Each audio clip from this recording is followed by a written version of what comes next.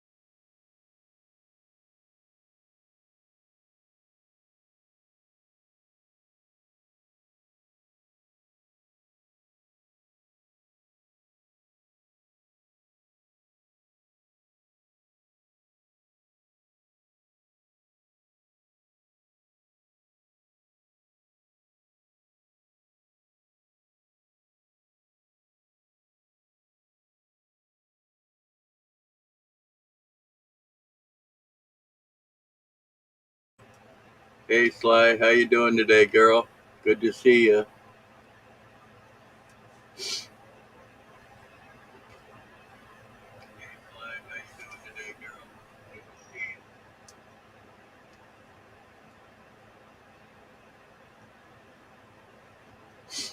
All right. Says we got two people here now. Who's the second one?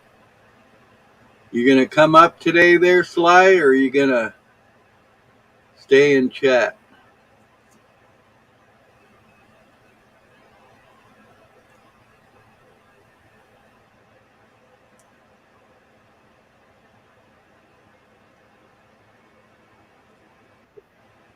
Oh, look at that. Oh, what the heck? He's even got a shirt on. Oh, my I gosh. got. I'm fully dressed, Negro. Yeah, I see that shit. What's the occasion? Because I want you to think I'll be in my robe all the time. What's up? Yeah. How you Well, doing you're today? looking good today, girl. Got a nice bright I look smile on your good. face and I good look mood. You're good kind of, every day, man. well, you sound a little hollow today for some reason. Probably because I got my camera. Let me check my settings. All right, because All right. I'm on my computer today. Let me check my settings. Hold on. Okay, I'm holding.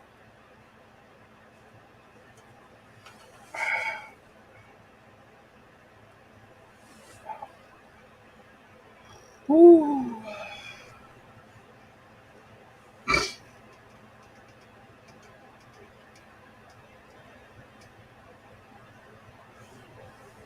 You're muted now.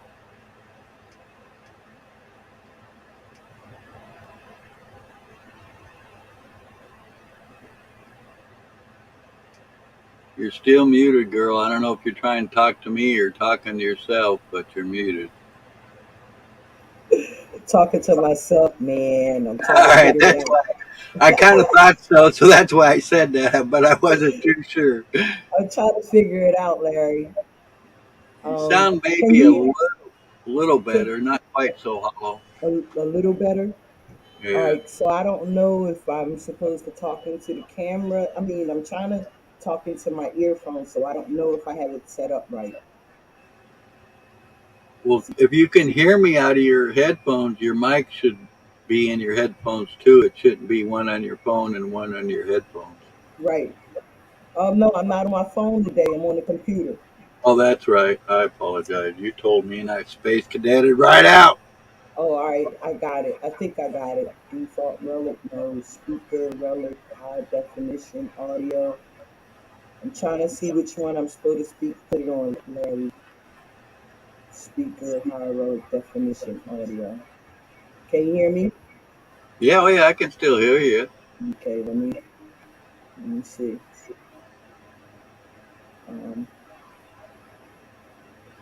Yeah, I know. I wish you could kind of hear yourself talk too, so you knew how you sound. You know what I'm saying? I mean, I sound good because I can hear myself talk. I just got the headphones on. Yeah.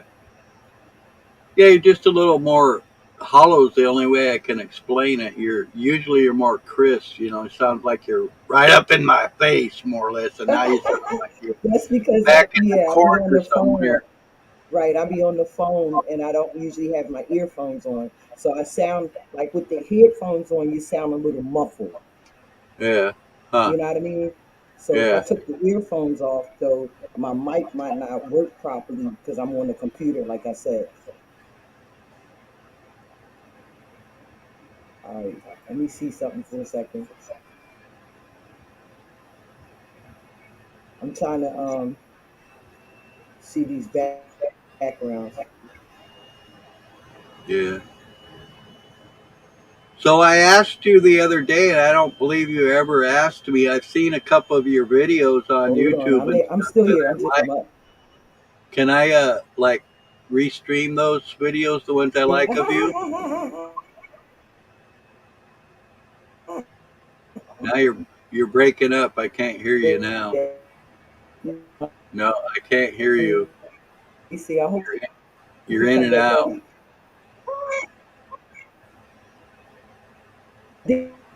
Larry, No, you, your can you voice hear and me? video. No. Try again.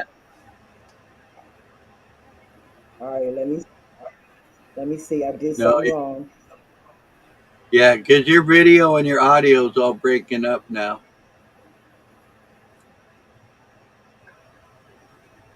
Okay, I gotta put it on the right one.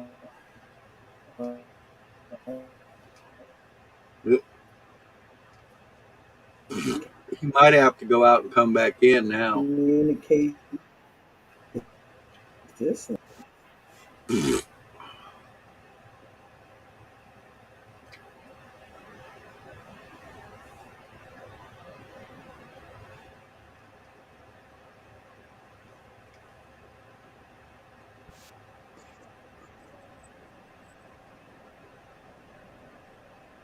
Guess you should have just left things alone, huh? I think you might have to go out and come back in, Sly. Okay.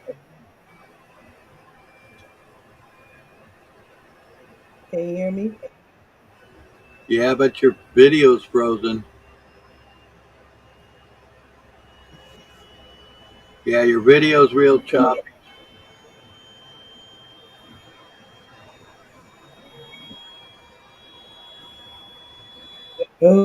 Okay.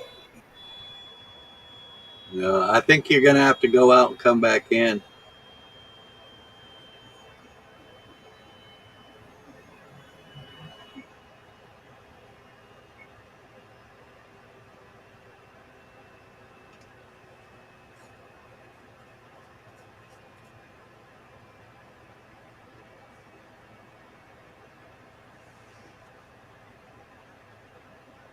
Hey, hey, Uncle, how you doing? I see you there on Facebook. I don't think you could join in from Facebook, but if you'd like, you can come to my YouTube profile and come up on in chat here and join in on experience. It'd be good to see you. And my YouTube name is Larry James 965.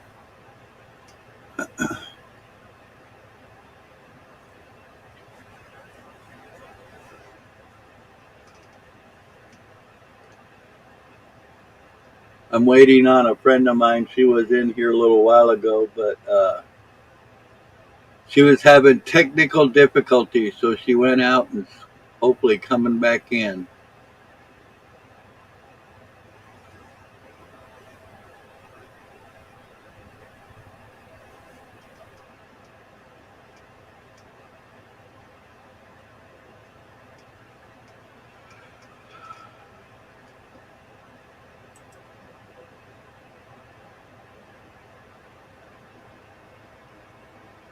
Hi, Uncle Donnie. I love you.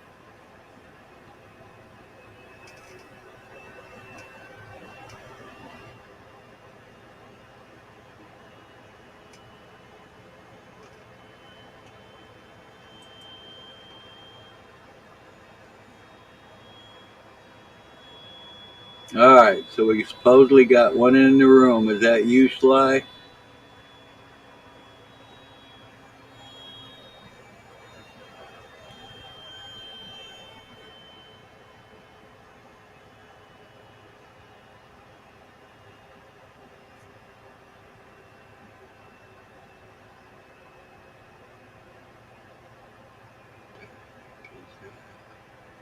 Well, that's that, huh? No? What the heck?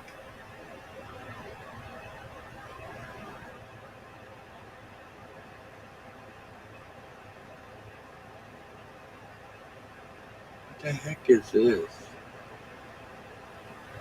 What the heck is that? That is weird. Um,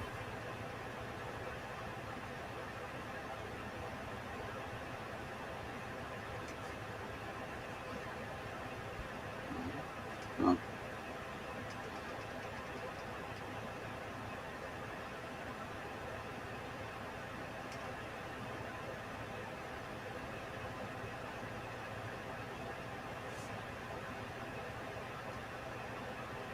I can't figure out what the hell that is. That is weird.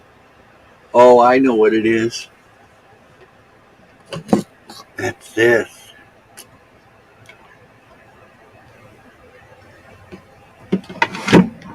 There we go.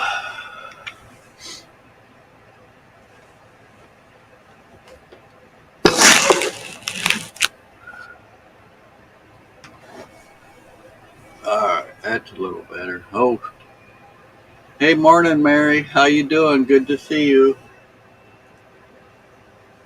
Come on down.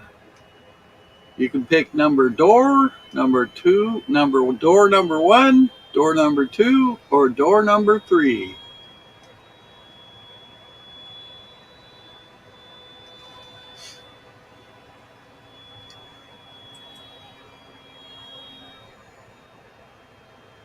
Get all your groceries and everything put away. I seen your snow video. That was cool. Sly was up here, but she was having technical difficulties.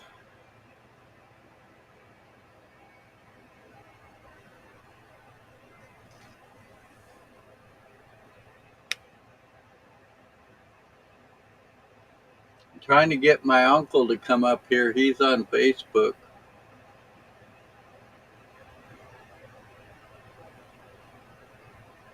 I don't think you can go up on video on Facebook. I'm not sure though. I don't. From what I'm seeing, you can't, but I don't know for sure. I've only done the Facebook thing a couple times.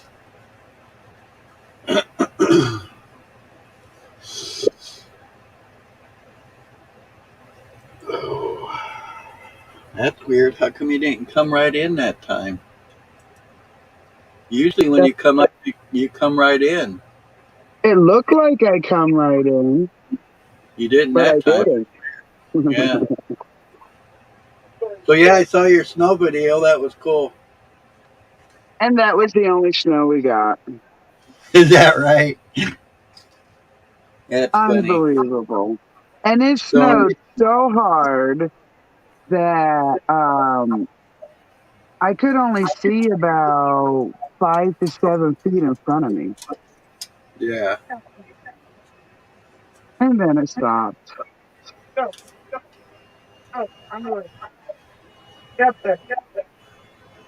I Sly can says. hear you in the video. Maybe.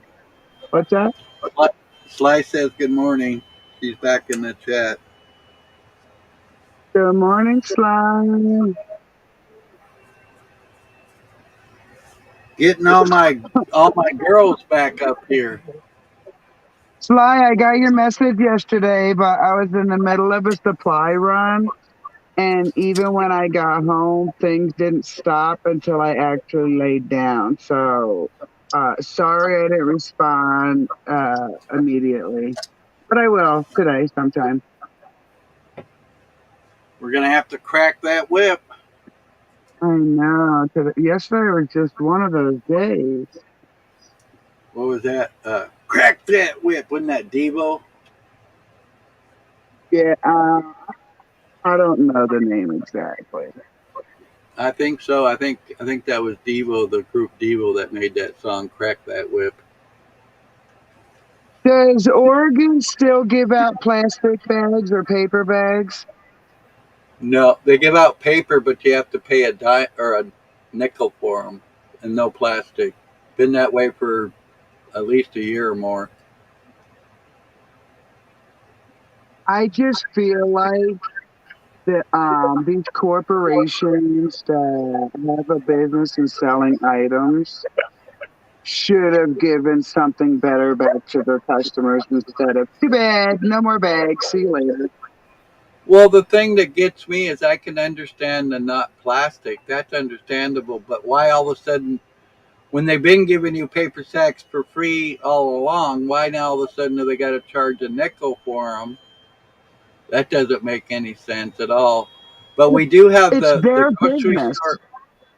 Sorry. Yeah, the grocery store we usually do all our shopping to. If you bring your own bags, they actually pay you. They pay you for bringing your own bag. Hey, listen, if I lived in town and I could go 5 minutes back home and get my bag that I forgot, I probably wouldn't be so irritated because I have my own like refrigerator sacks and stuff like that. But for a business to base part of its business on the stuff out in a bag, to all of a sudden take it out, yo, I'm not even returning my carts anymore. I'm so irritated with what I see in the system that my mind is already plotting for what I'm going to plant where the pigs have spent the winter so that I can start cropping my land out because I'm so over these corporations. Yeah, yeah. We were surprised one day. The only reason before, well, we try to always bring our bags. What we do is, we got those cloth bags and we just keep them in the back of the car. And half the time, we'll get halfway to the store and she'll go get the bags. But, we always brought them just because it was easier. Didn't have to worry about, getting charged the nickel and then them taking the nickel back or whatever, all that bullshit.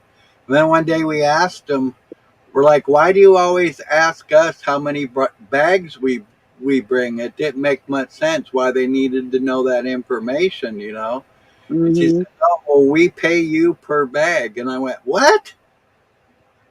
they take it off your total of your bill of however What, many. 2 cents? I'm not sure what it is, but you figure it's something's better than nothing. I mean, you know what I'm saying? Now these corporate junkies can suck it. They absolutely can suck it. I will not comply with their crap. I mean, I'm so irritated right now, even to the point where, like, you think a store has a bakery section, right? Like, they kind of advertise for it. So Right. you walk into the store and you see a little small table look like a card table saying these are our specials today. And you think, okay, they did some bacon this morning. And you walk back to the bakery and there's only junk food. There's only M&M cookies and you know what I'm saying? I'm, dude, this is why I live an hour from town because I get very. Yeah. That's like going to a dispensary, buying your pot, and then having to carry it out in your hands. Yeah.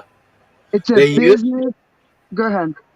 they used to have to when I first started getting stuff from the dispensary, they always gave you a child-proof container to put it in. Now they just, like you said, now they just give it to you in your hand.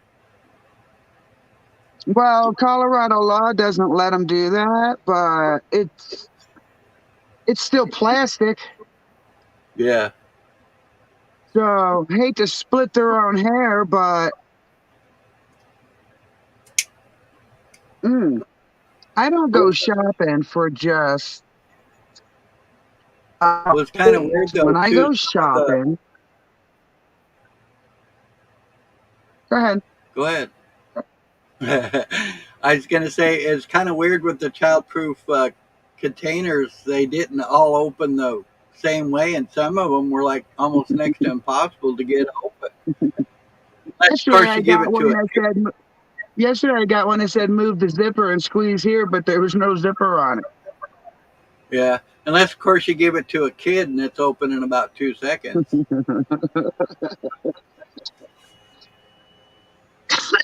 Absolutely. You know, the adults will sit there and play with it for a half hour. You give it to a kid and then they say, "Here you go." hmm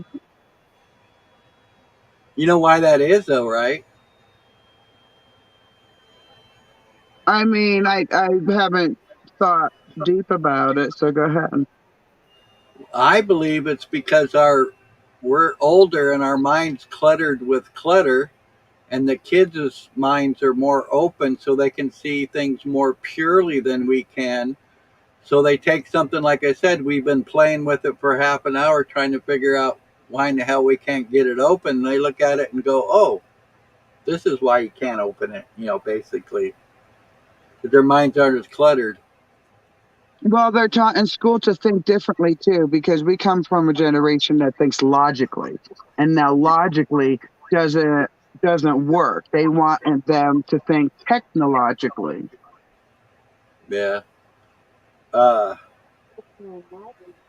did you happen to watch? Shit, I don't remember what the name of the video is now. But I watched Redacted yesterday, and they were talking about they're already planning for our next wave. If you get my drift. Oh, no doubt, no doubt. The research I've done. Hmm. No, check this shit out. Check this shit out. October 23rd, 2025. They even have the fucking day it's gonna come. Wow. Yeah, exactly. I mean, they're not even caring if the information slips out anymore. So they think their end game is near. You know what I'm saying? The golden Yeah, goose is coming, kind of. they're coming out with a bunch of new, uh, I guess you'd call them entities, different types of people that are going to do things. And one of them had to do with, oh God, something with the brain. Can't remember. I'm just brain fart now, but I thought it was pretty interesting. I liked listening to them, I take what they're saying kind of with a grain of salt, but I have found a lot of what they're saying turns out to be true. And I just Right, like to watch it because it gives me a total different aspect or point of view than the mainstream does. right. Yeah, I absolutely get that. I absolutely get it. It's concerning that they don't care that details are slipping out now. You know what I'm saying? Yeah. Well, they still get taken down quite a bit. Oh yeah, I know. But before none of that shit exists, and now it's like, oopsie, didn't mean let that one slip.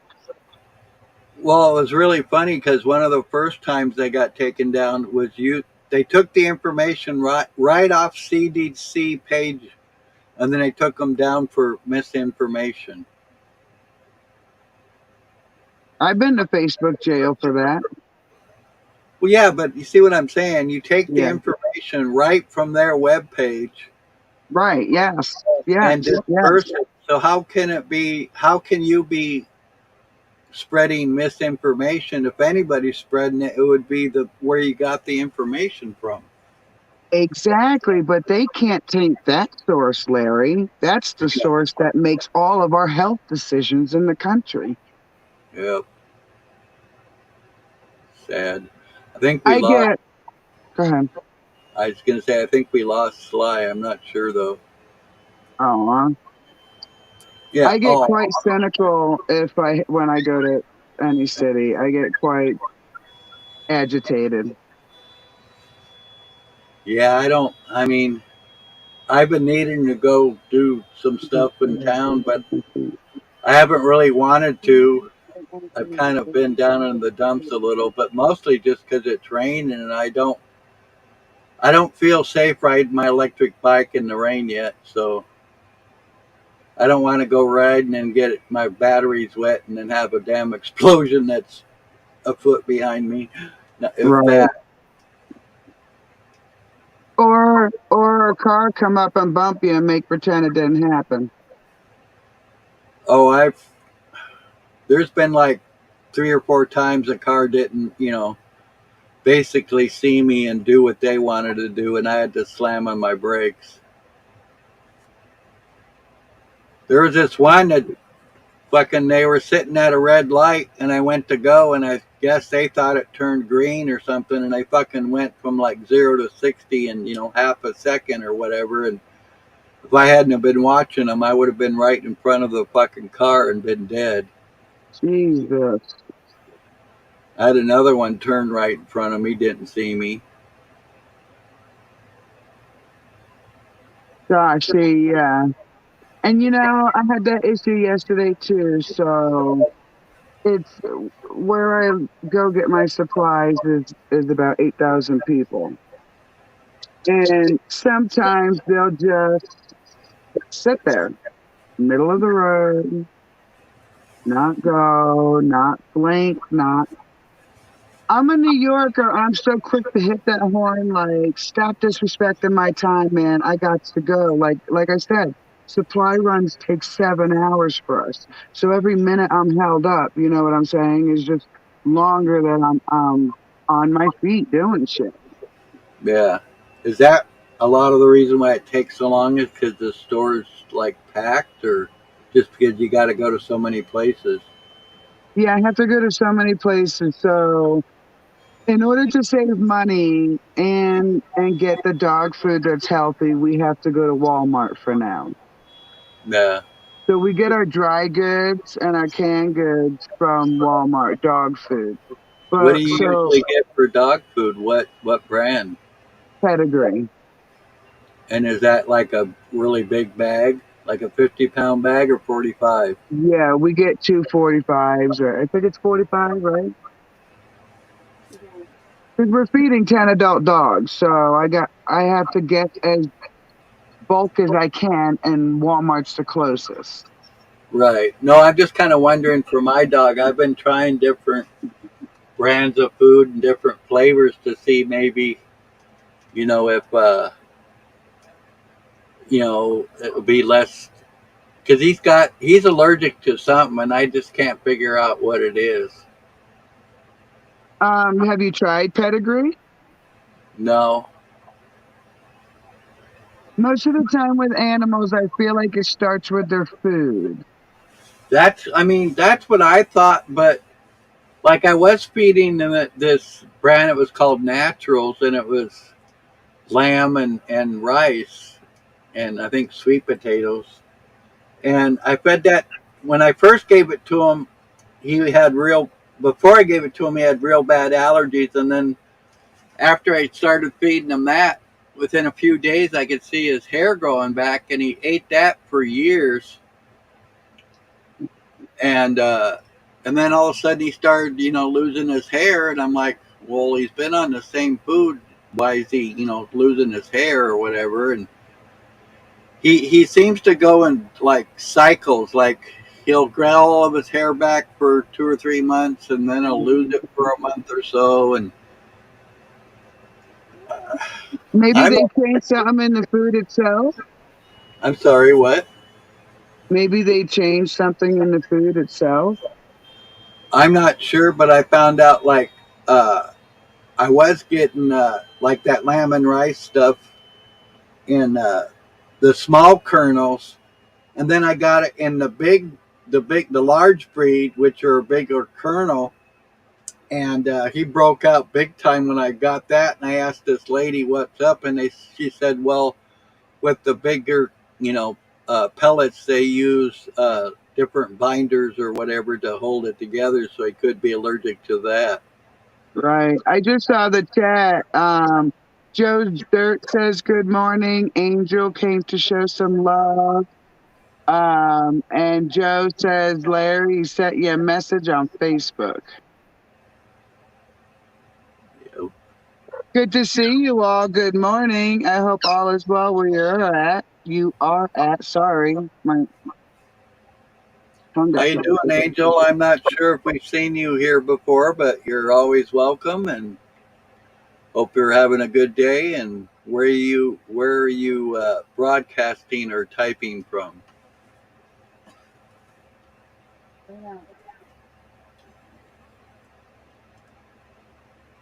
Is your microphone near your tower or your speakers? Mine? Yes.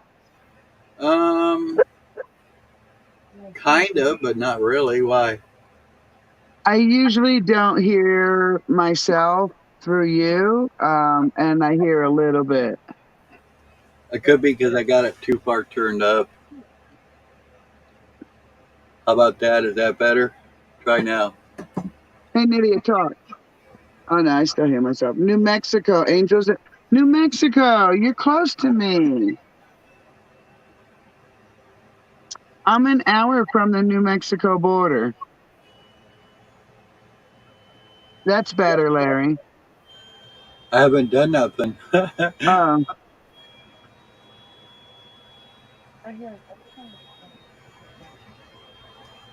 Yeah, I'm out on Facebook and YouTube today. you're what? I'm on Facebook and YouTube. I'm not sure on Facebook. Can you video chat like we are here? Do you know? I mean, I've never done it. I've seen it done. In live stream, I know you can do it like a one-on-one, but I don't know if you can do it in a live stream. Agenda free. Oh, I don't know about the live stream. I think that's only a one-way video thing. Yeah, it's kind of what I'm thinking. It's not like YouTube. And that's the thing with some of these other platforms that other people enjoy. It might be better for the host or the content creator and other platforms. That does not necessarily mean it's just as good for the audience or maybe panel members or something. So YouTube is controlled as anything else, and I know that, and I have to be okay with it if I want to talk to people.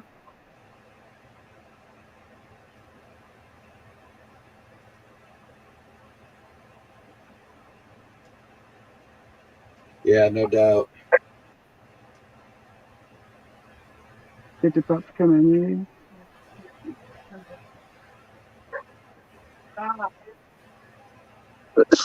here? Larry, did you see in the video where I was like, don't turn your high beams on, and here's why? Yeah. It got so dark, didn't it? Like I was in Star Wars or something. Yeah, I know. Yeah, it's kind of weird when it's snowing like that. When you put your high beams on, it just kind of reflects the light back into you, so you can't see really what's in front of you. Exactly. And I don't have fog lights anymore due to an accident a couple years ago. So it was tough going. It took me an hour to do a 15-minute round trip.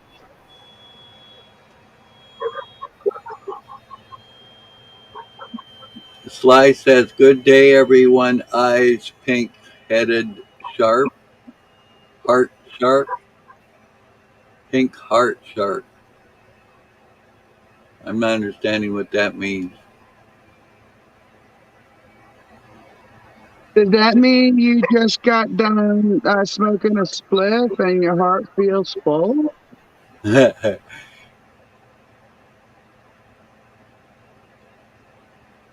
Sorry, my pups are making noise, so I'm just muting my microphone so everyone don't hear it. It's fine.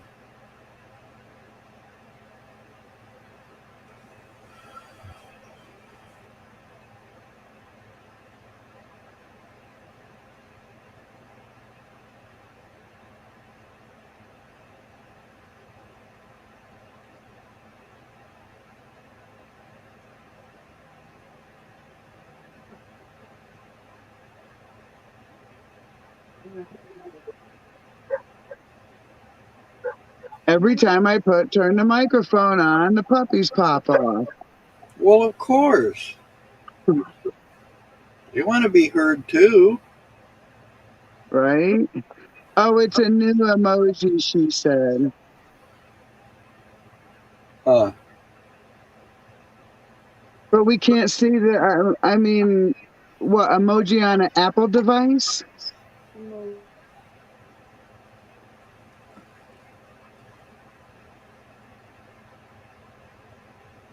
Yeah, I'm wondering why we can't see it.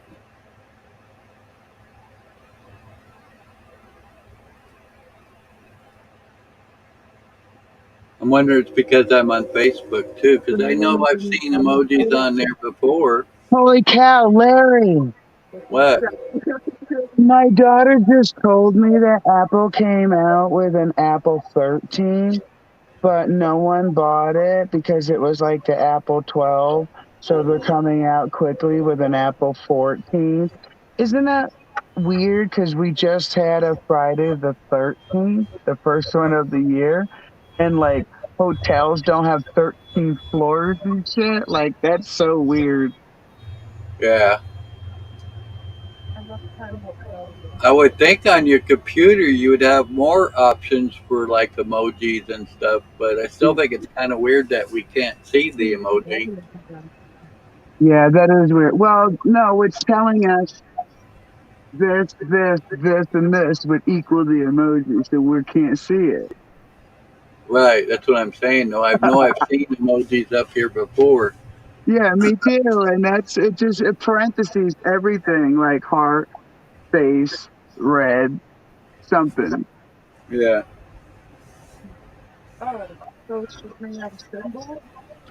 Well, Sly can see it, but we can't. Look, I now have to show my daughter what I'm talking about.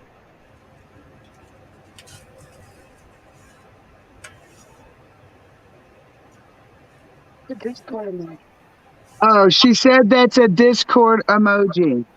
Discord, how you type in emoji? Uh, The whole thing. If you have to put code for typing. I don't have Discord though. Me neither. That's why it looks odd to us. I don't think she.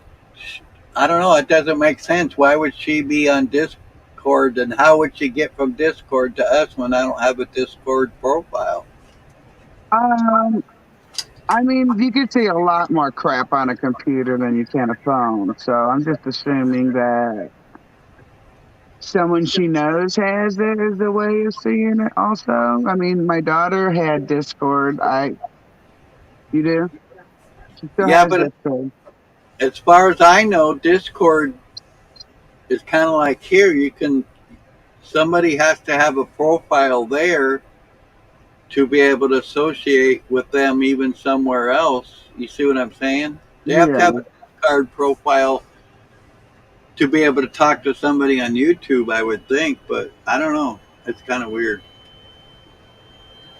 Maybe they're just messing with us today and trying to keep us wondering. Oh, which reminds me, every morning when I do my do my broadcast, I have to come up with a title for the broadcast and what we're supposedly talking about. And I'm running out of ideas. So if you guys ever come up with an idea to name the broadcast for the next day or something, shoot it to me, and I'm sure I'll use it. All right. I'll let my backward part of my brain think about it. Well, we don't want to see no smoke. At least that kind of smoke. Yeah, no brain smoke, only pot smoke. So I picked up some evaporated milk and some puppy canned food because the second set of litter is just taking the life out of Daisy. So I'm gonna wean the puppies off of her a month early. Yeah. She's eating a lot of food and she's not putting on any weight at all. So first we got to get the pups off her to see if it's that.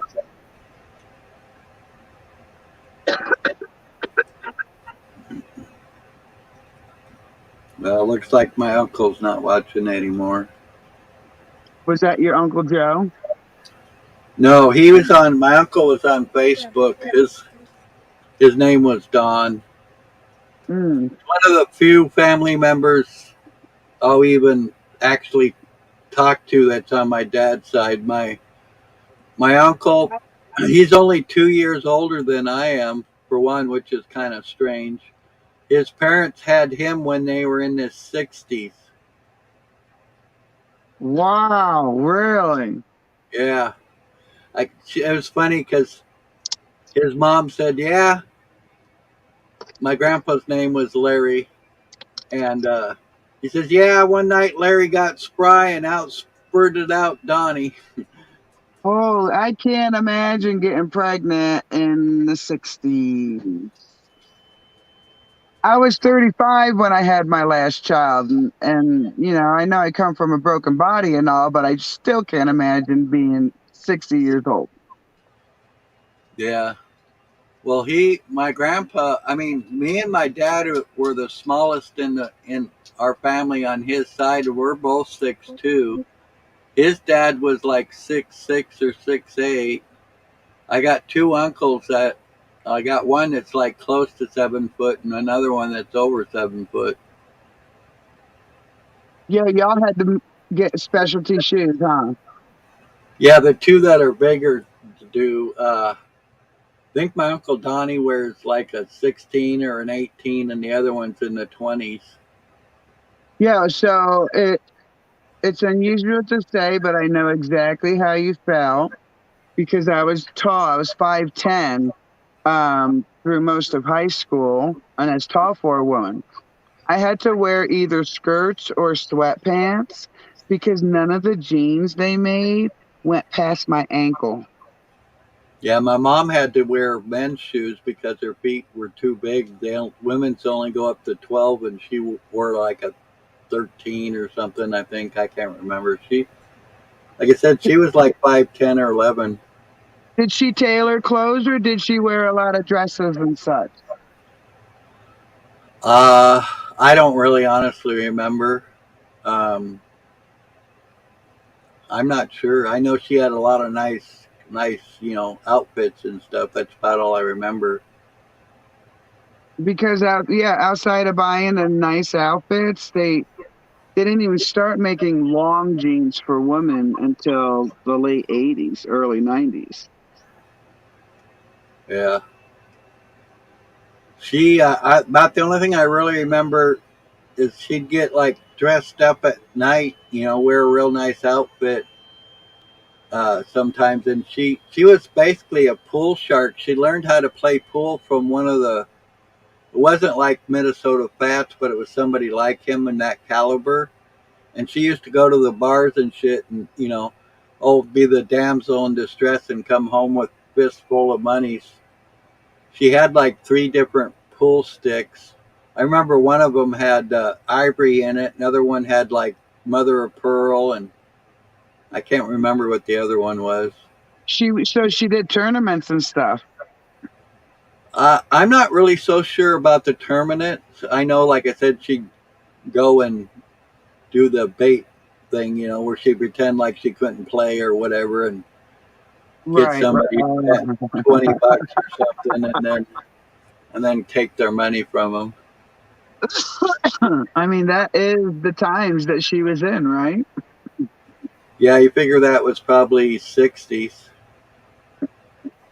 Yeah, for And sure. that was in San Francisco. Wow, that's cool. I remember when we first moved to San Francisco, it was just after a bunch of riots they had there, and we weren't living too far from where they had the riots. And I remember walking around the streets of San Francisco when I was really young and stuff. A lot of my childhood, from my first head injury when I died twice, I don't know if I lost a lot of those memories or if I just blocked them out. In some ways, I'm real glad that I don't remember a lot of that shit, but I get flashbacks from every now and then. And like if Wow. people wake me up when I'm asleep, I jump up in fear. Right, right, right. Holy cow. So the other coast was just as bad as my coast, East Coast.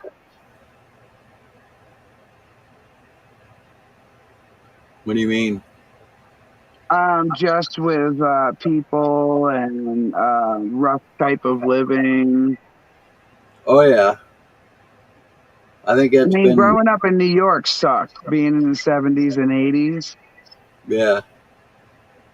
Well, I was born in Seattle, and that was in '57, and we lived in Seattle till I think '61 or two, because my brother was born in '63, and then we lived there for I think like 3 or 4 years, and then we moved back to Seattle, and I lived there most of my life until I moved down here until my late 30s.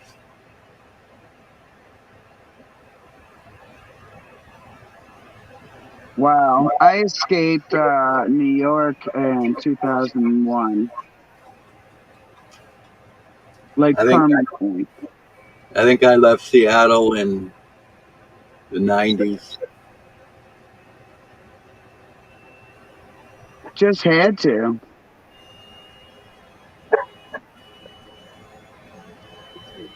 Well, I mean, growing up in Seattle was hard for me for a lot of reasons. One, I didn't want to be at home because I knew if I was at home, shit was going to go wrong. So I try to, be on my own. So that means a lot of the times I was on the streets and shit, and that was really hard. And Seattle's a fairly big city, but back then, I don't know. It seemed like when I was a kid, Seattle was more family oriented because I can remember us having block parties and block barbecues and shit like that. And I think after the '80s, it just changed. I think a lot changed after the 80s, Yeah, and I wasn't willing to run that fast to keep up with the Joneses. yeah. I didn't even know who the Joneses were back then. I just knew I didn't need to keep up with them. That's kind of like them. I always wondered who them were. Me and my husband call them the tea people.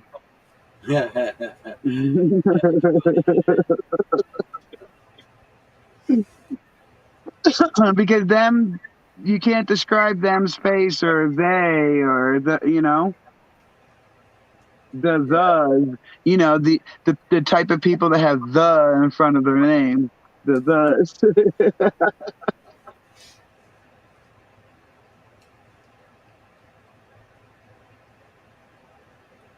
How's Anna doing? I had to leave you guys quick yesterday. She said she's feeling a lot better. She was supposed to work today, but her boss called her up and said that he wasn't going to go because he's having back problems. So she said she's going to come today after she gets some stuff done. She was planning on coming tomorrow for my birthday, but now she's coming a day early. So Early present. yeah,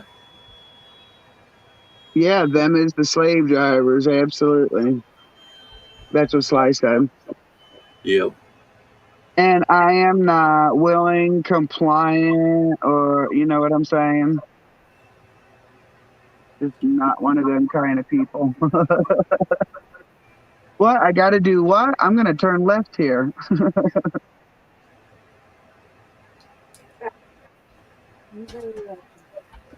I tend to go in circles for some damn reason. I don't know. That's almost better than following the status quo, right? Yep. It's too early, buddy. It's too early. It's still too dark outside. I'm sorry. You're gonna have to wait. No, don't give me kisses and try to butter me up. I know. I'm sorry. I get It's no. coming, buddy. The sun is coming. All kinds of kisses this morning. Yes, I usually don't get kisses either. It's so funny. My dog will Oh, kiss. baby. He'll run up to a complete stranger and give him, you know, a face full of licks. But me, I ask for a kiss, and 9 times out of 10, I get nose kisses. Uh, Go lay down. No, lay down. Lay down. No, I didn't say sit. Lay down. Don't act like I'm not talking now. Don't wink at me. Don't wink at me with the other eye. You little shit. He's so funny because he can wink with either eye, and he knows if I tell him not to wink with the one eye, he'll wink at the other eye because he knows even if I was mad at him, I couldn't stay mad at him. Huh? You little. Don't wink at me, asshole.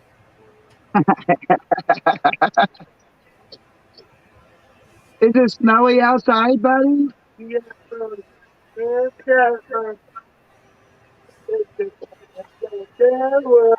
Mhm.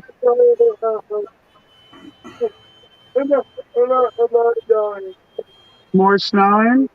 Why? Is it snowing inside? Oh, there's snow on his shoulders. Yeah.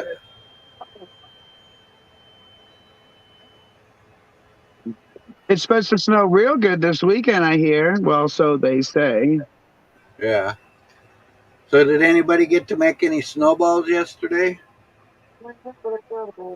No, but she's thinking about it now. I hope you have a good day, Angel. Wet snow hurts though. That sucks. Yeah, it does.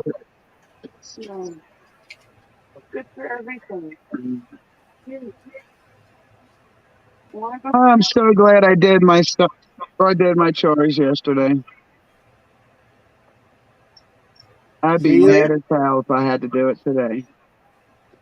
there is a method to our madness sometimes, Hmm. even if we don't know it at that particular time. Exactly. That's what we call the universe at work. What's he got in there? I just got a dirty look, and my dog went into the bedroom. So I have a puppy, Mufasa. He loves marijuana. Yeah. Someone fell on the floor, and he was quick to clean it up. Get your glove. And then my old man had an empty pen casing, whatever you call it, and Moo just found it and carried it in here to us. You can't have any. You're only 7 months old. My dog sheds a lot, and her dog's even worse. But it's weird because I'll get, for some reason, all their hair will like get piled up against the damn couch here. And like I'll drop my dab tool or something, and always when I drop it, there'll be dab on it. So when that happens, I've learned that I just gotta burn it clean because there's no fucking way I could get all the hair and shit out of it. Right. Morning, get your medicine. Morning. Hey, it was good to see you in chat the other day. Hold on, bud. Let me put the camera on. Yeah. Larry, look who it is. Hey, you. Good to Hi. see you. Got that warm coat on, huh, bud? Yeah. Go take your stuff There we off, but put go. your gloves up so the Oh, I'm puppies don't. waving to you. Look, Sam Hi. Raven, that's Larry. Here he Can you is. say Look at that Larry? big smile. I Hi. like that big smile. It makes me feel good. Okay, put your What you stuff got up in so your hand good. there? What is that in his hand? Here, let me show Larry. These are work gloves his daddy gave him. Oh, cool. Is he getting ready to go do some work? He's been talking about working with his dad since he was 16. So Yeah. when he turns 18, he'll probably do a day or two, like shadowing his dad at work. Oh, that's cool. And they'll allow that, huh? Oh, yes. All the coworkers are excited for Vinci to come and be a part of the team. That's fucking awesome. Yeah, I'm so glad we were able to come here because that same environment was not available in Michigan or Right. Louisiana. Yeah. My friend Sly, she said, "Hi, do you want to say hi to Sly?" Yeah. Okay, let's see if you can show her name, okay? Say hi, Sly. Hi, guys. Oh. Blow her a kiss. She's all the way on the East Coast. Oh, you got a kiss. That's no fair. I'm jealous. Mm. Oh, mama get a big hug too. He's our love bug. When all that crap happened, we had to hug him more and kiss him more because he missed hugging and kissing all his friends at school. I bet. Huh. Yeah. But now he's a big boy, right? Yeah. Find your medicine up there. Am I broadcast money? I charged the tablet. Give it to Nydia. Can you see this, Larry? And let me try and put here. Hold this for me. Okay, so there we go. What is that? This is CBD salve Okay. derived from the hemp plant. Uh-huh. And I thought that marijuana cream would actually be stronger, but I was wrong. And So go what are ahead. you using that for? Anything that's not an open wound. Oh, okay. And it helps. It's like for healing, not for pain relief. It's for both. Both. That's cool. But for pain relief, what you need, if it's not a topical skin issue, then you just rub it in. Like, do you ever put lotion on and rub it until it's dry? Right. Okay, you have to do that with this because the deeper it goes, the more effective it'll be. Yeah. I found some, and I didn't even know I had it. I found some RSO lotion. I'm gonna try on my feet someday. And maybe Anna can try some on her hands. Yeah.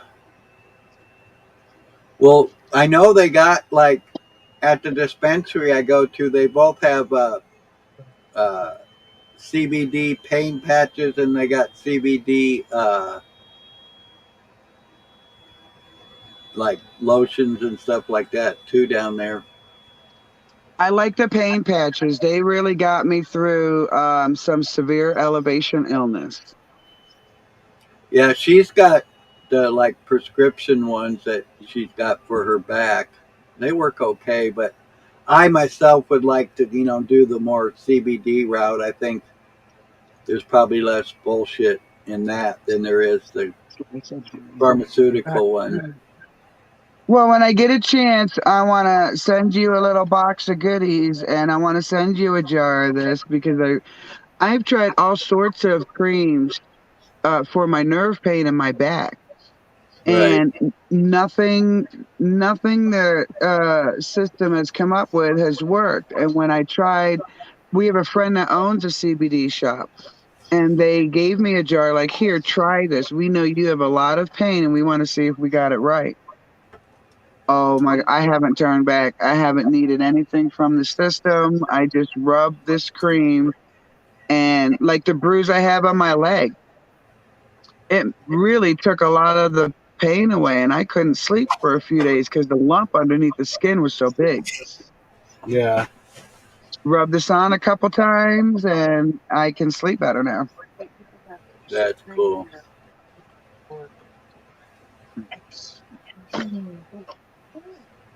I really do like those creams a lot better than anything society's offered.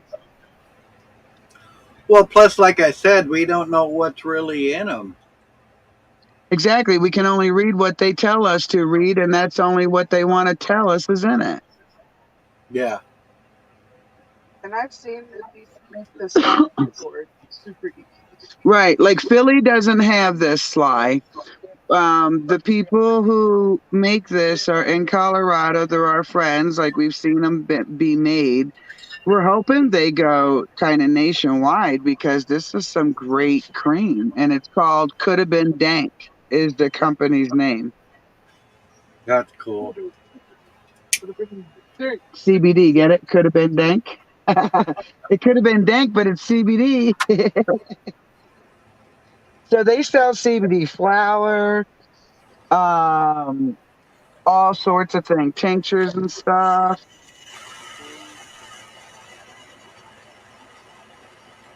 And I can buy stuff from their shop just now.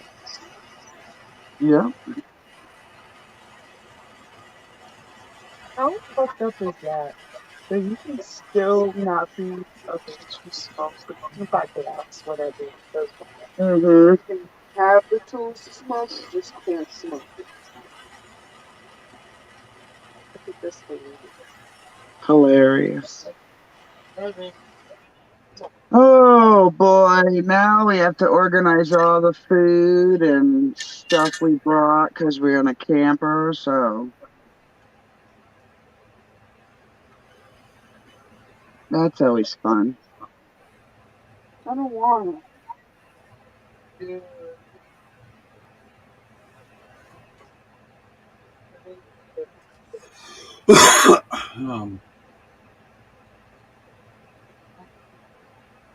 Hey, have you talked to Monel? She popped in yesterday for just a quick minute. I hope all is well with her. Basically said hi and goodbye. Gotcha. The lid died. No, it's not. It's fully charged, bud. Nydia, help him out with it. Bring it to Nydia. I know it's fully charged.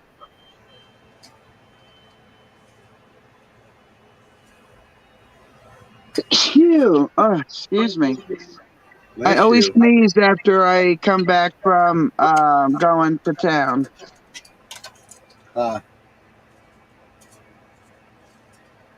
there's got to be some kind of pollen there closer to town that's not out where you're at. Yeah, we don't have any deciduous trees. They're pinyon pine and cedar. So when we go to town, there's grass, there's cottonwood, Right. dirt. And I'm allergic. Maybe I'm allergic to the air pollution. I'm allergic to hot Yeah. wood. Tell me it's not true. I heard that stuff was good for you. Makes you healthy, wealthy, No, and there's too strong. many people. There's too many people breathing in one spot. Maybe there's less oxygen. There you go. That's got to be it.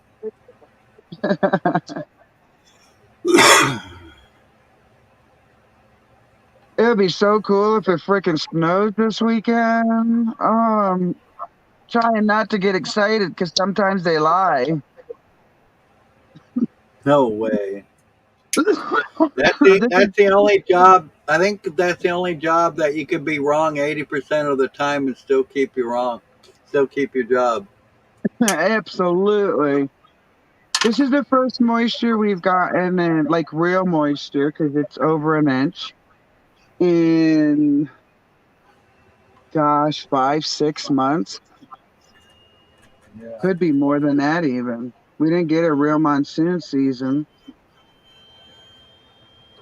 We didn't get any rains from any hurricanes that hit Texas. Like usually we get some residual rains, sprinkles and shit. None this year.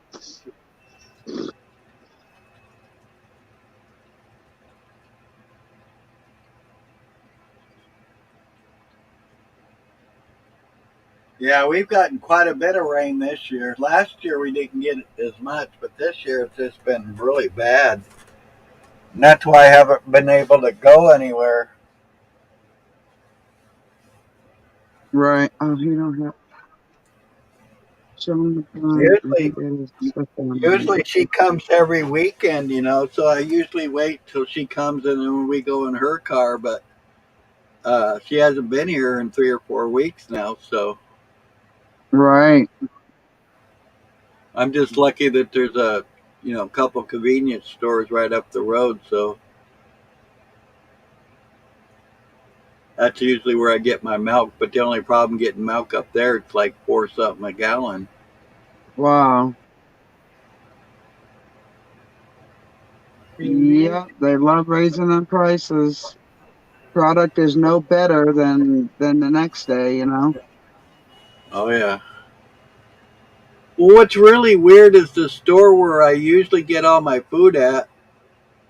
The regular milk is, I don't know, like 3.28 a gallon or whatever. But then they got organic milk, which is like 2.28. How in the hell is the organic cheaper than the regular? That's weird. Yeah, it's always been that way there. I don't understand. I've never tried it, but I'm kind of scared to. It just makes me suspicious of what real milk is. I don't think it's real if they have to put organic on a label of milk. Yeah, that's why one thing I never wanted to figure out. I'm like, wait a minute. That's like them saying, "Hey, this chicken is all natural, and organic now." Well, what the fuck was it before? I think they're saying it's organic because they're not supposedly giving them the antibiotics now. Well, Supposedly. it's illegal to give chickens antibiotics. So what are they But saying? I'm finally following the law. that doesn't mean that they're actually doing it, though. You know what I'm Well, I'm saying? not falling for their freaking shit. I know my chickens are as organic as I can make them at this point. Uh, Joe Dirt was saying a dozen eggs is $11 where he's at. Where the hell are you at, Joe? Holy shit. I'm going to venture to say the East Coast. Let's see if I'm right. Tell us where you're at, What's Joe. that? I don't think I'm not sure if he's still here, but either Mexico or Maine, one of the two. Holy shit, that's expensive. Somebody else was saying they're $12. I don't remember where Jesus. they're from, but somebody else was saying they're $12. I haven't been to the store lately, so I don't know what they're going for here. But Regular that's eggs about $6 here. a buck an egg. That's fucking ridiculous. Yeah, last time I bought eggs, I think it was $2 for a dozen or something. Yeah. That's why next year my hens are going to be treated like queens and I'm going to start glassing eggs so I never ever have to buy eggs again. Yeah. What do you mean by glassing them? You put them in like lime salt brine liquid water and Yeah. it suspends the egg's freshness. Wow.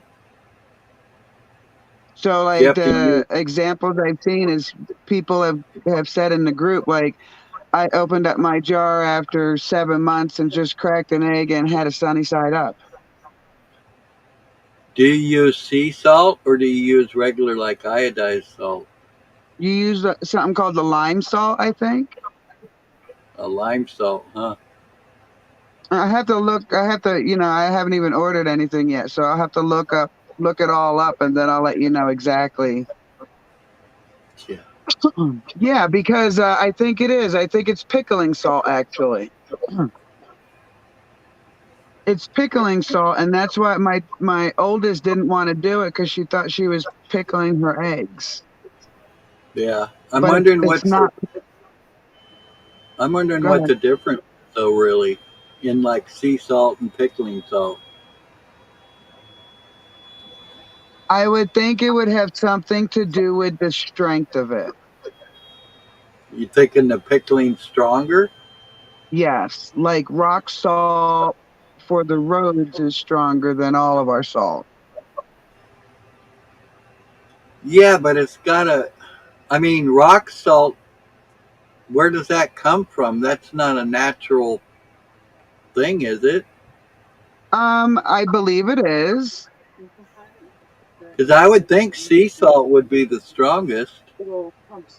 And that would be from basically dehydrating ocean water.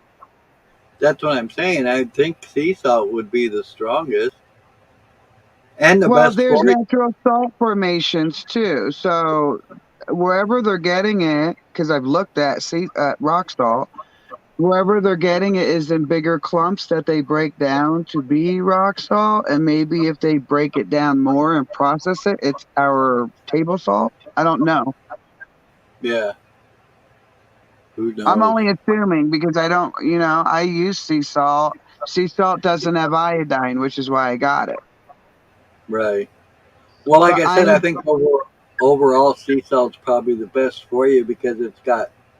I would think it has more minerals and nutrients in it than shit that we process. it does, but it doesn't have iodine. And I guess iodine is important to some of the glands in the body. Right. So that's how they got everybody to put iodine in their body is by the table salt. And when I told his thyroid doctor that I took him off of table salt and put him on Himalayan sea salt, he said he gonna need the table salt back because it does something to the thyroid. Yeah. So did you change back or keep using what you were using? I use them both. So like when I do smoking or curing, I'll use the sea salt. Uh huh. And when it comes to cooking, I'll use the table salt.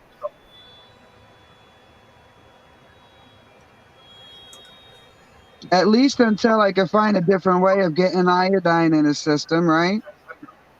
Yeah. But it's got to It's be kind like microdose. it's kind of cool. Yeah. I don't know if you heard yesterday. Wolf Lady was saying she can finally smell and taste things. She opened up like some orange juice, and she said before she couldn't drink orange juice when she had sinus problems because it would like burn her mouth almost. And she said Really? she took some yesterday, and she's like, "Oh my God, this is so good! I can actually taste it, and I don't have to spit it right back out." Wow. Did she have COVID or anything? No, Okay. So, yeah, I feel no, like just from what? she's had the sinus problems basically for the last 2 years. Real, this last year's been the worst, but usually every year she gets some kind of sinus problems in the wintertime. And she says it's weird because when she comes here, she gets better, but when she goes to go home, she could immediately her nose starts to stuff up. Wow, really? Well, to get to her house, she's got to basically go. kind of through a mountain pass. It's just a road kind of between two mountains. They cut a hole through, I believe, and Hmm. I'm sure there's a lot of shit in those forests that aren't here or whatever. Right. And it's hard to narrow something like that down when it's environmental because the wind blows shit through all the time. Right. Well, plus those damn forests are so thick that I mean, unless you went really investigating, you'd never know what's there or not there. So you say she goes through a pass. Does that mean she goes up and down in elevation? Vinci, if you don't stop, I'm taking the tablet away. Yeah, I'm not sure how high I wouldn't call it a pass, but I'm not sure how high the mountain she goes over, but yeah, you definitely go up and down, and it's a really windy road. So I say that because no matter the season, when I go to town and I go up in elevation about 1,000 feet, only 1,000 feet, but when I go up in elevation and come back down, it does something to my sinuses. Yeah, that's like I was telling And her. it's definitely I have enough battery on my bike now. I could actually, if it was just mileage, like a flat surface, I could probably easily make it to her house on my bike now because I got enough batteries. But the problem is the hills are so steep that it'd probably eat my damn battery up just going up, one of the hills. right, right, right. And I'm not even really sure if I could make it up it.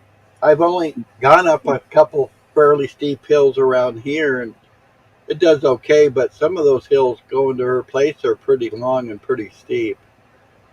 Right, right. And the harder it works, the more electric it uses. Yeah. Kind of like your car, when you go up a hill, you got to give it more gas. So, Right, right.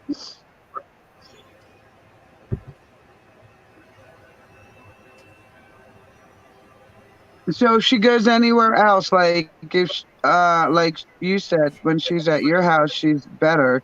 If what about other towns she goes to? Is there any particular town that would bother her that would help you narrow I down think what she it is? said, I think she said when she goes through Brownsville, it's real bad because I guess uh, it's all hazelnut there, and she's really allergic to hazelnut. Oh, that's why she's having trouble. That's right. I forgot about that. And 80% of the world's hazelnuts come from Oregon. That's what she said. I didn't know Well, that that, but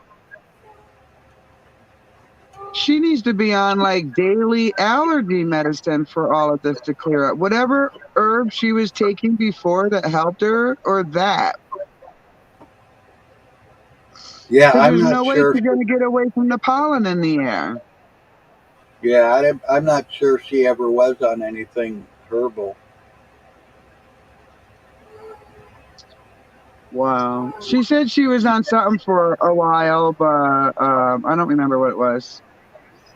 Yeah, the problem with her is she basically has no income. She's only makes like $1.25 an hour. She doesn't qualify for SSI or anything? She's been trying for 10 years. Holy shit. And has she ever had an attorney? She's had one the whole time. What? Yeah, Yo, that's just it's an like ambulance chaser then. it's like. I mean, it took me probably 6 or 8 years to get mine, and I've personally known people like this one guy.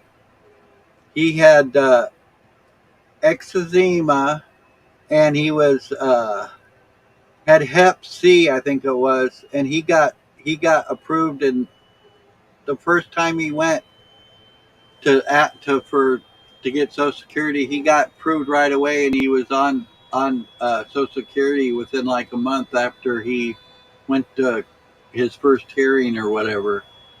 And me, like I said, it took 6 or 8 years. Her, it's been over 10 years.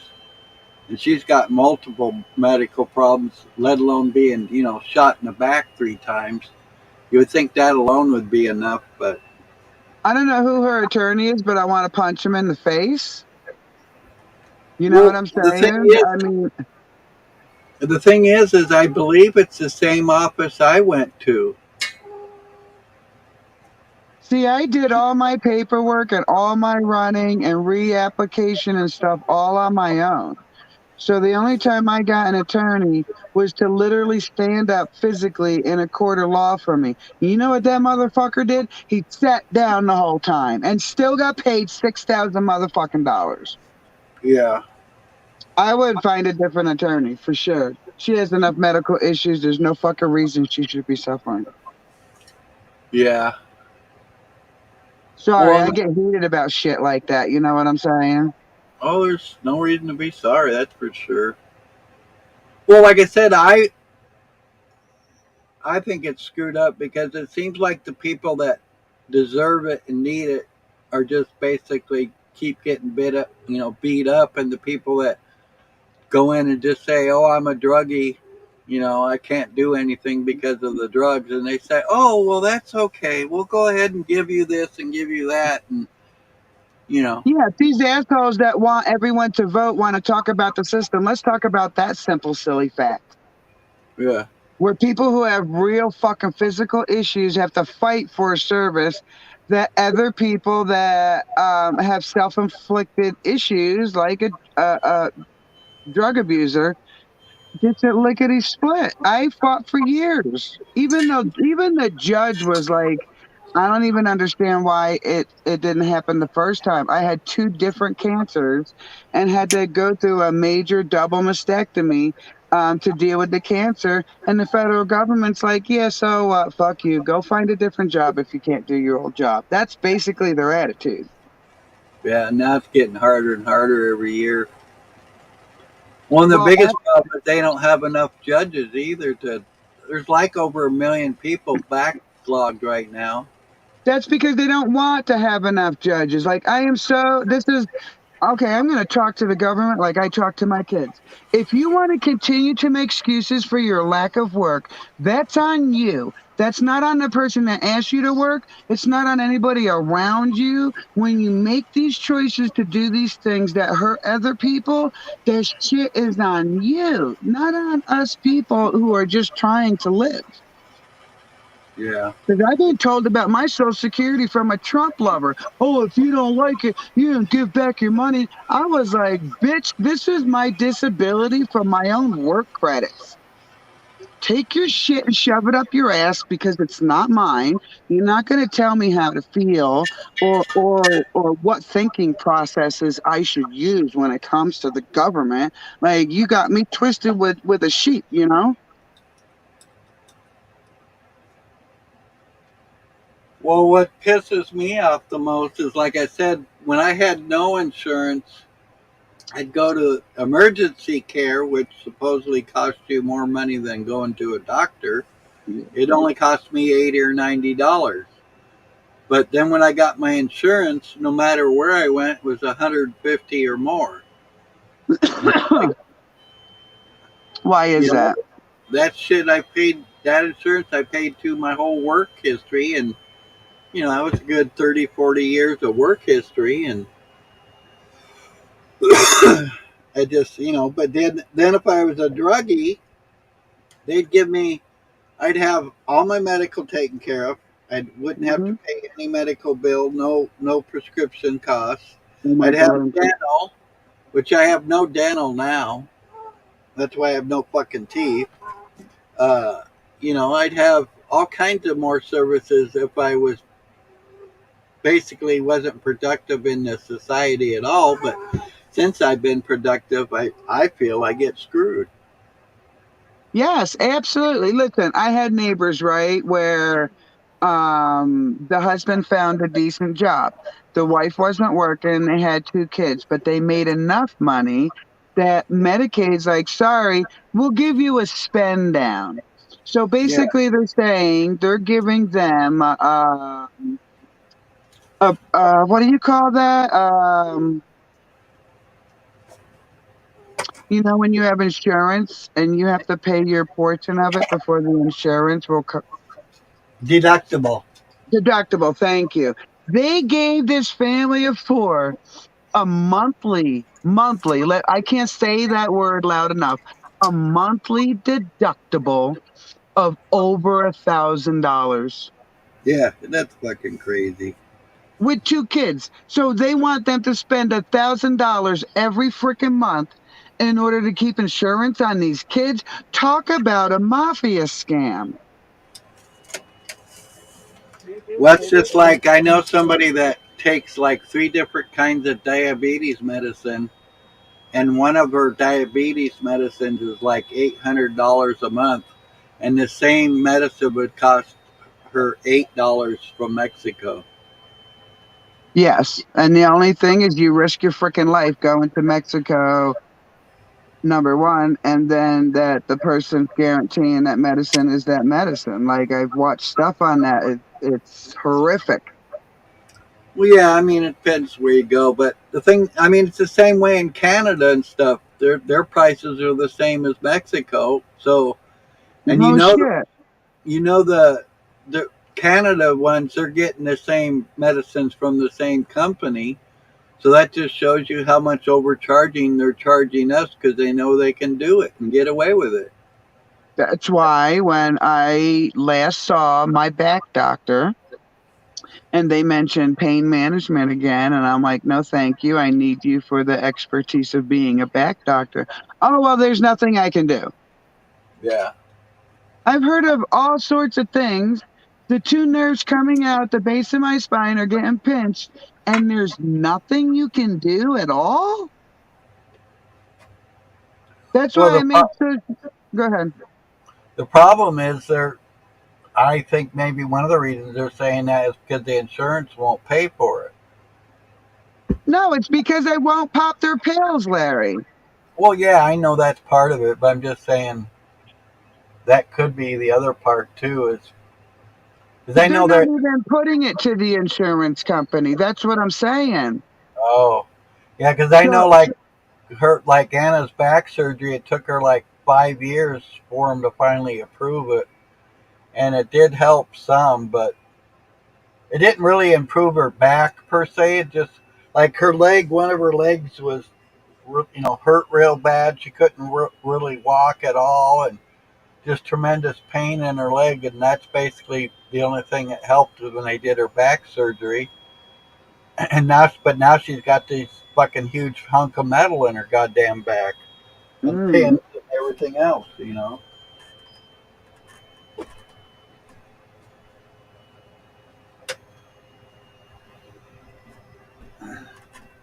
my boy's in a bad mood today. Uh-oh. You tell him we better be careful because the tickle bug might be on the loose. See, he when it snows, the internet is not readily available because it covers up the solar panels. Right. But he won't suck it up and be kind and ask me to turn my phone hotspot on. And Ah. being that he wants to make that decision, now he's mad because he's caught between a rock and a hard place, basically. Yeah. Part of life. It sure is. Just because he's special needs doesn't mean he can't learn that, right? There you go. So I There, might have to text a hubby because it's snowing pretty good again. yeah. Oh shit, you're right. It's snowing sideways. I'm glad you Uh, guys in your car. that means the wind's blowing. Yeah, that's what makes it worse because of the drifts, and he's driving a car. I love Yeah. that. It's to be fiscally responsible for gas mileage. We both have trucks. So I just have to either meet him at the bottom of the road or and follow him back up or just bring him back up. Yeah.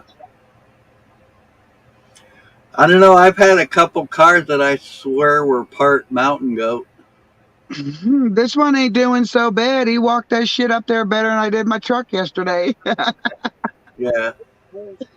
Well, only because he has fog lights, so he was able to see better than me. My fog lights got damaged in an accident, and I can't see that well, being a high truck. Right. Oh, you also do. Yeah, my daughter just had somebody broadside her in her car the other day. Really? Yeah, it messed it up pretty good. It's Is she supposedly gonna. okay? She's banged up. Nothing got broken or whatever, but she's really sore. She usually goes for a walk 2 or 3 times a day, and she usually goes for a couple miles. But now she can only go like a quarter mile because she hurts so bad. She figure 4 blocks, two Wow. back. You know. Wow, that's just crazy. Well, what's kind of weird though is for some reason her car got towed to a wrecking yard to begin with, and now supposedly it's supposed to go from the wrecking yard to where they're gonna, do the estimates to see if it's worth fixing or not, which I thought was Gotcha. kind of weird. I would think they would have took it right to the place, that it was gonna see how much it was gonna cost to fix before they took it to a junkyard.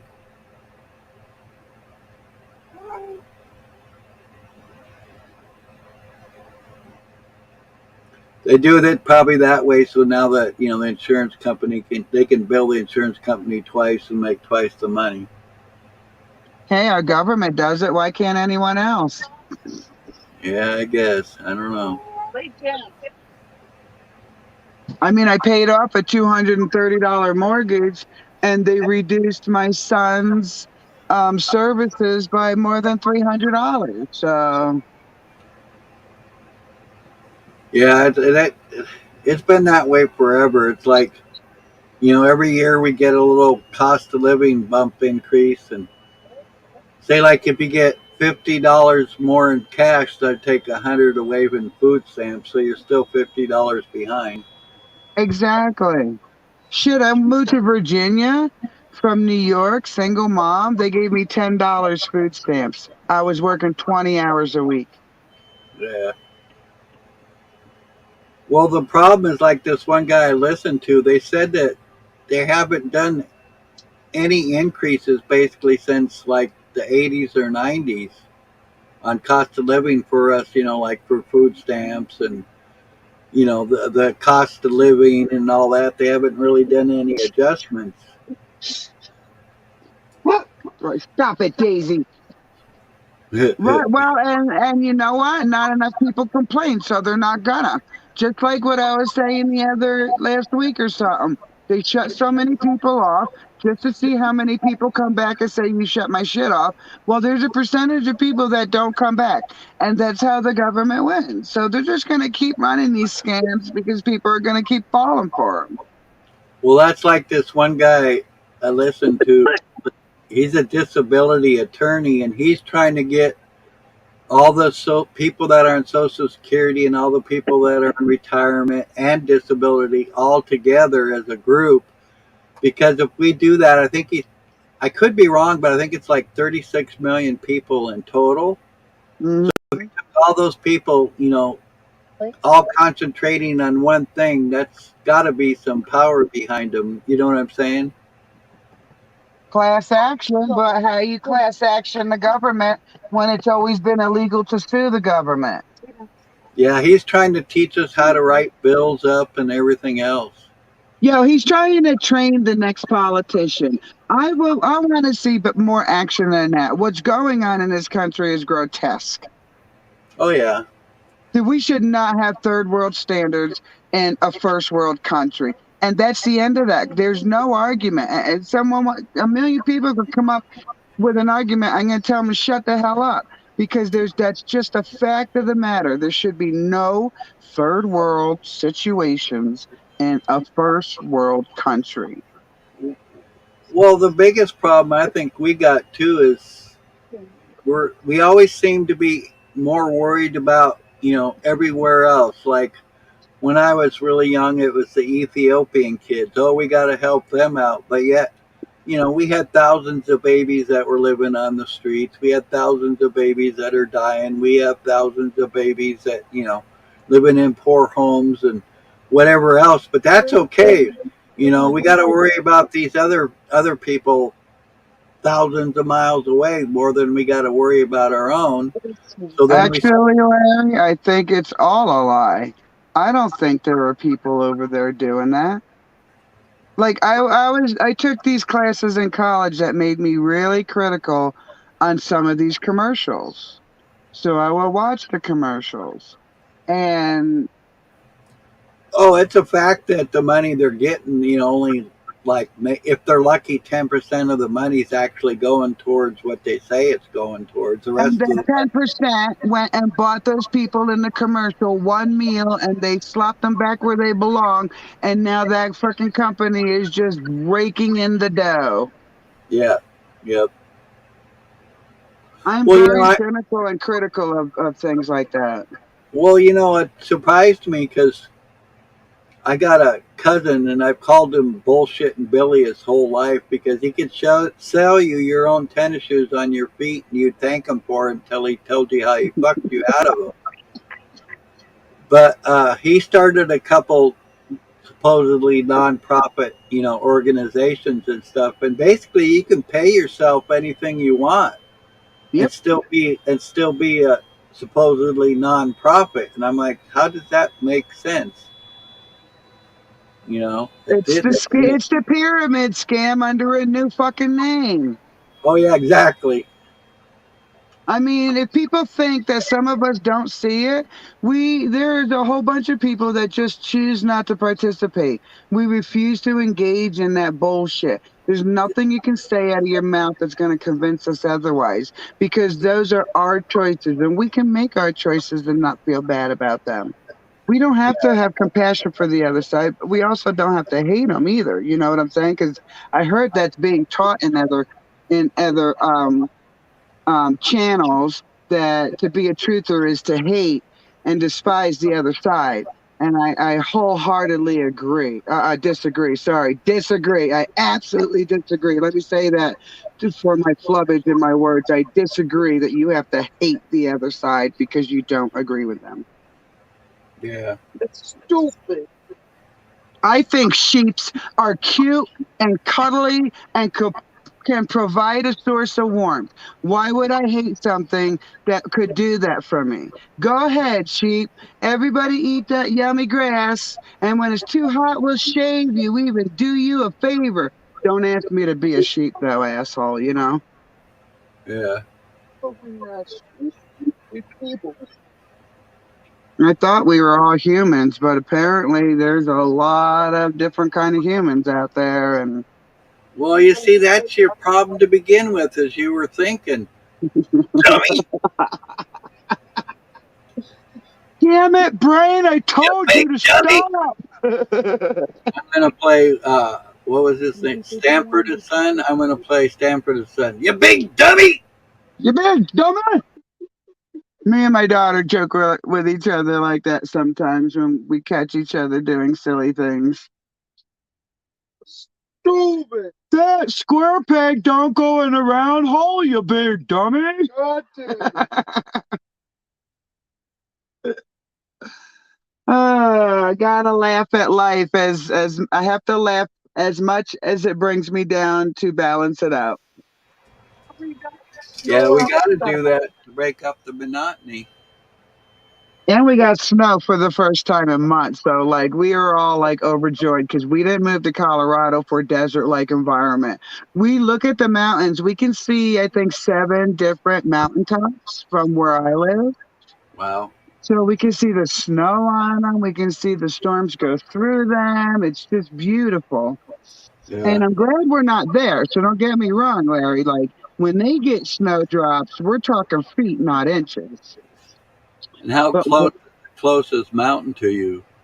my nearest I can drive to is 45 minutes. My county seat is right next to what's called Fisher's Peak that the governor just had labeled as a national historical park or something 2 years ago. Cool. And then to the right of us, or to the west of us, is Spanish Peaks. We can go, that's only 15 minutes from that town, about 15 minutes. You've Yeah. been up there, what? So an hour, and we're in what the closest 14er to us, and that's called the Spanish Peaks. Huh. And how high And are they? I think like all I know is the first two numbers is 14,000. So they're pretty good size then. Yes, yes, yes.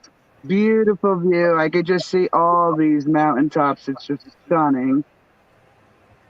So when we do get snow out here in the more desert-like climate, it's phenomenal. Like when we moved here, it was like March 23rd or something. And within a few days, we got 18 inches of snow. And But then, when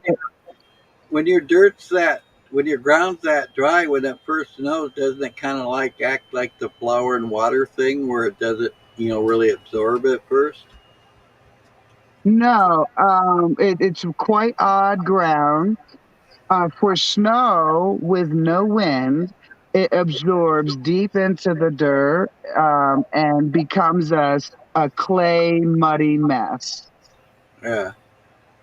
And we've been stuck on top of the hill because of it. Like, okay, so we got that 18 inches, right?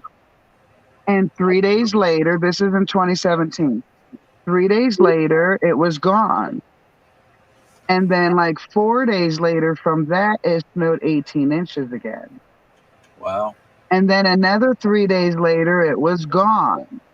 So this butted up against spring rains, and then the spring rains butted up against monsoon season. And when monsoon season came, part of my land is in the valley. And when we had those rains, I walked over to the what we call the circle to see into the valley. And there was a river in my valley like 40 feet wide, Wow. just from the monsoon rain. So like that, holy crap, we're like, okay, best be prepared for this time of year because you're gonna get stuck up here at one point. I'm wondering if you could harness that power somehow from when you get all that water and then pump it uphill. So then once you pump it uphill, like have it in a storage tank, so when you run out of that water, you could use the water up the hill to do the same thing like Nubs was saying. That's where my brain is going because with the way the water flows through the valley, I'm at the beginning of the valley. My property, southwest corner, is like the beginning of where the valley starts going down. So Yeah. it's creating holes, almost little ponds of water down there. So my Right. plan was just that, is to have a water system in place so that we could bring the water up here, store it, filter it, put it in ponds. You know what I'm saying? Right. Do you know if you have any underground water on your land? I want to say yes, I but would think so with all that greenery. well, that greenery is really more at the bottom of the land. So like I said, I live on slate, and if I had to drill through the slate to the same level the water's at in the valley, it probably cost me upwards of $16,000, and that's not a guarantee of water. That's just going to that depth. Right. So we chose not to put $16,000 or more into that and process the water that we have in the valley, at least for the animals and the gardens and stuff. Like as a human, we can haul in a lot of water, you know. Right. But if we didn't have to pay for water for any animals or gardens or, and we can catch water. So my deed says a well or other source. And what or other source means would be like the pond, the water that collects in the valley. I don't collect it. I've done nothing to collect the water. It stands there naturally. Right. So because it stays on my land, I have the right to pump any waters that do that up to the top and utilize them. So we got big plans, partially in motion, just the whole last 2 years cost us a lot of time and angst. And shoot, the blood, the sweat. Well, actually, we were on the eve of building everything when OSB went from about $7 to $11 a sheet, upwards of 30, 40. I think it got as high as $80 a sheet for frickin' OSB. That's fucking ridiculous. So we had to stop. We couldn't build anymore. We built the outside of that room and we could never finish the inside because OSB went so high. Well, it says we got 3 in chat. I'm wondering if they're going to say hi to us. All right, chat. Who there? Who there? Who wants to chat? Say hi. Howdy. Fuck off. See you Yeah. later. Peace out. See ya, don't want to be ya, at least. Right? There's a certain amount of things that one could say. Well, it could be Linda. One could be Linda because she's having issues. Remember, I love you, sister. No, it ain't. She told me yesterday she still doesn't have internet. Shit, really? Yeah, I gotta call her. I guess her roommate's supposed to pay the bill and she thinks he didn't pay it. Yep, that's what it sounds like. Damn that poor woman. But I know the woes of internet issues. Goodness sakes. Well, especially when you get out in the middle of nowhere, because your choices when you're in the middle of nowhere get to be real slim.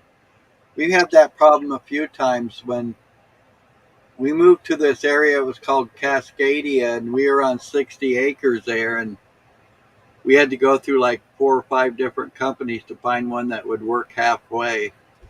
That's exactly what I went through. Absolutely. And what I'm going to do when the house is up is just buy a good signal booster, all company signal booster. So that because I can't walk out my camper. If I walked outside right now, I would not be able to have this conversation. You can't even move the I'm wondering if the camper's acting like an antenna. No, I think it's acting as a bouncer. It won't let because my phone has to be in a window to work. Well, it's a big ass metal box. Could be. But I'm too far. Like I'm 17 miles from my tower. And Yeah. funny enough, about 150 feet to the west, and I can have great signal. Like if I put all my winter gear on, I could walk all the way over there and talk to you on StreamYard just like this with no help. But it's cold outside. But it's cold outside. So No way. Well, I guess these people don't want to talk to us because nobody well, said we're it. gonna talk to you. Sometimes the best conversation, Larry, is when no one talks back. Whoa, I said that. Yes, I did. Whoa. Well, when you're talking to yourself, you just, you got to be right, right? Well, you're still answering yourself back, right? Well, yeah, I'm saying you got to be right, even if you're left. My right is always interested in what my left has to say. So this was kind of cool yesterday. Jamie, my daughter, went up the street yesterday afternoon to go get her grandchild from the school bus. And Buster was outside. And she was up there, I don't know, for a good 10 minutes or more. And he, just before they came out, he was wanting in. And then when they, started walking up the street, he sat there and he just kept looking and kept looking. And I guess before they went up there, some guy walked by and Buster started going, growling at the guy. And Jamie looked back and she's all like, good boy, good boy. He would not leave. until both of them came back, and then they both kind of petted him for a second and then left, and then after that's when he wanted in. So That's a good that thing. was really cool. He was making sure that they were safe. That's a good thing. I ran into my neighbor one time I was coming home and he was going out. And we don't get to run into each other often. So, I'm like, hey, if my dogs ever bother you, man, I don't know if you have my number. Let me give it to you, but I want to know. I live here permanently. I don't want my dogs pissing off my neighbors. Right. And he knows that the little black dog, that's what he calls him, the little black dog, is mine. And he's like, no, it's not that little black one that scares me. And I think he should scare you. He's like, it's that tan one, and that's Daisy, the puppy mom.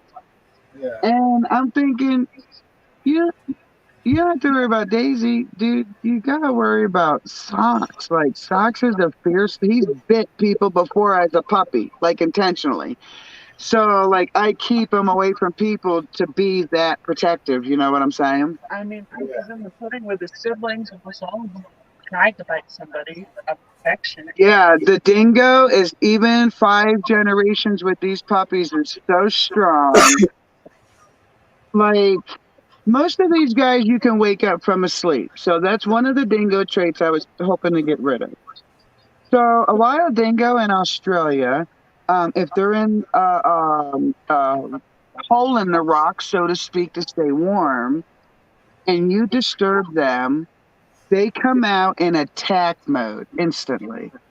Right. So that's how my dog is Socks. So my kids have a habit of seeing a sleeping dog and just wanting to roll up next to him and just lay down. Right. And no other dog really has the issue, but every time they did that to Socks, he'd go, oh. And I'm like, oh my God, guys, stop doing that. And I'm like sterning them for a couple months. I'm getting mad at them a little because to me, they're not respecting what the dog is saying, right? Yeah.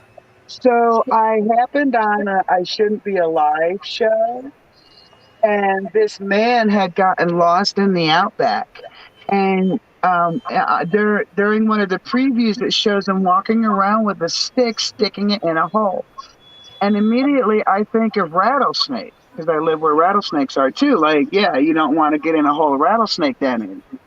Right. And the commentator comes on and says, um, Australian wild dingoes sleep in these rock holes, and if you don't stick a stick in there, they're gonna kill you probably because they're fierce. They're an enemy of anything that disturbs them.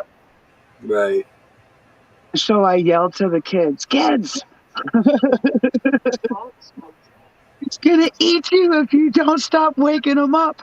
It's a part of his dingo nature. And then they finally took it seriously, and they kind of will pet him, like to wake them and say, "Hey, I'm here." I Right. mean, I kind of felt bad, but at the same time, I'm not super scared of stuff. I respect him. I'm not Come on, scared of buddy. him. We'll be So I down. picked him up and threw him in the trunk. So, All right, you guys. I gotta take my dog outside. He's telling me he's got to go. Oh, do you want me to hold down the fort, or do you want to come back later? No, just hang there a second. It won't be too long. Oh, okay. we'll talk to your people for you. Hi, people. Hi, people. Good luck with that. It says there's 4 here, but nobody's saying anything. There's 4 plus us 2 and Larry. That's a party, man. Yeah, man, that's an audience. I got shit to say. I've never had an audience. Don't give me like what is it, stage fright? I had an audience. I had stage fright and I still did that play moment. My first time I didn't. I was in high school and someone was supposed to play a song with me and I was supposed to sing with piano at a different time. When I sang with piano at a different time, my voice caught in my throat. So I was like at a different octave even. So yeah, it was bad. Oh, I was so embarrassed. But then my band teacher convinced me to do a flute duet with a co-band member to go to States. Ooh, States. So I did, but my partner never practiced. So I'm playing a duet at States without a partner. Oh my God. I know you were a nice person back then, probably, or at least respectful. I would not. No, I don't know who I was back then, but thank God I wasn't the violent type. Okay. So Yeah. the last time I went to States, I sang and did my own flute piece. Ooh. And I had two ribbons, one red and one blue. So that's the moment I knew that what I experienced before, like with my voice catching, that was just a minute I didn't have to focus on. And then the partner thing, like That's not on. they made themselves look Yeah. bad, not me. You know, like the judges applauded that I continued with it because I signed up for it and I did it, so I went all the way through. Yeah, my real stage fright, where to the point where I lost everything and just cried, was at my speech tournament. I had to call you about it. You remember, but I'd gone through 3 rounds and I said my script just fucking fine. I may have skipped a few sentences, but can you blame me? It was my first time. But by the last round, I almost could have made it to finals if I would have just not forgot my entire script and started crying. You couldn't bring like notes. You were, but during the last rounds, you're not supposed to hold your script and read it. You're supposed to memorize it. So during that last round, I got, I'd say, like a third of the way in and just forgot all of it. And I think I might have lost my script too, or left it out with my stuff. So yeah, that wasn't great. I cried, and it's not like an audience. We did it in classrooms. I had like 10 people in there with me. Only one of them was a judge. But yeah, no, that was awful. I'm not doing that again. I'm now in the profession of not being on screen. Why were you on screen? Just seeing me. Having an audience is not for me. I'll write and draw behind the scenes. So you're like a boom operator. Yeah, essentially. I do all the important. Everybody knows you're there, but they Yeah. never see you. I'm the most important one of the crew. They don't know what I look like though. That's exactly what it is. That's funny.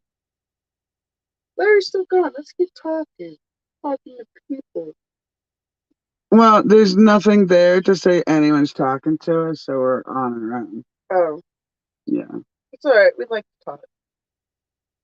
Glad we weren't on our own on live yesterday. Yeah. That would have been messy. Oh man, that day started rough and ended rough, for the love of Pete's sake. But now it's okay because you got your Doge and I got my Doge and all the other Doges are sleeping. It's still living with 20 dogs. Actually, 19. DJ goes over with the boys and Socks. Socky big sock. But, okay, so raising your kids. 12 was your older sister when you were born. Right. Actually, let's do 14. 14, because you were 2, is when Vincey was born. Right. So I had a teenager and had to be talked to a certain way. I had a toddler that had to be talked to a certain way. And then I had a newborn that had to be raised a certain way. And I was a handful. No, imagine bouncing, and now I have my adult world. Imagine bouncing back and forth on a day. That's Few how times like, I was busy, yeah. see, when I have my kids, I'm just gonna be calling you up like, hey, you want your grandkids today? Again? I might pull a Clay and be in another state. No, you wouldn't. You love Colorado. You would never leave for any reason. I have no desire You to left leave my once, state. Yeah, and once it was terrible. it was bad. It was Fuck really Michigan. no. It wasn't even like bad, like in a sense. It was. It was the knowing that some people are okay with staying stagnant and on a plateau, in neutral. My worst part was that I was going to, the drive there was great. I totally forgot about dying. But as soon as we hit the state line, You're like in Michigan, get into the zone, and the zone was the bad one. the bad zone, the No, just seeing. Listen, why did we leave Michigan? Very, very good reasons. I'm not going to get into, but to go back last year, 5 years later. for a bad reason. Well, I'm trying to tell you something outside the reason why we went back. Okay. To go back 5 years later to see that That's all I'm saying. to see that the way they saw us didn't change. That's a better way to say it. I mean, they're all there watching in the boob tube. We don't know who our followers are. I don't want to know. I've hidden them from myself. I don't want an ego. I don't want to deal with that type of ego. But I do know for a fact there are some people that watch through that boob tube, but don't want to interact or engage. Hi, family. I don't like you. Just kidding. I like you a little bit. This is nothing about me. Yeah. I merely went about my life because I realized I was in a situation that would not allow me extra eyes and ears to protect my children. And because of that fact and that fact alone, I left. There were other reasons along the way. New York was too fast. Hillary Clinton came to town.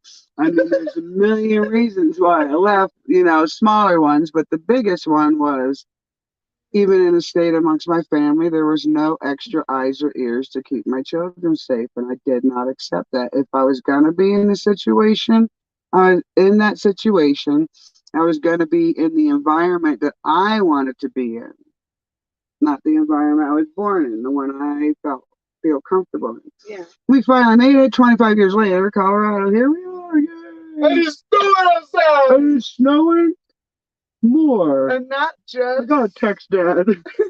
not just that there was no one to protect your children with you.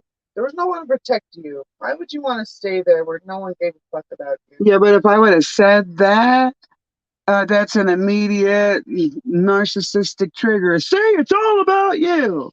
No, it was never about me. It was my whole life was never about me. I'm sure there's people even willing to attest to that. She's 73 years old. It's never about me. But I knew one thing about my life having children, that it didn't matter. It wasn't about me. It was about you guys. It was about showing you a different world, a different side of world, a different way of life than what you see in front of your eyes. Because what I saw in front of my eyes when I left that house was horrible.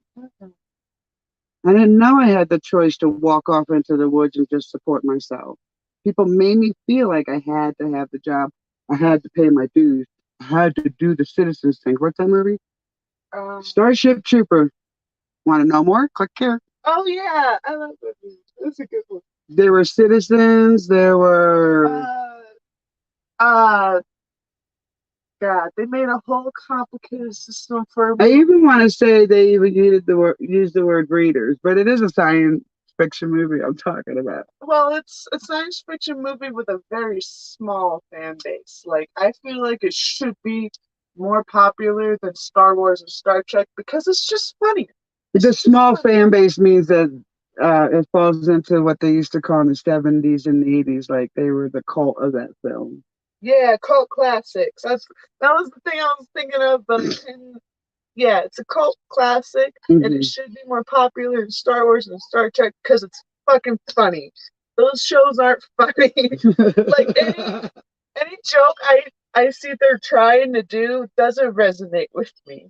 Like me and Dad, we like slapstick comedy. We like shit everyone would laugh at, but not everyone. Yeah. Have you ever sat through a comedy movie and one person doesn't laugh? Like in my mind, being a person that never fit in socially or culturally anywhere, I've learned to pick up on clues, like what Vincey does. Vincey will watch a movie with us he's never seen, or not really a movie, a sitcom, and he'll definitely go by the audience and laugh at the appropriate time. Well, me growing up the way I did, I learned to pick up on clues on when I should laugh, even if I didn't think it was funny. Oh yeah. Okay, so that's what makes me a kind of anomaly where people are uncomfortable with me because I get don on all the jackets without absorbing any of that nonsense. You read things very well and you can adjust to the situation you're in. I got tired of adjusting as a kid. Like already. You're like, boom, here I am. No, I'm me everywhere all the time, unfiltered 24/7. Is Larry back? Larry! Hey, I've been listening. I just been on the side watching my dog because I know I'm gonna have to go out Totally. pretty soon. But I'm Thank enjoying. you for being our audience, Larry. I've been enjoying it. I thought it's been cool. I You don't care are what anybody else thinks. So there. You got the first one of the day, aren't you proud? Yeah. Baby's proud. Baby wants us to stop. So I want you to tell me what's worked for you to get beyond an experience with a narcissist. Well, first part is accepting that that's who they are and there's nothing you can do to change that, even if there's someone you love. And it hurts. That first step is painful because you want to just say, no, they're better than that. They do love me. And I'm going to stick around and wait to see because I know that they're good inside. A narcissist won't show that good inside. So you just got to accept that that's who they are at the moment and there's nothing really you can do about it as much as you want to. And then the second step is getting over your own feelings about the situation of the narcissist and how that person has made you feel.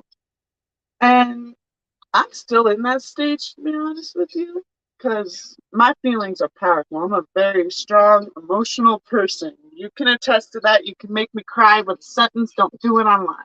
I'm just saying I'm attesting to that. Yeah. So that's also a really hard step, not as hard as the first. And most of the second step has to do with reading yourself and more accepting of your own feelings, because lots of it is about accepting. And you can't fight against that acceptance, or you're just going to remain in the same spot that you've been in. I accept that the narcissist in my life has made big parts of my life shit. I accept that. And you've had several, like high school people, right? People, family, random ass strangers, doesn't matter. There's narcissists everywhere. They're more common than racist people. Damn. Let me think about that. No, let me just. She might be right. Racist people, they're loud, right? Narcissist people don't give a shit. Well, narcissist people can be insidious. Oh, there's plenty of breakfast stuff I bought. No. There's Jimmy Dean's. Oh, yeah. You have to go get them. Don't say I don't want to cook because that's pushing your own feeling out onto other people. We had that discussion. What about Deborah's toast? Anyways, back to narcissists. And the third step is waiting. You have to wait. See if the narcissist is really a true narcissist. You don't interact. You don't really watch. You just wait. There's nothing you could do beyond the part of accepting your feelings and accepting who they are. You can't go and argue with them. That's not how narcissists work. Well, that's how they want you to work with them. Yeah, but Say it right. they want that, but don't do it. And you can't make amends, really. You can't bring yourself back into their life. That's a true narcissist, is what we're talking about. And to put a disclaimer in there, asterisk, however you want to say it, a lot of people can show narcissistic tendencies without being a narcissist, without being a true narcissist. Dog food again. I know, buddy. Dog food. Okay, bud. There's a lot of, it's one of the most common personality traits of a man, narcissistic. Well, we can all at times become self-consumed. Absolutely. It's And funny really, go ahead. when you said that you had Jimmy Dean sausage. It kind of made me giggle because I give her a bad time all the time. I'm like, because her last name's Dean, so I'm like, so when are you gonna share in some of that wealth?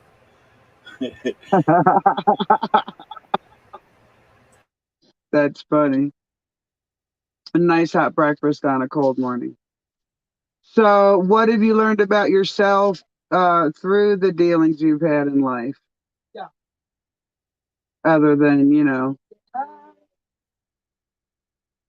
I've learned that I don't have a very hard shell, and not having a hard shell in life in general is a very bad thing to not have, because you gotta be able to sort of protect yourself against the words of other people.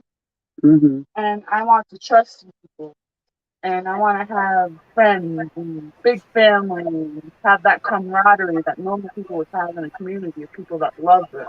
But we don't have that. And it's caused me to not have a very hard shell because you've already made the boundaries for me. And I just going throughout my life learning that I'm more of a soft person on the inside. It's caused a lot of problems. I'll tell you that. It's caused a lot of problems in having a hard shell. But I like who I am with or without a hard shell. And I don't want to change myself. I deal think with what I have to deal with. I think that also though being without having that hard exterior, you're leaving yourself more open and more susceptible for more things, which actually in the long run will give you more growth. Even though it might be a hard journey and something you need to deal with, but at the same time, it's just another tool in your tool belt, I think. I do too, because you can't protect yourself from everything, right? Yeah. And like I said, I just think when you expose yourself, yes, you're leaving yourself more vulnerable in one sense, but at the same time, I think you can learn a lot more things possibly quicker because you're leaving yourself open to basically anything and everything. I always thought too that if I had a hard shell, I'm not just blocking people from helping me, I'm blocking myself from helping others. And I love to help others. And I think I have useful insights, even as a young child, to give people some ideas. Yeah. Well, I think though society accepts a female to be softer in nature than a man. Being a man, especially as old as I am, was really hard growing up having emotions because everywhere I went, everyone told me, "Oh, men don't cry." So I always thought something was wrong with me. Yeah, I've heard of that, and I just think it's such bullshit. Everyone has the right to cry. You can't, it's a natural thing. You have to cry. You just have to. If you don't cry, that's an emotional release that you're lacking. I think it's wrong. And growing up as a female, everyone used my crying and my emotions against me. So now at this point, if someone steps up to me, I'll step back up. I don't give a fuck. Right. Right, Mom? Oh yeah, I've been called things like a Pollyanna. I don't even know what that means. I finally learned years later it's someone who has an excessive hope. for things, even when logic and situation says that hope is fruitless. Hope is not fruitless. It's a strawberry. I like fruit. She's weird. I have to live with her, Larry. You love me, stop. I'm your second favorite child. Yeah. She's telling on you. Mufasa's my first favorite child. I'm telling Vincent. He's offended. Oh, wait, no, I'll be offended for him. How dare you? How dare you? How dare you? So, are you excited to have your son on tomorrow, Larry? I'm gonna triple dog dare both of you so they are neener. Yeah, I hope he shows up. That'd be cool. I'm not Larry, even. I'm gonna 21 dog dare you. Yeah, I'm not even sure if he realizes it's my birthday tomorrow. It's your birthday? Yes, it's his birthday tomorrow. Anna let the cat out of the bag. Yeah. We have to give you a present now. You want a dog? Believe me, with her dog and my dog in this place, it's more than Oh enough. my 'Cause God. you got to remember, both these dogs are like 4 feet long, so that's Well, half. CJ. She's That's tiny. half the width of my trailer's 4 feet. So Yeah, it is. He's you in get two dogs laying side by side, and they're just all dog. You know, they take up the whole floor. It's fun getting up sometimes. That's how 'Cause we they feel both, looking through our living room. Zeus usually lays in front of the door, or in the hallway, or on the bed. Buster, he's always right in the fucking way, no matter where he is. Hey, our Buster was the same way. It's usually like right in front of my feet or the hallway, and he likes to sit like the bathroom door opens into the hallway, so he'll be like in the way, so you can't open the door, and he'll kind of give you a dirty look because he's got to move. Sometimes he'll even growl at you like, "Motherfucker, you're making me move," you know. Yep. Remember them days. It's cool because these puppies don't like to lay on the floor because it's cold. It's wintertime. So right Yeah. now, they're not as much underfoot as they could be. The first time we got a big snowstorm when I was living in Foster, it was probably a couple feet deep, and I took him outside, you know, put him on his leash so he could go to the bathroom. And I kept checking to see if he wanted in. And that little shit, he stayed out there probably 6 hours just laying in that snow. And I'm like, dude, aren't you fucking cold? I go up and check on him, and he's just like, oh, Dad, this is so cool. You know, and That's funny. I'm just like, fuck you. I'm going back in. It's fucking cold. That's funny. It's And then, cold though. and Junior then didn't want to come in. He loves the snow. I got him this.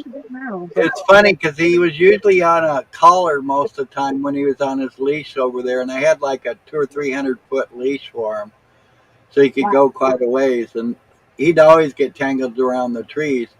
But I usually had him on a collar, and he never got off the collar. And then I got him this really nice harness, and that little shit somehow got out of that fucking harness. And I went up there one day and him and the harness was gone, and he ended up losing the harness somewhere, which I never found. But I had to follow damn snow tracks to figure out where in the hell he was, and like, Dang. people would come out. Like the very first house was the funniest. I go up there and I'm wandering around the people's yard trying to, you know, find his tracks and stuff, and of course they're wondering why in the fuck I'm in their yard. You know, I'm like, oh, I'm looking for my dog. He looks like a German Shepherd. I was, you know, wondering if you've seen him, and they're like, yeah, well, he was here. He's like, we seen him in our backyard. We heard some commotion back there, and we're wondering what's going on. And we see this dog back there. And of course, you know, at first we're all scared because we're thinking he's going to attack our sheep or whatever. But we started to watch, and lo and behold, they were playing with each other. And we quite still haven't figured out who was having more fun, your dog or our sheep. He doesn't. And I'm like, that sounds like my dog, all right. I'm like, well, how long ago was he here? Oh, he's about an hour ago. I'm like, okay. And I'm like, I'd follow his tracks. I get to the next house. It's like 15 houses later. Holy 15 shit. houses later, I go up to the 15th house. And I'm like, how long ago was he here? And they're like, oh, an hour ago. And I'm like, how in the fuck is he in 15 houses? And every fucking one he's been in an hour ago. Just, I'm thinking, I got to hit a house sooner or later. And they're going to say 48 minutes or something. Right? That's crazy. That's a He, speed. that's one thing. And that time, he ended up like almost 20 miles away from from my house. Wow. Yeah, it's because of that damn wolf. He's got that wandering, mentality, the open range thing. 20 miles is a long way, too.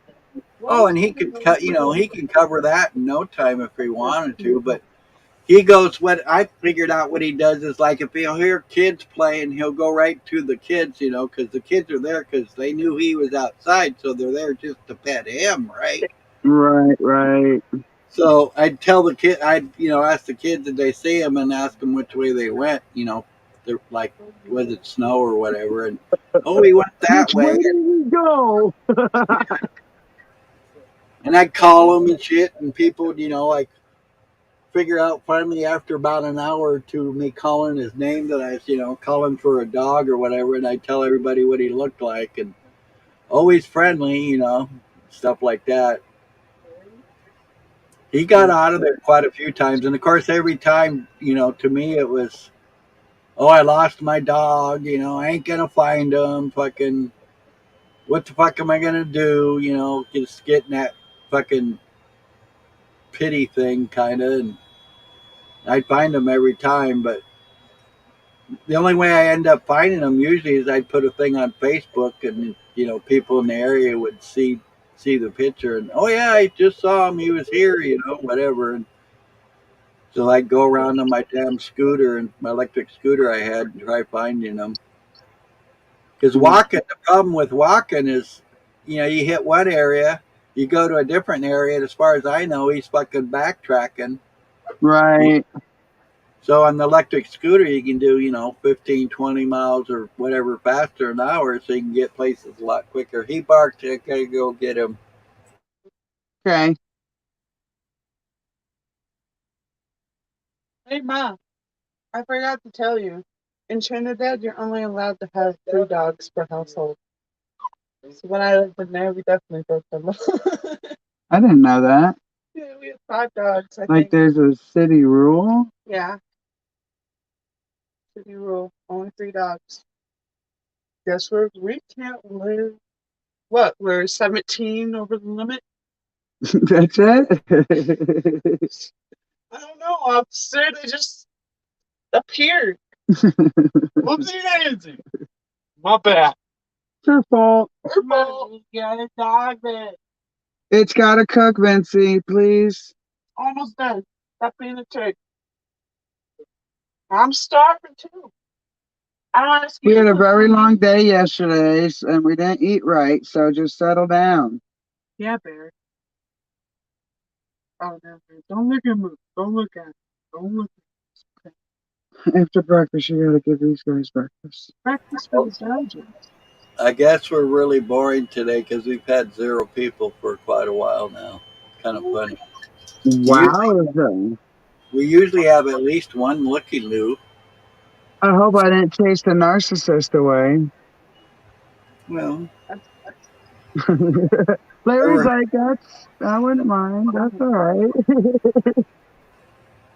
I just look at it this way, different streaks for different freaks. Yeah, for real. Well, I look at it this way. We do this for us, not for them.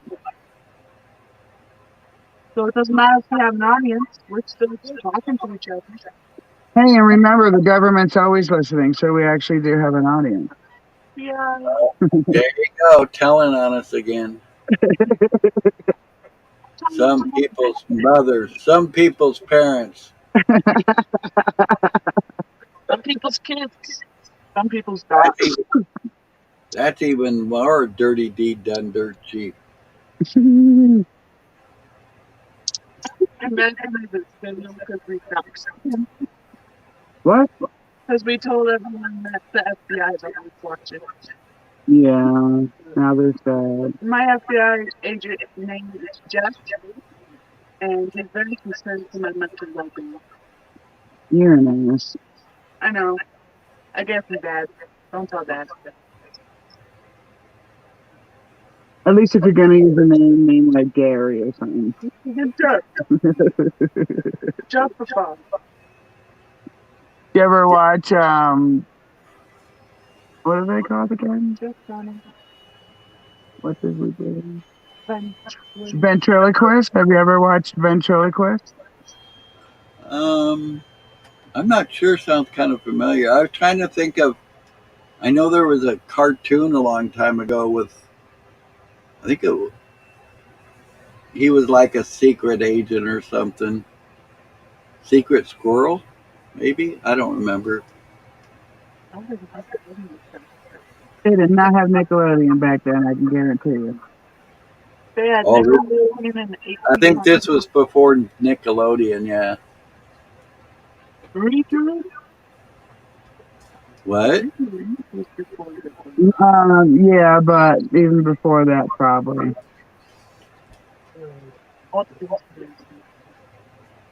Yeah, this was back. This was back when they had Mighty Mouse and Popeye and. All my kids got to see black and white cartoons in their youth. Yeah. I think it was Secret Squirrel that. I'm pretty sure it was Secret Squirrel that played like he was a secret agent or something. I mean, I want to say I heard something vaguely about it, but I know I didn't watch anything like that. Well, for me, when I was a kid, I watched a lot of cartoons because it took me out of the reality that I was in. You know, I could pretend like everything was cool or something. I don't know. No, they controlled the TV, so we rarely watched anything childlike. Media. Well, the only way I got to is I'd get up before anybody else, you know, and then once people got up, I either went to my room or tried to get outside, you know, sneak out or something. Because I wasn't really allowed to go out of the house because they were afraid I wouldn't come back. Right. And tell somebody what was going on, you know.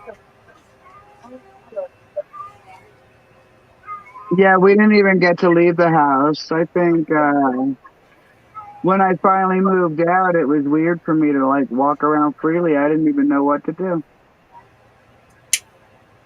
Yeah.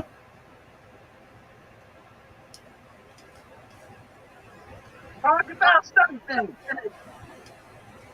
She's trying to boss me around, Larry. Talk about fun. I love you, Mary Jane. Every now and then I can hear her really good most of the time, but every now and again she kind of breaks up. Yeah, she walked into the other room. I do it on purpose because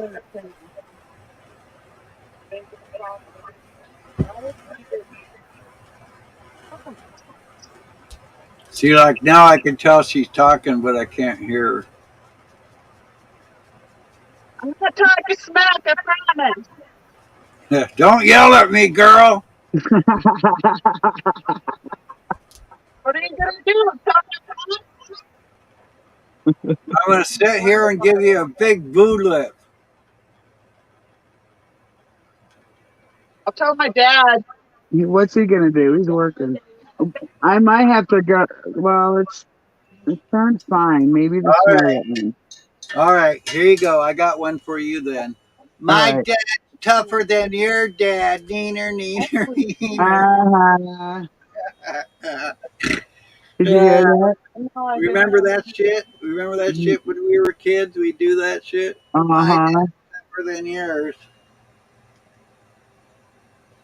Yeah, I never knew what to think about that one. I guess I didn't want to wish my father on anyone.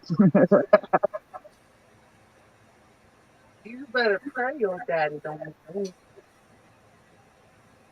Good. Count twice. Oh my goodness. The snow's not making up its mind. It's turning fine and then going back. It needs to make up its mind so I know if I got to call somebody home. The best part about Colorado snow is we get snowflakes as big as quarters. My favorite part.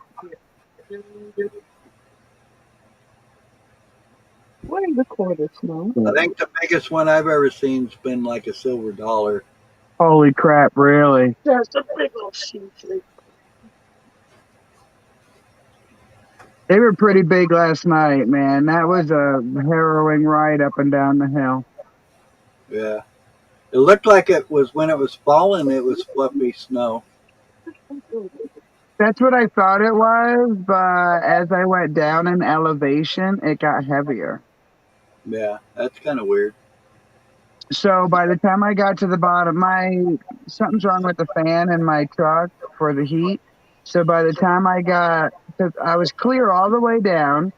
I'm at the bottom, just turning around to go back up, and the right side of my window starts gathering snow. And it stays that way all the way up the hill. And as soon as I get up the hill, it must have been a degree warmer. Because as soon as I get up the hill, 2 or 3 swipes and my window's clear again. Yeah. Thank God I couldn't see anything. Your wipers are noisy as hell. I'm glad you said it so I didn't have to. She I gave don't me know what you're I don't know what you're talking about, Willis. Yeah, Willis. Willis? I don't think she knows that sitcom. Different strokes for different folks. I have no idea what you're talking about. Oh my God, now I have to show you. Oh man.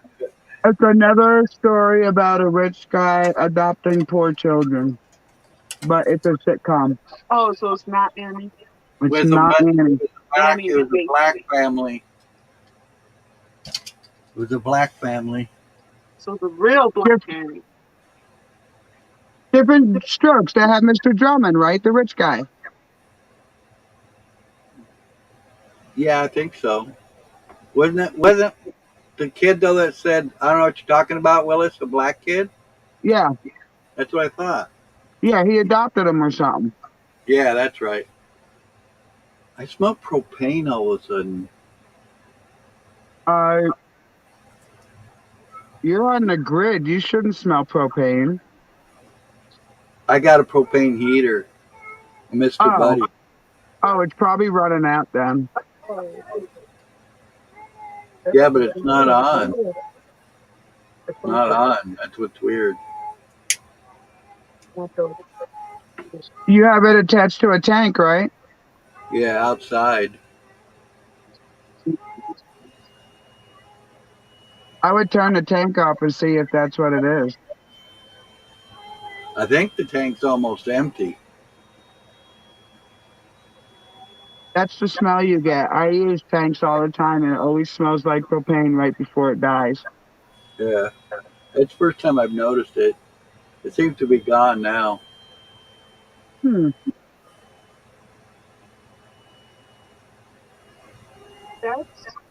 See, now it's not fine snow again. Now it looks like it can be piling up. I want to go sledding, but I keep telling nature I want to go sledding. Immediately. I gotta do dishes sometime here today. No, Disney. Yeah, us too. This is stupid. I have a double stainless steel sink, but my sinks are actually kind of small. They're not very deep. They're fairly wide, but not real deep. So it only takes a few dishes to, fill them up. And I like to get it. I like to fill up both sides of the sink before I do dishes. Right, I don't like doing 2 or 3 dishes at a time, and that's it. I like to get a big pile of them and do them all at once. right, right. Kind of weird that way, I guess, but My sink, my counters are made for short people. So when I stand up to do dishes and look down, it pinches my neck. Yeah. Well, my counter, I only really have one counter I could use because my other counter has my dish strainer on it. I don't have any room to put my dish strainer anywhere. And my other counter has my coffee pot and my coffee on it. So I only have about maybe 8 inches I can use. Mm, 8 inch by maybe a foot. So it ain't very much counter at all. no, not If at I could, all. if I could figure out where to put my damn dish strainer, You know and how I much don't, counter they put in my camper, Larry? uh, The foot and a half space between the sink and the stove. That's the only counter I have. oh, so you got, yeah, I got that one. That's where my dish strainer is right by the stove. Ours too. Right now, the puppy cage is giving us additional counter space, so we're not complaining too loud. Now you just jinxed yourself. I'll just keep it in there now so I can put stuff in there I don't want dogs to get into while I'm gone. Or we could put dogs in it. Or we could put dogs in there that we don't want to get into stuff while we're gone. Or Yeah, bad dogs. good Like luck with nobody that. wants to. Or go for it. They're learning. They don't like punishment, so by the It's time kind they're a of year like old, it's kind of like that video we watched the other day. The lady walks in and she goes, "What the hell happened here?" And he's like, "Well, I told you not to leave." And she's all like, "Well, what happened over here?" And he's just like, "There again, I told you not to leave." You know. Dogs are like, it's not on me, man. You left me here. This is your fault. And And she'd it be all starts like, up again. it was so funny too, because she'd all like, "Did you do this too?" And he'd be like, "Yep, I did that too. I told you shouldn't leave." I don't oh know my what else god, to tell that's you, but funny. I don't know what else to tell you, but I did tell you not to leave, and that's what happens. Up, we got a person in here now in chat. You gonna say hi? Hello, person. You want to let Daisy out? She's done feeding the babies. They're like, "Look at Donnie, that's a baby." Hi, person. Say hi back or it's disrespectful. Nuh-uh. What if Got their now we got vocal cords? now we got two people. No, it's two people. Maybe they're conversing to each other and can't say hi at the moment. No excuse. God, you're Yeah, so where we live, there's a lot of people who have trucks, and there's such a thing as the truck wave. So you just, put your three fingers up as a nod to the other person who's also driving a truck. It took us a Right. couple years, and even Vincey's like, "Who's that?" I'm like, I don't know. They drive a Yeah. truck though. Well, one of them's Austin. He says hello. Hi, Austin. How's the weather, man? We've been thinking about you. One of whoever the other one was left, or somebody left. Bye, other somebody. loser. Hey, now that's not nice. Our words were too real for you, weren't they? Okay. Yeah, but when you use derogatory words, you're actually camping on the other side of the fence. Stop doing that. Come on. I can't even make a joke. Yes, us old folks, we spoil all the fun for you younger generation. Mm. Dude, Part of our not job. good. It's part of our job description. See? Told ya. He says he I just kept woke telling up. I kept telling my kids, if you're happy, I'm not doing my job. There you go. I don't know how to respond to that. You didn't when you were little either. It's really funny now that you think it's not a great childhood, so you failed your job. Oh, shucks. Now you're just no, don't let Joe this get exciting until taxes. Joe Dirt's here now too, and he says everybody is hiding now. That's because I'm stuffing my face, Joe Dirt. No one should have to watch that. I'm watching it. You're my kid. This is what we force upon our children. At least Yeah, but you're you see, the thing is we get, we raise our children, and of course, our children always tend to think they know better, but then they have kids, and then that's when we can go, I told you so. Yeah, you got 20 years to wait for that. I'm down. I'm not done. Well, Why You're proven wrong. You do that all the time, anyways. are you guys staring at me? Because they're bad dogs. You lay your Mm. Nub says I don't want you to see the maintenance on the phone, on the plane. Uh-uh. That's funny.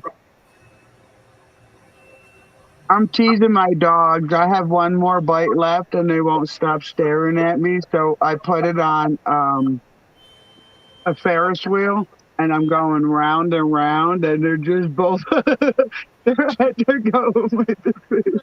Well, Oh, wait, no, he's back. He thought I dropped the crumb. you see, You I gotta be the careful. last like week, Nub says every day he'll come in here and give me shit about my airplane. So now I feel like if he doesn't come in here and give me shit about my airplane, he doesn't love me anymore. I'm glad someone noticed besides me. They said it's mom this morning. It sounds like he's living by an airport. Why? Well, that's why I wrote on my thing, please buckle up, we're coming in for a landing. I was like 20 years old. First time I left New York State, I was driving and I was coming back to New York State and I was going by Newark Airport in New Jersey and a plane was coming in for landing. And I've seen it, but I didn't know that they downshift planes when they come in for a landing. So this plane is right over my head. I'm on the highway. It downshifted. All I can hear and feel is I was like, what the hell was that? I look out the window and It's a plane. it was mere seconds from landing. That's how low it was. It's oh no, wrong thing. Never mind. Go feed the dogs. I'm trying. All right, all right. Oh, I didn't get to read Nubs's comment, but I'm doing this for our friends. See, I am a real person. When I die, if I die in my house, my dogs are definitely going to eat my face. I normally tease them with the last bite and then say sorry for your bad luck, your dog. Oh my god, I'm going to do that. Oh, that's super funny. We're doing it. Larry doesn't need any kind of airport. He has one of those special high-end planes where they customize the back to look like whatever you want it to be. Larry's been lying to us. He actually lives on an airplane. Yeah, he's in the fancy high-end coupe at the back, and everything's at his fingertips. Larry, it's But the, almost y'all. but the only thing I'm kind of wondering now is if the cat's out of the bag, so to speak. Where the hell do I go from here? Since everybody knows that it's just been a farce and a ploy all along. You're gonna have to land your ass somewhere, Larry. Come on. You might have enough acreage there, but you'll have to make me a landing strip. I need a landing strip, so you better Larry, get the. we have the perfect landing strip for you. I live at the top of the hill, and the top of the hill is flat. Just hit your brakes real quick. That's my only advice. Well, I got, all that brush out there. I'm not. My wings, hang kind of low, low and heavy, so you might have to clear. Oh, see what you started, Nubs. So Larry's Now here comes going the to Colorado now? Well, and Actually, he's at a railroad crossing, so he's just hovering there, waiting for the train to pass. No, actually, I've been fibbing too. That's not a train. That's my foghorn on my airplane. We're Mm, hitting some fog, so I have to hit my horn now to make sure I don't hit nothing. You see, because my I know my what it is. radar my I know what radar it is. You landed on a cruise liner. That's a cruise liner horn. Well, damn, you guys got eyes on me everywhere, don't you? Yeah, I can't believe sorry. how somebody know where in the hell I am. 666 cameras, Larry. Uh-oh, that sounds really scary. Can I at least have one more or one less? I mean, damn, you gonna just text me like? We've done that at the store. Like, where's a candy bar so I can change that number?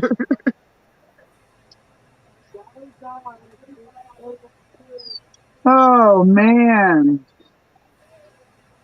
It might have stopped snowing.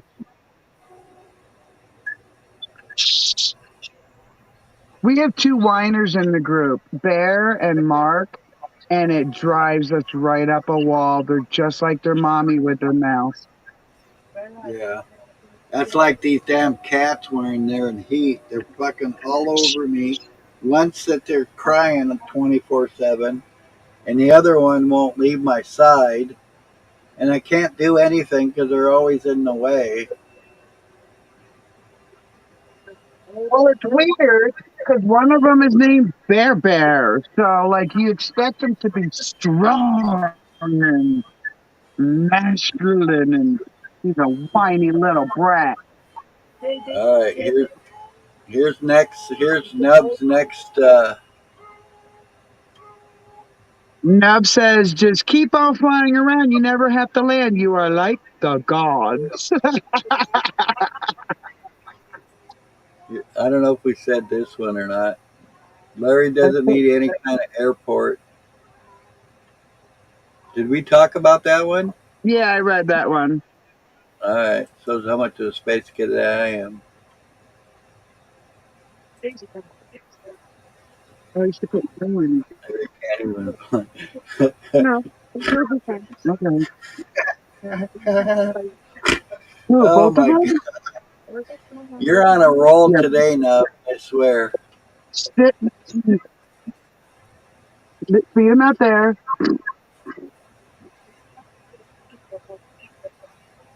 They're probably gonna. So we're trying to prevent any food aggressions, especially with the boys, or force them to eat together. You know, Yeah. So 'cause until they he says now Larry can't even fly the P bite the off. pants off them.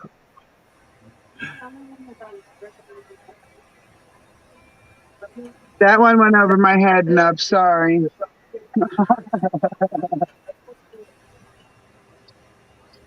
My daughter's playing catch up and reading the comments. Not loud. I'm gonna blank it all out real quick.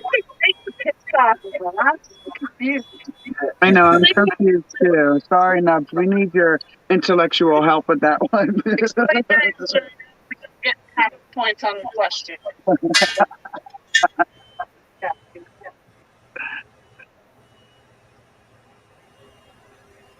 Oh, we always do that, Nubs. They never have aggression with us, and they're not usually fed in proximity of each other. But with snow outside, we have them a little closer than normal, and they're not fixed yet. So We got some children separated. yeah.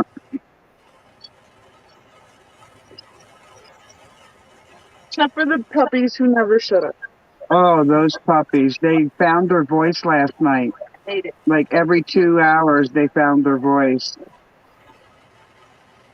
With Buster, it's funny because when he's here alone, he'll just nibble on his food.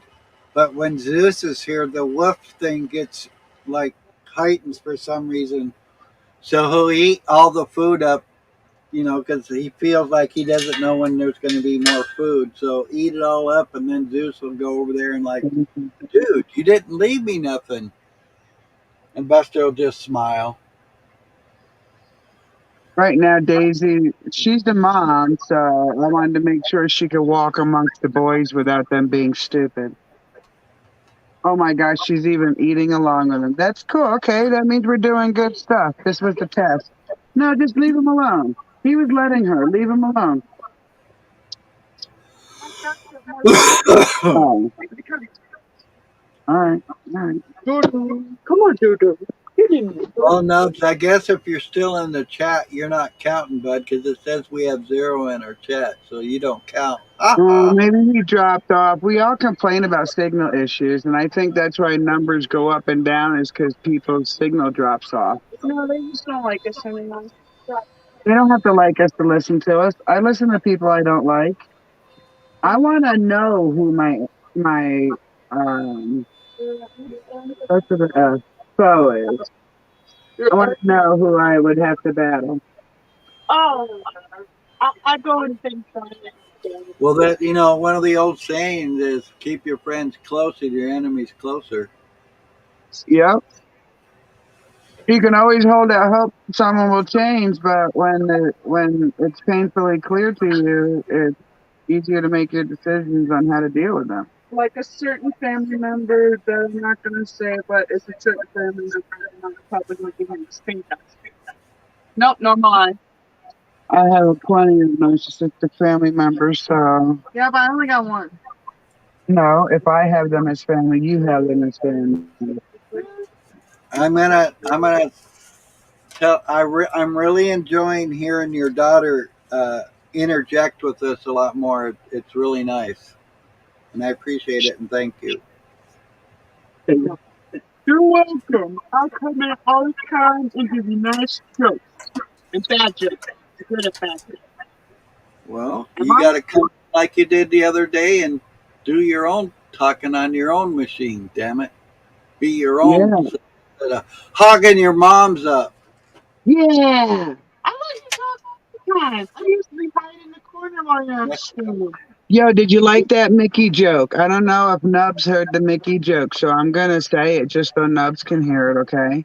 Is that okay with you, Larry? Sure.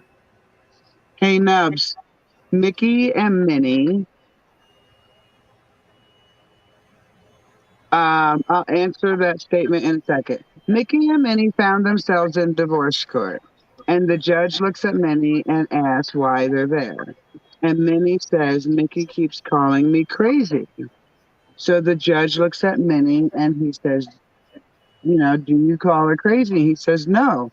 I said she's fucking goofy. I love that joke. The first time I heard that joke was from some guy in my high school, and I understood it, but at the same time, really, it's a different history. But funny joke. And then he told it up again and again. Yeah, Nubs we says can't. people. Go ahead, Larry. I was gonna say we can't really hear her now. She was breaking up. Nub says people don't change, their situation changes.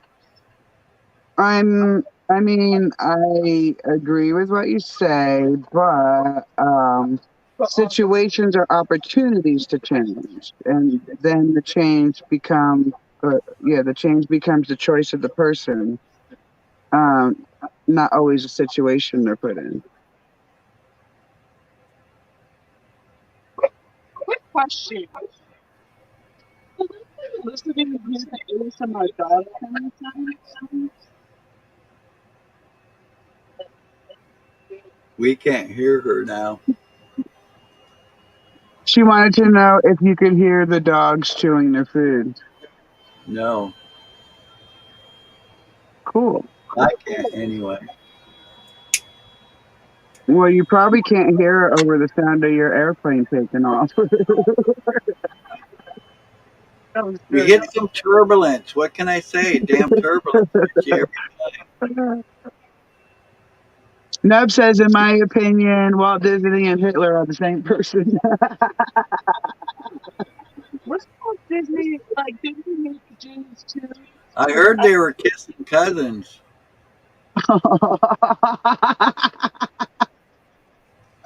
Wow, you went there. I thought that was a secret. You're gonna get sued Oops. by Disney now. I didn't say anything honest.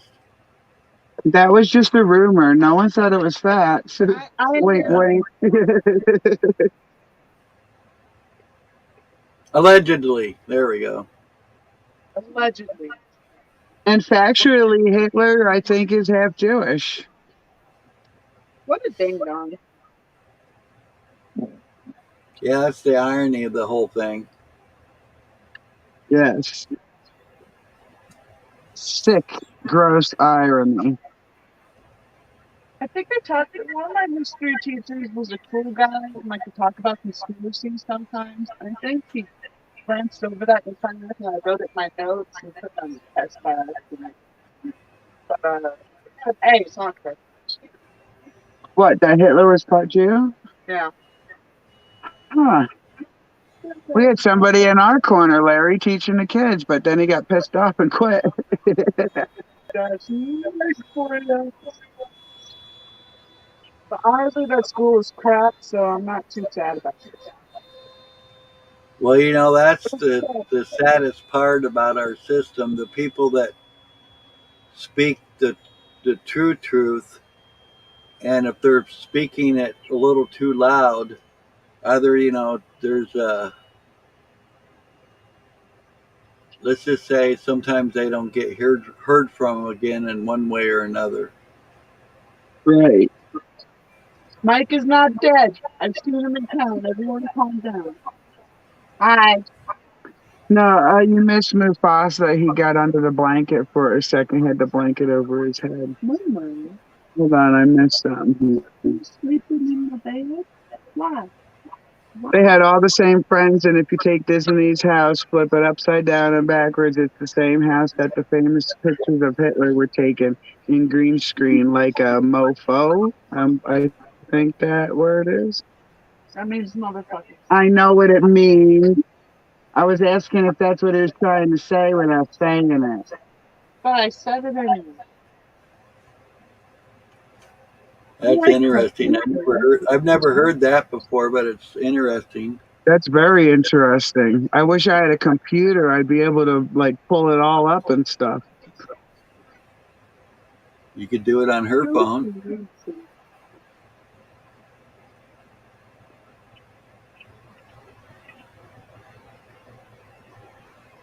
She's playing Minecraft. She's still got one foot in the kids' world. Your turn. It's all good. I would have said, Mom, I would have said, and we're going where with this? Don't be sassy. Yeah, that's a lot of trouble. She'd say it at the wrong time. I'd say it at the right time. They were both. So listen, go in Google. I don't. Oh, I don't have my hotspot on. That's the cost of being on StreamYard. That and She can't go on Google right now. I'm good with that. The internet. Why can't you use the same Wi-Fi you're using? I'm not on my Wi-Fi. I'm on my phone data. Oh, do you always use your data when you go on stream? I have to because the Wi-Fi we have is not strong enough to let the kids use You it gotta too. be using your data pretty quick then. I have unlimited You got a good deal. and I don't use it a lot, so it makes up for it. Well, probably will happen is after you use so much, they'll start throttling you. I haven't had them do it yet, and I watch everything on my phone all the time. Yeah. You snooze. No, it's an unlimited plan. They let them try and see what happens. I'll snooze. Well, you know they did. Stop it. They do the same thing though in our home thing. Like my daughter's got Xfinity, like I do, and they say that you have unlimited data, but that you don't actually. You only have a gig, and after you use a gig, they'll charge you for using more than that gig. But she actually won the case against them because they tried to make her pay more, and she's like, "No, you told me, that we had unlimited, and unlimited should mean unlimited." Now my hotspot has a limit. If I put my hotspot on, that's limited, but not my phone data. Yeah, I wish that I would. you probably only have like 10 gigs of high Wi-Fi or hotspot. That's what I have is 10 gigs of hotspot. Well, remember I was telling you about the RVIT guys? Yeah, Okay, yeah, I pay $100 a month, and it's absolutely unlimited. yeah. Sometimes we have 4 devices on it, all streaming, and we've never, ever, ever had it slowed. That's cool. And it's by the RVIT guy, and I can take it anywhere with me. If I go camping, I can take it with me up there and see if it works up there. Huh. It's made for people who travel around in their RVs to have constant internet. Yeah, I'm wondering how he's getting the signal everywhere though. T-Mobile, they have some kind of contract with T-Mobile. Uh, I was gonna get a T-Mobile phone because I couldn't believe how well it worked out here, but I lost the information to those guys for like 2 years. So that's when we got these phones with Verizon, which are the only ones that really work out here. yeah, it's kind of weird how that works sometimes because they're all pretty much use the same towers. Well, like we have a local company, but the local company doesn't have contracts with all the cell towers. Right. So that's what puts me in a like if I pulled up to see how many companies I could pick up with my phone, I get a list of about 12 companies I can pick up, but it's only with one bar. Right. So Verizon's the only one that went past the one bar, and it gives me good enough signal that I could put a booster on the land and get good signal on the land. Yeah. Me and her have Cricket, and I think Cricket goes through T-Mobile. We had Cricket, but me and my husband's phone was on one plan. And when we moved to Colorado, like I had spent all my first half of the back pay. So we're back to Poorville again, and we can only pay one phone. And Cricket wouldn't let us only pay one phone on the contract. They just shut them both off. So we left them. Yeah, I know. They're kind of, some of the things they do aren't too cool. Yeah, we're on a, I think called a family plan, and we got 4 people on one plan, so our bill's only $30 each. I would have liked to stay with them, but because they couldn't work with us in a bad time, fuck a company like that. Yeah, they did the same kind of thing with me. I went, I get paid on the third, and I was wanting them to take the money out on the third instead of the middle of the month or whatever. And I'm like, dude, you take your money out on the third, it'll be there. If you wait till the middle of the month, I wasn't gonna have any fucking money left. Work with Right, me. Oh, you right. gotta do this, you gotta do that, and I try to do that. No matter what I did, no matter when I signed up, they told me to sign up at a specific time. I'd sign up then, and my date would never be where I wanted it to, and I'm just like, I don't understand why I just can't call or tell you what I need to be done, and you guys, take care of me as a customer. I'm like, I want to pay your bill and I want to pay it on time, but I think there's got to be some kind of, compromise. Right. And Nubs is right. They definitely false advertise. Let me tell you this one story. Hi, Patriot Canadian. I went with that local company I was telling you about, and they said for a student phone, it's just $10 a month. So I got it for my son because he wasn't attached to a school, so he got no Wi-Fi from a school. And in the end, it was like $25 a month. So I called them up. And they're like, well, that's the cost of the phone. That's not what you say on your commercials.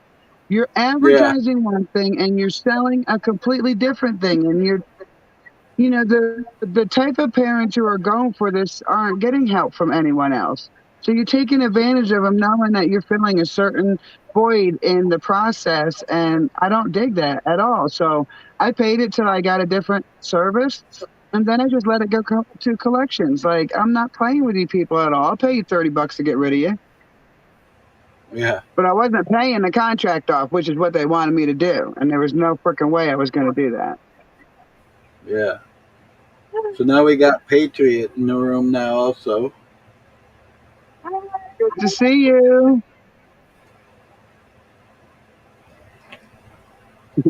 Patriot Canadian says, I agree with you about Hitler and Disney. They have the same ears.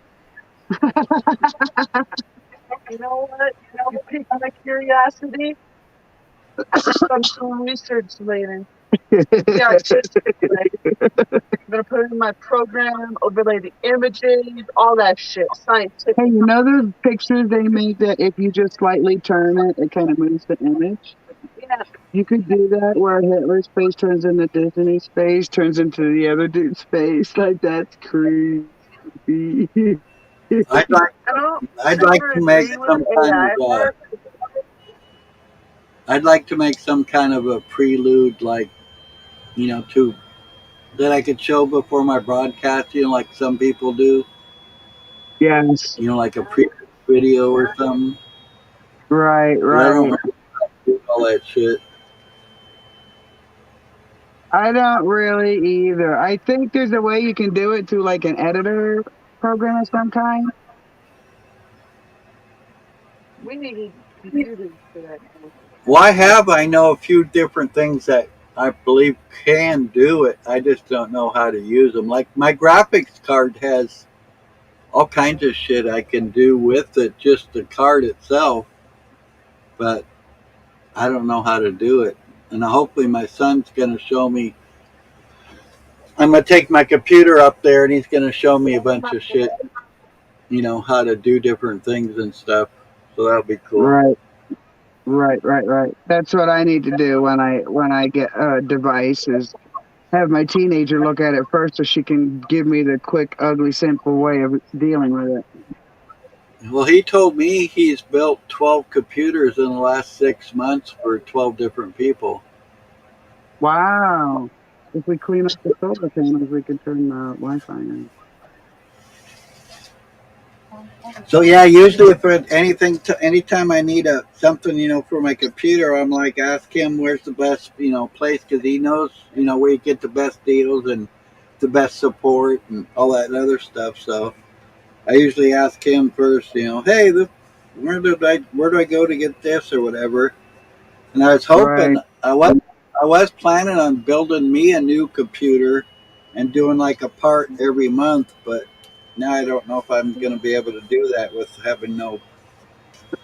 I'll have to spend all my money on food. Right. So I'll figure probably 2 or 3 months I'll know if I can afford to do that. But even if I do, that's 3 months from now, and I honestly don't know how long this computer is going to last. It's got to be 10 or 15 years old to begin with. No kidding, really. That's But why I it's said still it sounds like an airplane. well. What's funny is it used to ramp up a lot worse than it is now, and then I took it all apart and I cleaned out the heat sink, and the heat sink was just full of dirt, lint, crap, and everything. And then after I cleaned it out for I don't know, probably a month or something, it didn't ramp up at all. And then after I started streaming on here, it started doing this stuff. So I don't know what's going on. I've heard that there's a back door through graphics card though, so I'm wondering if that's what's going on. Right. I wish I could give you advice, but I don't know nothing about that stuff. My brother was the genius in that area. Yeah.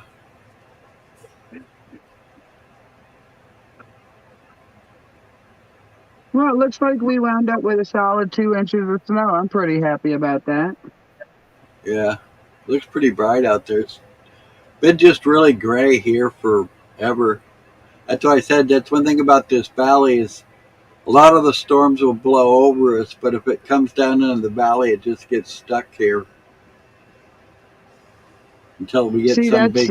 we have the opposite problem. We are on hills in the plains, so we can see the storm coming at us. We can feel the wind and the moisture on the wind. We can see the rain hit other parts of the land around us and not hit us.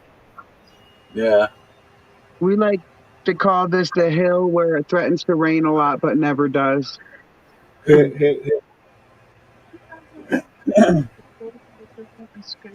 so how much water storage do you guys have?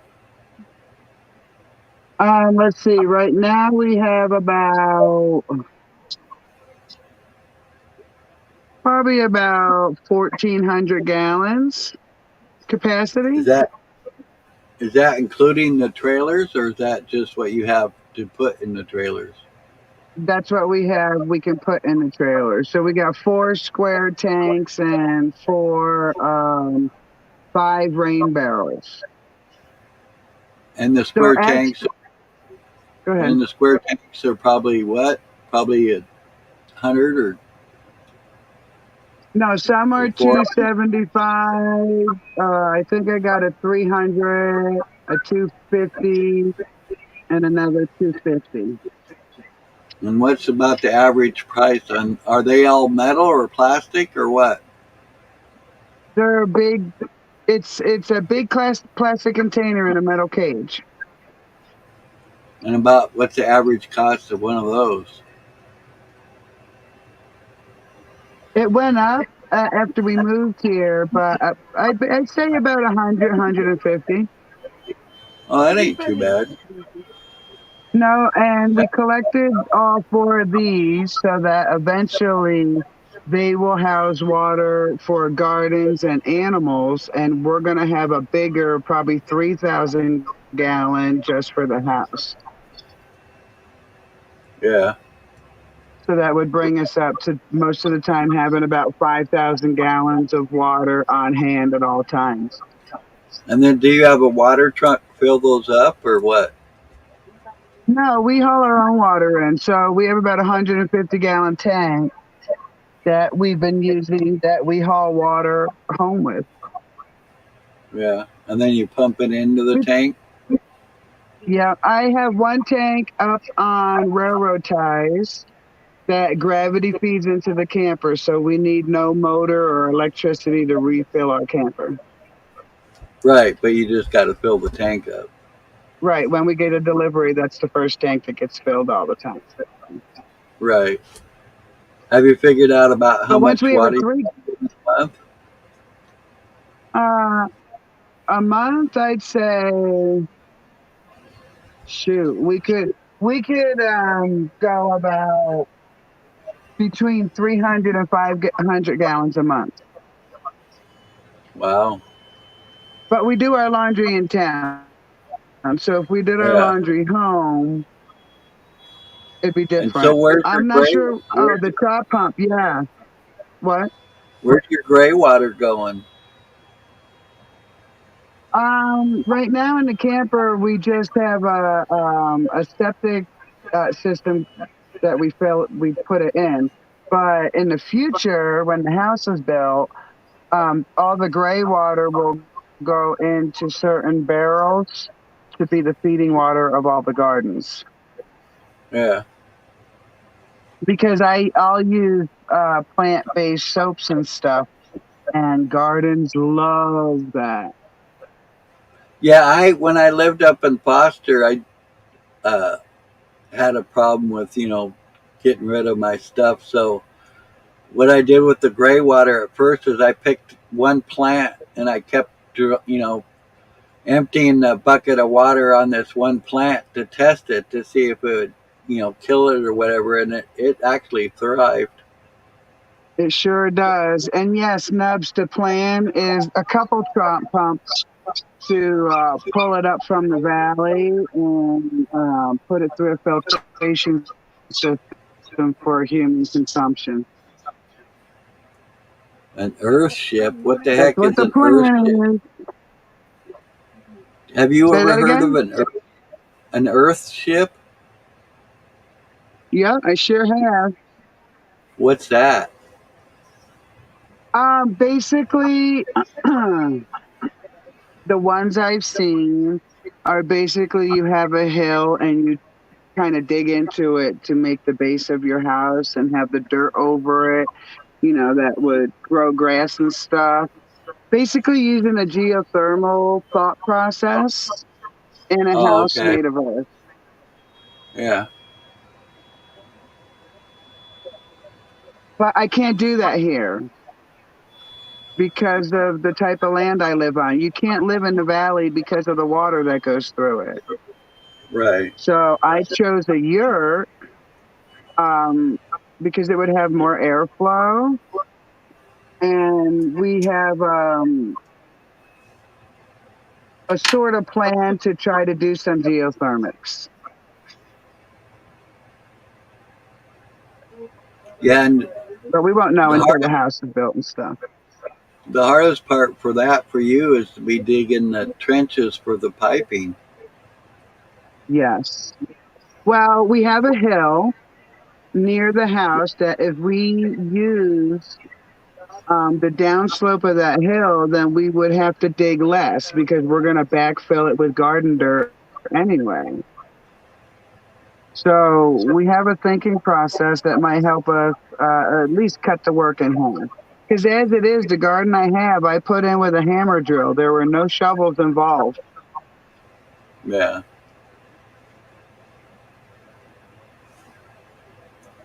Rock by rock, I dug a 3-foot garden.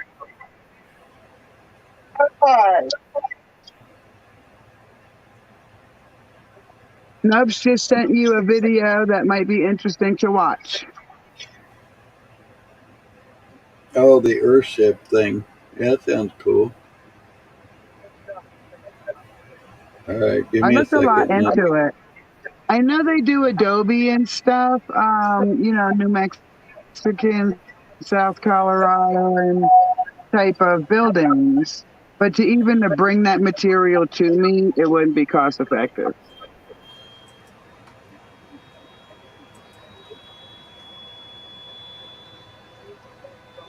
Dang, that plane is powering up today. I don't feel like it's gonna explode.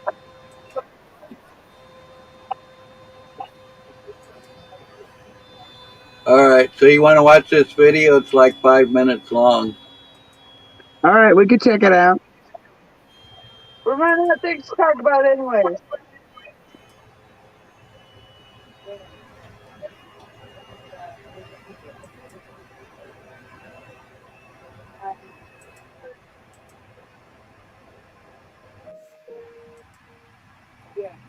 The general concept of what the Earthship vessel does is it is a vessel. We don't call it a house, we call it a vessel. And it is a vessel that will exist on this earth and That is encounter the beautiful. phenomena of this earth, and there are many phenomena of this earth, to provide sustenance for people. And if we don't do this, then we are dependent on infrastructure.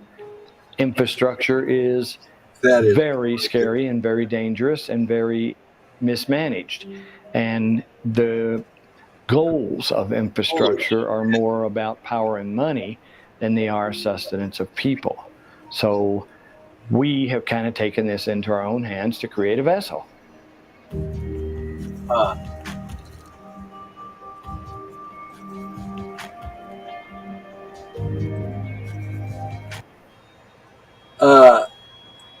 Up in that dome where those holes were, wasn't that a resonance chamber? Looked like a resonance chamber to me. Yeah, I thought that type of design had more reason to it. Well, a lot of people believe, that with certain resonances that we can heal ourselves, which I think is possible. That whole thing is mostly made out of recycled material. That is just amazing. That is Yeah, gorgeous. that sure is. All right, I'll turn it back on.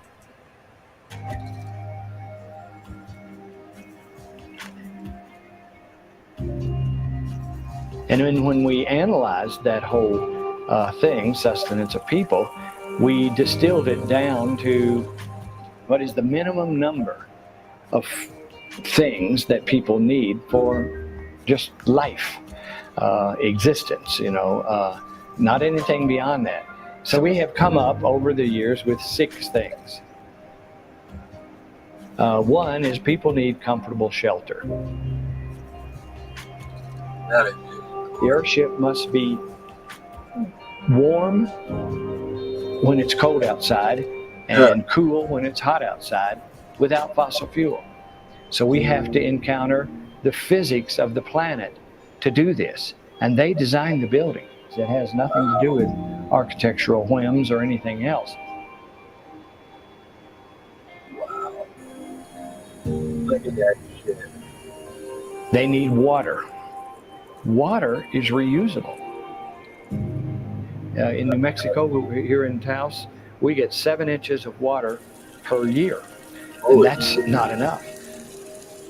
But if we take that water and take a shower in it, and then we recapture that shower water and run it through botanical cells, which are rubber-lined planters in the hallway that grow plants and food, which then in turn clean up that water with their roots spitting out oxygen, we capture the water again and flush the toilet with it. And then we take the toilet water out to an anaerobic processor and into rubber-lined cells to do landscaping with. Wow. I heard human So waste wasn't good. that's though, comfortable shelter, that's water, and that's zero discharge sewage treatment, all relating to each other. And then there's electricity, and everybody knows about wind-produced electricity and solar-produced electricity. But one thing to point out about airships is because they do so many things for themselves, they need less electricity. Since an airship heats itself, it doesn't need electricity to be involved in heating. Since an airship provides its own water, it doesn't need electricity to pump a well. So an airship, by definition, needs less electricity, and we get that electricity easily from the sun and the wind. And we need something to do with what we call garbage. We invented garbage. It didn't exist before humanity. So we need to figure out how to use our garbage. And there's a lot of things being attempted, but nothing's really that successful. So we're just trying to make these vessels consume garbage in their construction in place of a lot of manufactured materials. And as we keep doing this, we find out that that the things we call garbage, tires, cans, bottles, cardboard, some of these things are manufactured better than the materials that are manufactured for construction, which in many cases are garbage themselves. Wow. Look at that shit. Oh my gosh. That is so fucking cool. So we have taken these 6 things and addressed them in a building that we call, it's a vessel that we call the airship. And that is the definition of and rationale for this thing, this vessel that we call airship.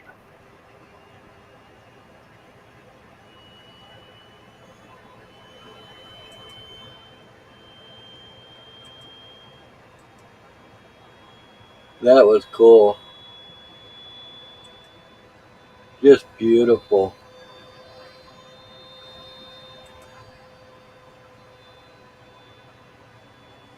Thank you, Nubs. That was awesome.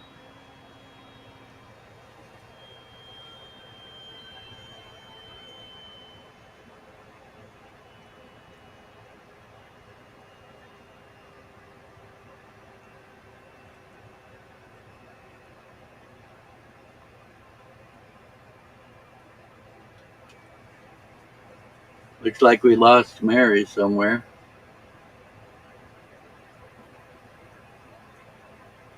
Yeah, I've never heard of that or seen anything like that. That is cool.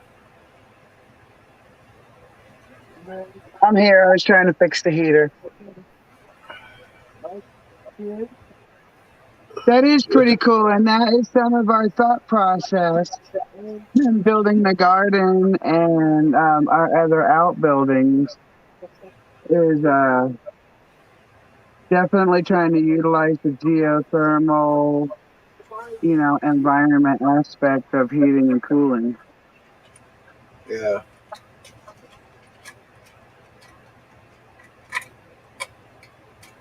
Oh, I can't wait to get going. This crap that happened in the last 2 years really screwed us over. Yeah, and the problem is it's going to just get harder and harder because everything's going to just keep getting more and more expensive. Yep. That's why that's a good idea, like you said, with the bottles and all that. Just use your garbage as building material. And I never heard of that structurally it's stronger than, stuff that's made to do that. That's pretty awesome. Yes. I like how the bottles make the inside look too. Yeah. So we'll have a south facing wall on the breezeway between the yurt and the kitchen and bathroom building. So I was thinking about doing that bottle thing and getting different color bottles so that most of the wall would be um, blocking the sun, but it can get through in different colors. I thought that was a cool design. Yeah.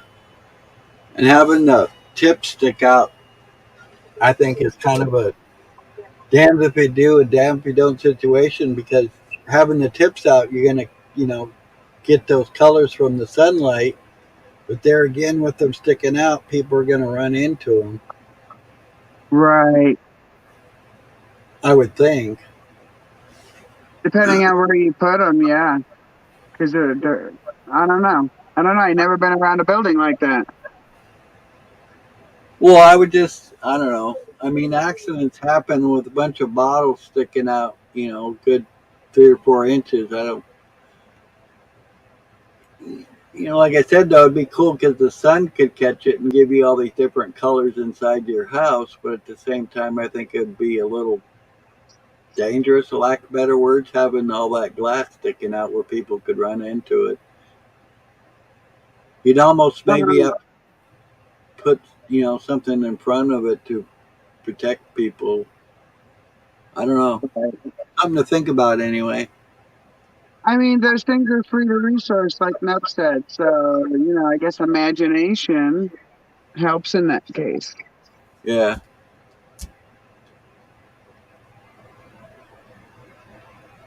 Two bottles back to back. Yeah, I could do that. That'd be cool. Yeah, that would be cool.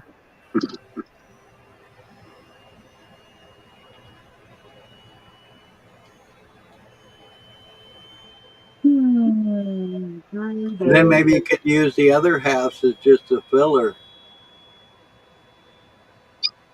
Right? Like in between your back to back ones, you could put like your tips in between them somehow, so you're not having to deal with getting rid of all those bottles, but still putting them to use.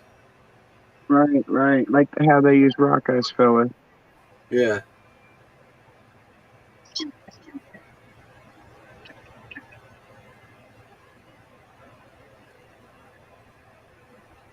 We should talk about I had something to say and I forgot. Oh my god! Please, That's Bruce Wayne. Bruce. Batman right now. Batman doesn't talk. Remember? Yeah, you could. Yeah, that's probably a good idea. You could crush up the extra bottles and put them into the wall like mortar. Just make sure and wear gloves. Yeah, spoil all the fun. Spoil all the fun. I Damn mean, you! unless you want your wall color to be red, then don't use gloves.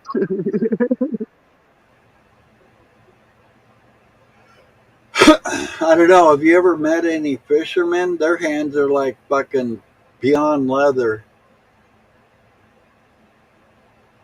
Yeah.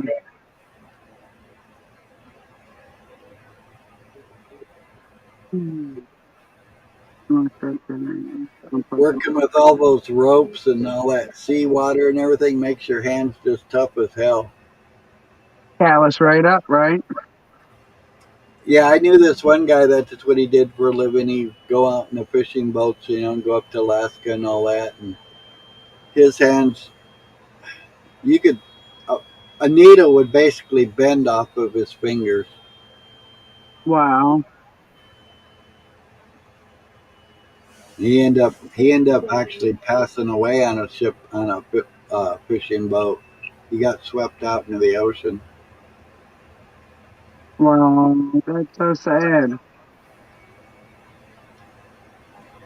Yeah, because every time he'd go out, he'd always bring back a bunch of fish with him, and he'd always, he could have sold that fish for good money, but he'd give it to his friends, and I'd always get a case of black cod. He'd give me a case of this black cod, and it was so yummy. Wow. That sounds pretty cool.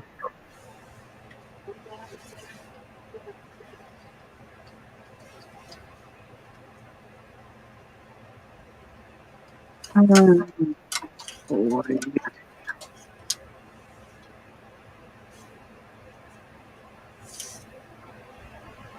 Well, we had 4 people in our chat at one time. Now we only got 2, so I guess we're still boring. Yeah, it's because we're not yelling and screaming and calling each other names. I could have swore that was going on. I must be in the wrong zone. I mean, I could start yelling and screaming and calling each other names. It's super easy. Yeah.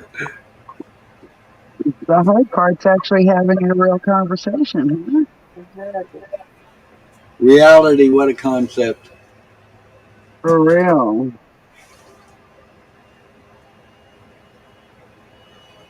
I mean, I feel bad for sheep. I like the color green, but it must suck have to walk around with your head hanging low every day.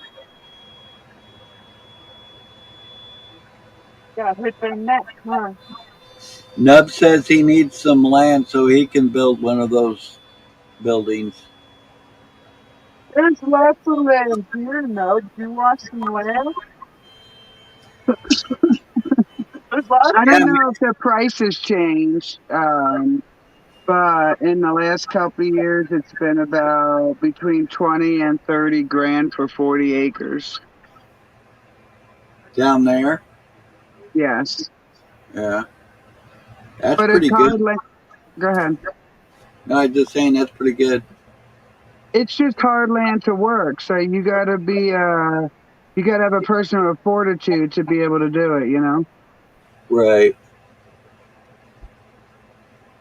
And I learned that by experience. Colorado has a way of spitting out the ones who can't handle it, Natural selection. Yeah, it's almost like natural selection right in our face. Well, I could have swore I heard you say Nubs could come down there and show you how it's done, and build one of those houses for you, and then that way he knew that exactly how he wanted to do it, and so then he could just do it, right? And then you can pick up the picture and then take it to Moose and check his shit out. Wink, wink, wink, wink. He says, I can guarantee you there's not a challenge on raw land that I would not be willing to overcome. I feel you, Nubs. That's exactly how I feel too. I'm just saying it's been a hard road, and sometimes the road has been like hot as coals. Like literally, like the sun heats up the ground so hot you can't walk on it barefoot. You can feel like the road has a personal vendetta against you. I can tell you that personally. Plus, it's a really rich state and with rich assholes everywhere. Even in the poor cities. That's why we stay home, sweetie.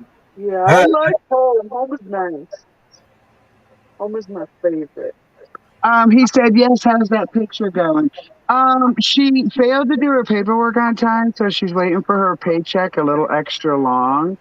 So Yeah. she's got the plan and a list of products that she needs to do the picture nubs. And I have the sketch in mind, which I discussed with Mom like a week ago. I got a good image I want to do, but I wanted to do some practice on cheap materials to make sure that what I want to do is I can do it, and I need to learn how to paint people. And I don't know how to do that. But she's watching videos on it. All the time. I've been watching painting videos since I was what? Hey, I used to put PBS on for the kids when they were toddlers. And I would just go into the room, my bedroom, to grab something. And before I turned around, she turned the station to like Bob Ross or cooking shows. She's been doing it since she was like 2 and 3 years old. I like painting. And Bob Ross is a magician. So Nub sent you another video, Larry.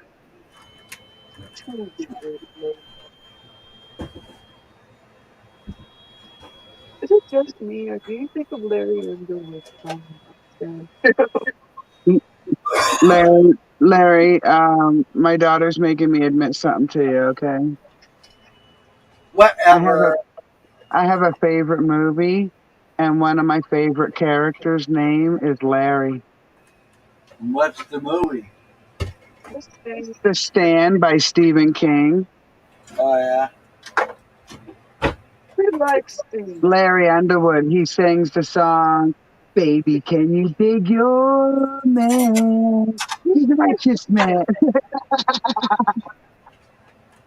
I think I'm gonna mute for a little bit. I'm getting my dishes ready to do, so you guys don't hear a bunch of clanging. Okie dokie. That just means we get to talk about whatever we want. But I'll be now. I'll be listening and of course monitoring like I always do, because you know I have these hard rules that you got to abide by. Watch out! Stay in line. What is wrong with you? I thought we were talking about Steve. No. Stephen King. Yeah, I am a big his books in my youth just took me to different worlds. Him, Anne Rice, Dean Koontz. There's a couple smaller, lesser known authors in there, but I want to buy and read all these books, but the last time I was really into reading is when we had a steady house to live in. So I'm waiting, but I got a whole list of stuff that I gotta buy because she talks about it all the time. I've read The Stand, and I've read parts. Did you read the uncut? Yes, it's the one Okay. I had. The big Just to make sure, yeah. I don't know why it was so little but so thick. Why did they do that? Was it paperback? Yeah. Yeah, that's why. Well, It's a traveling book. It's not a big, bulky hardcover. So a paperback is basically just a traveling book. It used to hurt my hands holding it open because it was so thick. No, I think he's doing his dishes real quick first. Yeah. I wish I could read, but that neck down, and I can't hold stuff up, like, you know what I'm saying? Hey, when I start reading the books, I'll record myself reading it and make an audio book for you. All right, so if I fall asleep listening to your audiobook and I talk in my sleep, something like, "Hey, shut up. Don't take it personally." You're gonna wake up like, why? Why is she talking to me right now? I don't understand. Oh, yeah, I was listening to a book. And if I go first, you're gonna value that. Don't talk about crap like that. I'll have to beat you up on live stream. Mom, that's not nice. Well, neither is what you said. Very, very stupid. Okay? Oh, I think if I talk about it more, then I'll feel less sad about the stuff that happened before.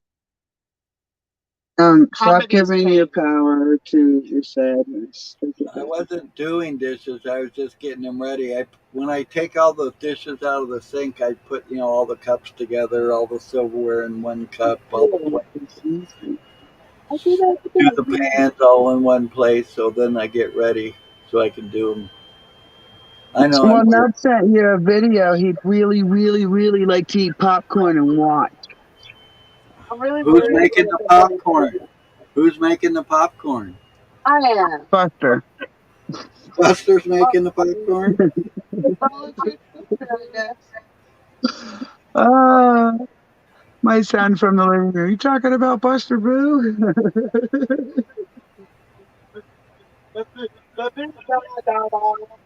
And now he's telling me that Buster Boo died, goofball. He doesn't handle death the way the rest of us do. So until he deals with it, we hear that statement over and over. Well, he was pretty sad the other day when he saw the Buster doctor. Was he? Yeah, and he's like, I miss Buster. Why do you want to die? It took all of my soul to not cry in the middle of Walmart. Oh my goodness. Oh, the world hurts.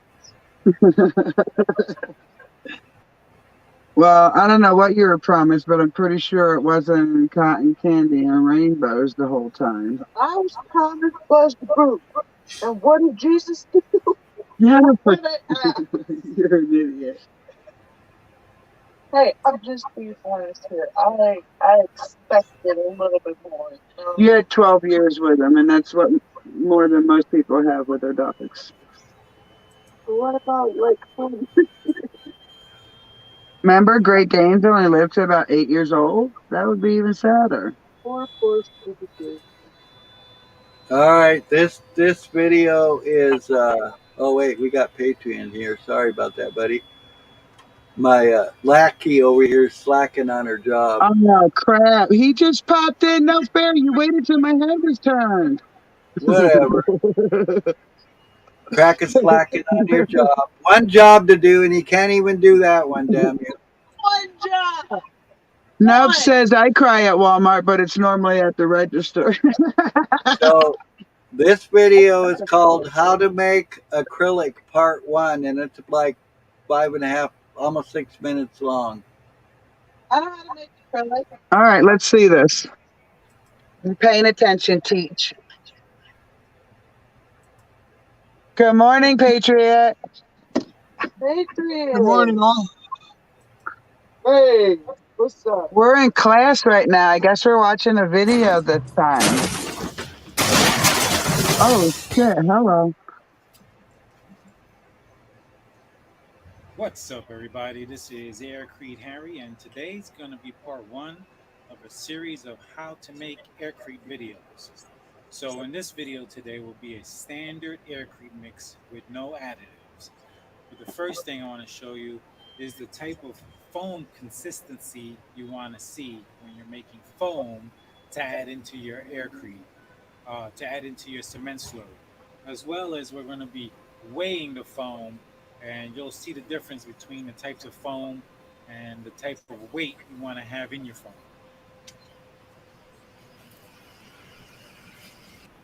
Okay, so the first thing you're going to need is your foam generator. So this is my Aircrete Harry foam generator. It's on Amazon. You can click on the description below and go to Aircrete Tools, where you can purchase one for yourself. So for this test, we're going to be adjusting the air valve here that controls how much air flows through the system.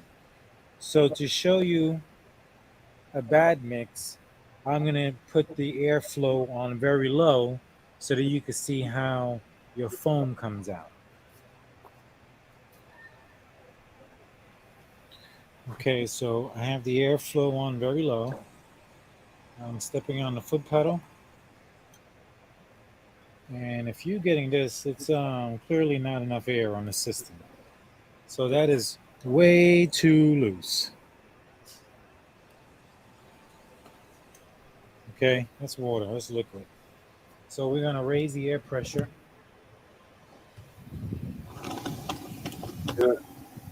Probably even hear it, got louder. So now we're getting a foam. This is a pretty good heavy foam. That's pretty good. I'm actually going to weigh that up and see how much that weighs.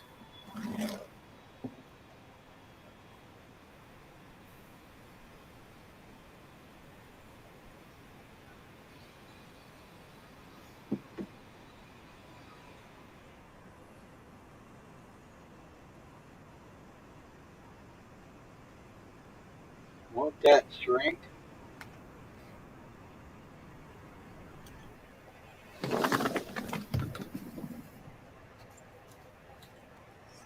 Top off. Okay. Swing over to the scale here. Um,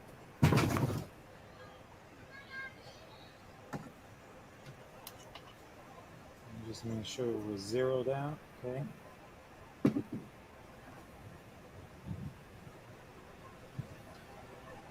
This is 3-pound density foam. I say 3-pound density because it's 3 pounds to a 5-gallon bucket. So if you have, just pulled it. Focus. So you can see here. Yeah, I'm pulling on it. It went back up. It's 2.9. That's actually the perfect consistency foam you want.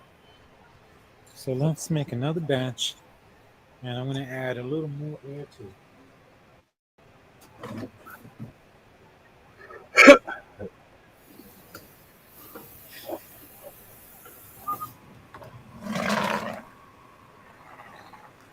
See how sticky it is now?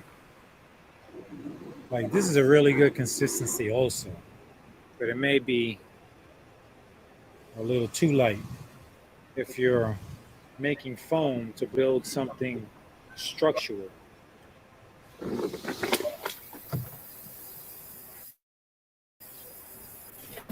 Making that foam. Swing over. For what? Yeah, that's 2.1 pounds. So, and if you look at the valve here on my machine, it's actually set to here. So this was a 2 pounds of foam to a 5-gallon bucket. Before I was here, more of a closed position, and I got a 3 pounds of foam to a 5-gallon bucket. So that's actually where you want to be, in that range. Again, your compressor may be different than mine, so you're going to have to check and see where it is on your valve, what position you need to be in. But weighing it is how you find that out. So we're going to go with the 3 pound for a 5-gallon bucket consistency. So next, we're going to make some aircrete. At Aspen Dental, new patients without insurance get a free complete exam and x-rays and 20% off treatment plans.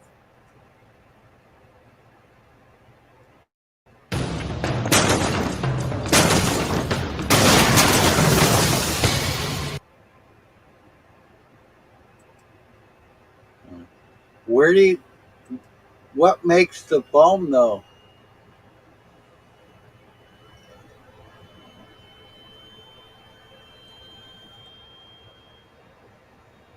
I think he's using some kind of a concrete mix. I'm wondering what kind of soap or what kind of chemical mixture is what is used. That's what I'm saying. I'm wondering what the foam that he's putting in that bucket. How do you produce that foam? What ingredients do you need to produce what he was making? Right.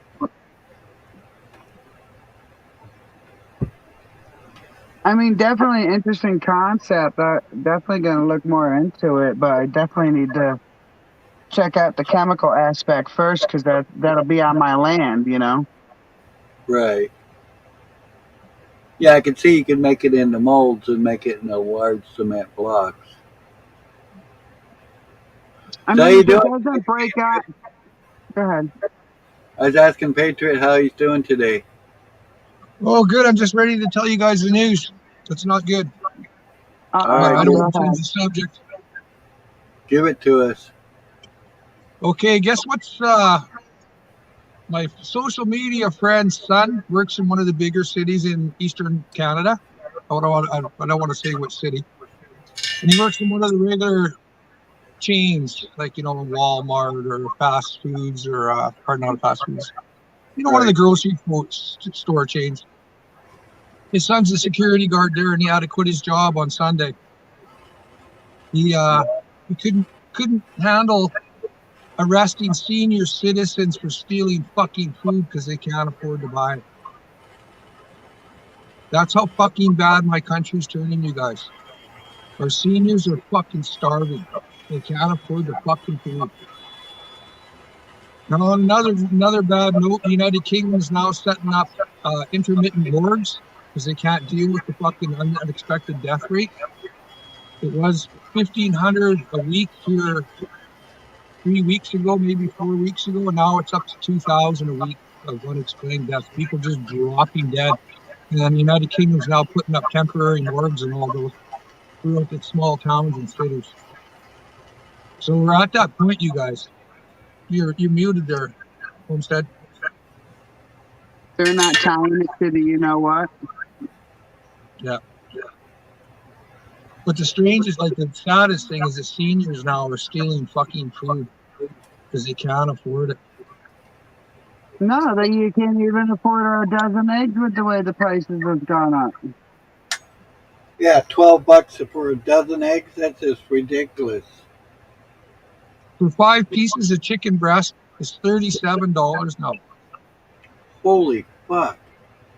5 pieces of chicken breast is $37. I buy animal feed and maybe not in bulk, but I just can't see where any of those prices went up high enough to justify this. Yeah, that's the corporations. It's not going back to the farmers, right? We already know this. It's the grocery chains, and after it leaves the farmer, there's, like in Canada, we have a carbon tax, which is a tax on the tax. And just for the trucker to drive that cow to the slaughterhouse, it's increased for him. And he has to recoup that loss somehow, so it gets passed down to the consumer. And then when that slaughterhouse is in processing, it takes energy, right? So they got this carbon tax put on them. So they have to put that back, pass that expense down to the consumer. And the sad thing is that on April 1st, April Fools, we get hit with another carbon tax, and it's increasing by threefold. So Holy So shit! everybody really else in the fucking world bad is state. paying for the ignorance of a corporation. I mean, to run a business, you're supposed to pay all the cost of running that business. And then that is supposed to be divided, and that's supposed to dictate what the prices are. But if they're passing on something like the carbon tax and raising prices in that instant, then that's not what they're doing. I mean, when they raised the gas prices a few years ago, and in the same breath said that they had record profits for that quarter, I'm looking at the TV like, you can't even see you're talking out of both sides of your mouth. The Prime Minister of Japan came to Canada, where he contacted our Prime Minister to see if Canada would sell Japan some natural gas. Because we are the third largest oil reserve and hydrocarbon reserve in the world. And our Prime Minister said, go kick rocks. Holy fuck. 300,000 farm employees are about to be laid off this year. This was announced here like 4 days ago. So there's going to be 300,000 less farm workers. Why? Because of this nitrogen. They don't want people using fertilizer, right? They want it to reduce by 30%. Well, that's so firing 30%. the workers are going to prevent them from throwing fertilizer on their grass? That's hysterical. Well, the farmers ain't going to be able to afford, because they're going to have 30% less fertilizer. There's a lot of seed that's not growing, right? So that profit to go pay for the workers is now evaporated. So there's no extra I mean, seed I being blown watch off the them soil. spread. I watch them spread fertilizer, and there's only one, maybe two people ever involved. The person filling the truck and the guy driving the truck. So they may be throwing that logic out. I'm going to throw it back and say that's not what you're saying. Is not adding up.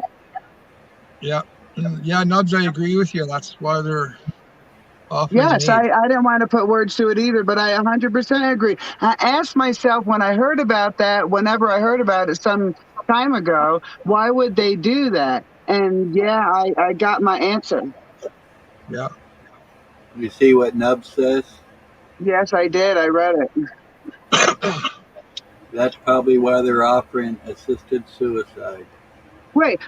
So here's that. Okay, so they have controlled the narrative for centuries. Don't you take your life. You're gonna go to hell. You're gonna go to hell. Don't do it. And now they're like, here's a sign-up sheet. What the hell?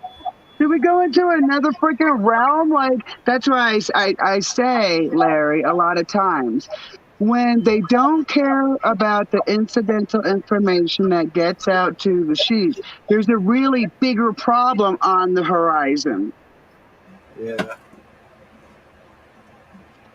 Well, when these people like some of the theories here from a doctor from a couple years ago, right before they started mandating the jibber jabber, he warned that this could be the end of the human race.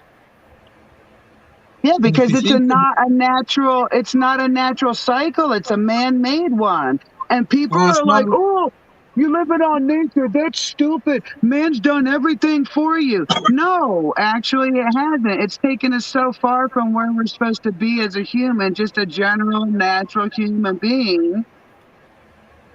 Yeah, I almost feel like an annihilation would be the only way for humans to try to go back to any natural sense of things. Well, I don't know if you guys know the Georgia Guidestones, but it said there they want to reduce the Earth's population considerably, right? And then suddenly that fucking Guidestone got blown up, and then fucking all of a sudden we're experiencing unexpected deaths. So my point being is passed to give you permission to do something they swore against for centuries and centuries and centuries, not just a couple years, not a couple months, centuries. Don't kill yourself. Yeah. You know, and one of the, I believe in our Creator, and one of the best ways to smite God is to harm the children. And the kids that have got the jibber jabber now are dropping like flies. They're coming up. There's a young girl in New Brunswick now. I think she's only 17 or 18. She took 2 shots, and she's paralyzed now. And the doctors won't admit that it was the jibber jabber. Eh? So she's asking. They won't admit it, money, but. so Sorry, she's asking. She's begging for dollars so she can get some physiotherapy. Strange thing is her landlord kicked her out because she's not employed anymore. And now she has to move, and she's paralyzed. How the fuck is she going to move this stuff when she's paralyzed? Right? And social assistance in our country is probably just as bad as yours, if not worse. And they won't help her. deny you. Absolutely. Yeah. So she's only like 17 or 18. She's a young lady. Poor girl. You know, it's just nonstop. The rest of her life. Yeah, it's not looking good. That's how I was going to say about this. You know, if these people start dying, I've said it once before, you know, there's less people maintaining our water factors to keep clean drinking water. There's less people working at the nuclear power plants or the coal power plants to give us power generation. At the fuel plants and natural gas plants, a lot of these people were coerced or had coercion imposed upon them. They get the jibber jabber. Well, if they start dropping like flies, the whole chain is going to break. Yep. You know? That's what I was saying to some people. Like a lot of times, guys, I have unpopular opinions, okay? So, and I don't really talk about the fluff surrounding these opinions. But in my mind, when it doesn't matter the makeup of the people I'm talking about, but when they start attacking their own, you know what I'm saying? When their goal as a person is so important that everyone else can fall away and they'd be happy. Like, that is some scary shit. Yeah, it is. You remember what Benjamin Franklin said about that? If you want to get some security and withdraw your liberty, you're going to get neither, right? Just to Yeah. get security. And that's what we did, right? You know, everybody was so worried about it. And it just gets stranger. A good friend of mine, she's her friend, she's a little bit older than me. She's in her 70s. And her friend's he had some health problems there about a year ago, maybe less. And they put him in a hospital. And they were giving him drugs and putting the breathing machine on him, but he didn't need it. And when you put that breathing machine on somebody that doesn't need it, it ends up killing them, eh? Because it's working against their lungs, the natural rhythm of their lungs. So she had to fight tooth and nail to get him off that breathing machine, fight tooth and nail to get him off the medication, because they were worried he was going to cough. And then if he coughed, he could have some kind of arrest. He has no jibber jabber. And he's just got some health problems. Well, they were trying to kill this guy. They, during one of the interviews, or I wouldn't say interviews, but discussions, when she was having a discussion with the doctor, he mentioned useless eater. What? I kid you not. The doctor mentioned to my friend that her friend, who she has power of attorney over, he's got no family.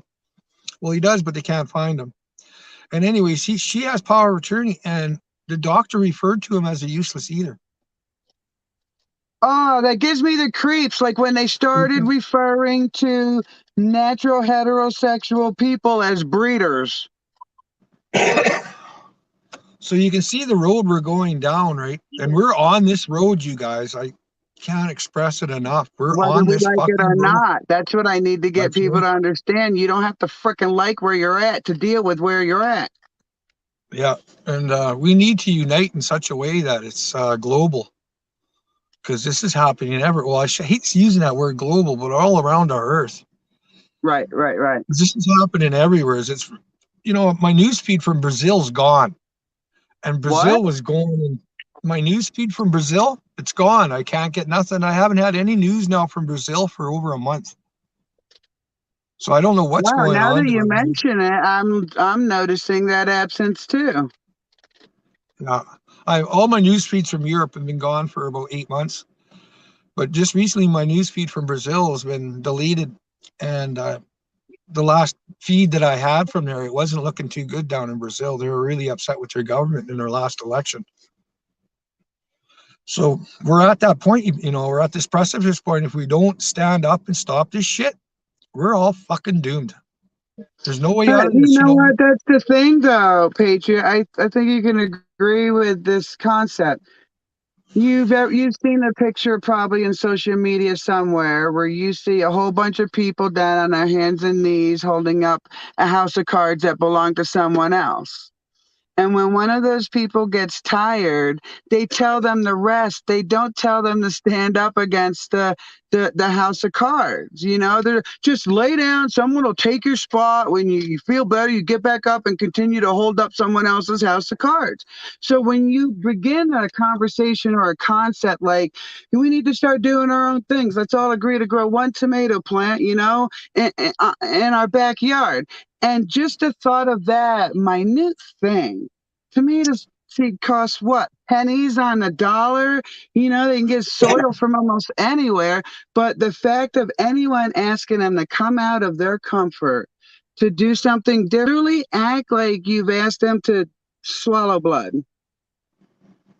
Yeah, well, they're going to have to step out of that comfort zone, because look where the consequences are. Huge. Huge. Like I was hoping to have my animals to get to be at least adult before I slaughter them, but the way the world is working, I may have to redefine my timeline. Yeah, Davos or Klaus Schwab said that there could be like the same kind of. He was hinting that there's going to be an energy shut off, like they're going to flick the switch to shut off people's energy. I did catch that, yes. And he said the same thing about fucking the pandemic that we're having right now. I don't know if you guys know, but there was a show called Agenda 201. and Yep. it was put out right before the pandemic. No, it How wasn't it 301, no, it's 201, something Agenda 201. 201 or yeah, but it was a movie that would show what would happen to the world economics and the trades and shipping and everything, energy policies, if there was a global pandemic. Keep saying that word, a worldwide pandemic, and fuck, not even 2 months later, fucking they announced Yeah. fucking COVID-19 SARS-2-19. And that was put out by the Gates Foundation. Yeah, it goes deep. That shit. People started doing some research, and yeah, it goes way back. Back to I Obama. mean, no doubt. Listen, I live on land that was once the military base next to us tried to acquire it by eminent domain. And the residents here, this is before I moved here, the residents fought and fought hard. And they won, excuse me, they won their case in court. And the military could not get this land. Well, now when new residents move in here, they'll get flyovers, flybys, almost like a harassment type behavior. And as I'm explaining to someone who's across the street, across the highway, she don't live in my area, she's like, "Oh, they're not going to do that." And I'm like, what kind of person are you that you believe in a world where people don't hold grudges, where people don't make you pay for winning your case? I'm like, you live in some fantasy land. I don't know if you've lived a privileged life, but welcome to the world. Yeah, people do punish each other for not getting their own way. Yeah, they're doing some nefarious shit, like coyotes in the dark. Did you ever watch that Canadian rancher? You ever see that guy? He's older than me. He wears a cowboy hat. He's got a pet deer, pet whitetail deer that he feeds. I've run across that guy. You should watch and see what he's saying. Try to subscribe and listen to what that gentleman's saying, because we're coming to that point, eh? Like, I can't express this enough. If we don't do something, we're fucked. And it's not just here in Canada, because it's not too good south of the border of Canada right now. Last time I checked, there's still homeless veterans and homeless people, and your dollar. They just said you guys can't print no more fucking money at the House of Representatives. You're at bankruptcy point again, right? You're printing too much fucking money. And I don't remember ever giving the government any kind of permission to spend my money like that. So, Well, they don't need your permission, right? Well, that's my point, is these sheep people really think that going to vote is giving them permission to do these things. And you're just you're a part of the puppets when you go do that stuff. There's a giant puppeteer just, making all these things happen. Like, not really, like it definitely goes through different motions behind the scenes, but you know what I'm saying, Yeah, well, we've got the same problem in Canada as you guys got in the States and everywhere. The left and right wing, right? You got the left wing, the Democrats in the States, and you got the right wing as the Republicans, right? Or their wings are the same fucking bird. Yes. Right? Yeah. And we got the same problem in Canada, right? We've been voting conservative liberal since the foundation of this country. And it's gotten nowheres, right? These people keep getting paid off by the international banking cartel and all over, not just in the United States and Canada, everywhere's, right? There was a really good movie, if you guys want to watch it. It's called The Confessions of an Economic Hitman. And it's this guy that was employed by the CIA in the 70s, 80s, and 90s. And he fucking finally spilled the beans about what was going on. And we don't have capitalism anymore. We have corporatism. And these corporatisms, this corporations, pardon me, they're pretty good at fucking doing what they want, because they can keep paying people off and politicians off. I just want to interject with this. Before the 1400s, the system was mainly in the European area, and then it was brought here. And I say that because we really need to open our eyes that this system we're under is no different than the European system they have, across the pond before those years. And To me, to play in this system is like to play in water you know has already been shit in. Yeah, it's an economic cycle, eh? I can't remember that there was a really good short documentary, and it shows how the cycles work. And it started like he started with the Dutch way back in the 1500s, and they were an economic powerhouse, but they were getting funding by the international banking cartel. And then when it come time that their credit was gone, the prime minister ended up getting his testicles cut off and shoved in his mouth because he wanted to pay the debt off. But the banking cartel put these spies out there promoting that we should just go deeper in debt. And then what happened to the Dutch? They collapsed, right? And I said the story before. The English came over and paid these Dutch engineers to design these really wicked battleships, like HMS Victory and the ones that we see in the old tales. But they were made in England where the labor was cheap and the wood was cheap. And then what happened to the Dutch? Well, they went into bankruptcy, right? And then the British Empire became, because they started getting money for the funding from the international banking cartel. And then this happened to the French. And the same cycle. Then the Spaniards did the same cycle when Christopher Columbus here came to North America. And he wasn't even the first, for freak's sakes. They say the Vikings were in Western Canada, Newfoundland.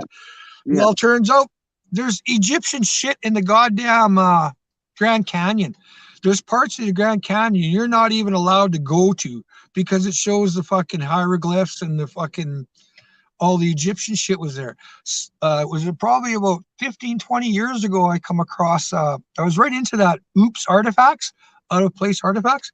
In south of Winnipeg, they found an abandoned shallow copper mine and there was a fucking copper Roman coin there.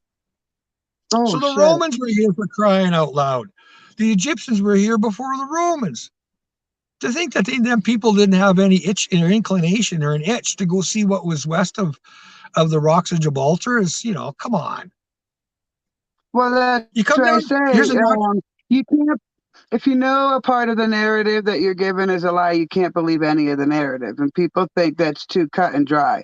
But the fact of the matter is, if they're going to manipulate one part of the story, they're going to manipulate it all. They want us to believe a certain thing, and that's what they're going to tell us. And if you step out that box, like one day on a live, someone was talking about the different religions and stuff. And I was like, well, let's talk about the indigenous. Silence. Let's talk about the hieroglyphs we can find all over the world. Silence. And it's almost like they're designed to be silent when certain words that, touch on certain subjects are said. And we're talking about talking to smart people. And it blows my mind when smart people cannot have these conversations. That's like with Books was on, and we were talking on his channel about the giants and the evidence that they found. You're just a smart guy, but he's convinced himself that it's all bullshit. But I don't know. That's why I'm still open up. But I kind of believe that the story of Goliath, and David was true. Right, because they have found some artifacts, out of place artifacts with huge leg bones and femurs, and well, that's just not random. Right. The first Julius Caesar, because I like history, and some stuff sticks in this old cobweb-filled brain of mine. But I remember reading about the Romans and the first Julius Caesar. This storybooks now, or his storybooks, tell us that it was about 74 BC when the Roman Empire started. I read books that said that the Roman Empire started at 740 BC. And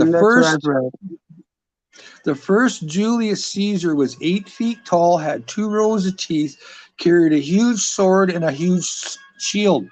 How could somebody at my stature, say 5'10" to 6 feet, could beat this guy in battle? Because remember, a long time ago, to become a king, you had to scrap. And if you could take that guy's position, you became the leader of the group. Yeah. Well, that's how this guy, the first Julius Caesar, was 8 feet tall, had a friggin' sword that was 10 feet long, a shield that was probably 7 or 8 feet, right? How do you beat this guy? Right? By making it a fable. Well, yeah, and, you know, changing his story. So Yeah. I mean, I'm sure he's beatable, no doubt. I've conquered some, yeah, oh yeah, yeah. Well, David beat Goliath, right? It hard just took things. some technology that probably wasn't around, or nobody thought or you got to remember, David got his strength from our Creator, right? Right. And prior to that, you know, there was not too many people asking our Creator for strength and guidance, right? Right. Because when you're that size, and you know what I'm saying, and you work it, you feel invincible, like you don't need help. Yeah. Well, look at the story of Samson.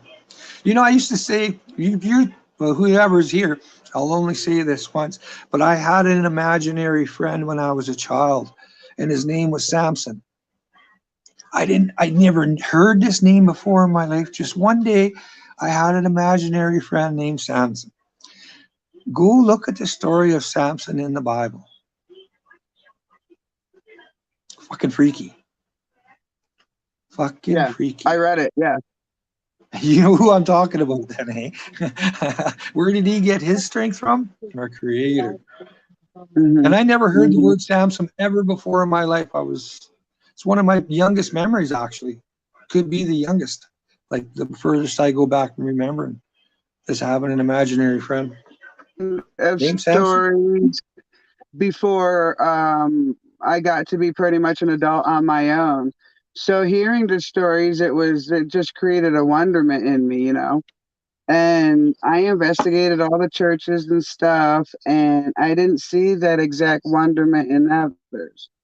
So, you know, after reading the Bible and seeing the different types of Bible, I started investigating to see what would the original book say, you know, at page 20, you know, paragraph 30, what would be the words instead of it being so translated over and over and over again.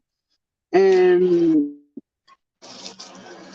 I didn't lose the wonderment of the stories, but I sure lost the trust in the book with as many times as it's been manipulated through the kings. It's always manipulated for the benefit of the king, for more control over its citizens, for lack of another way of saying it. So basically, Remember I the live my story? life by faith because it's hard to trust something that's been rewritten so many times with a motive.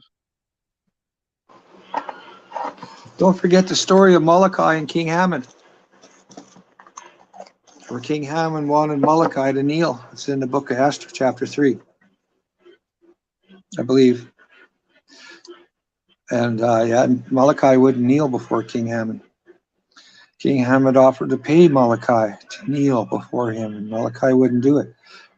And that's the same. When I heard this story from a preacher, I don't trust these preachers, first of all, but I did have some trust in this guy, and then it turns out he's not what he say he is. But anyways, he told the story of Molokai, and we're the ones that never took the jibby jabber are standing with Molokai. They're refusing to kneel before the king. So, But they're far and few between now, and I think that's what's disturbing to most of us is in recent years, in light of recent situations, we're realizing there's less and less Molokai and more sheep. yeah.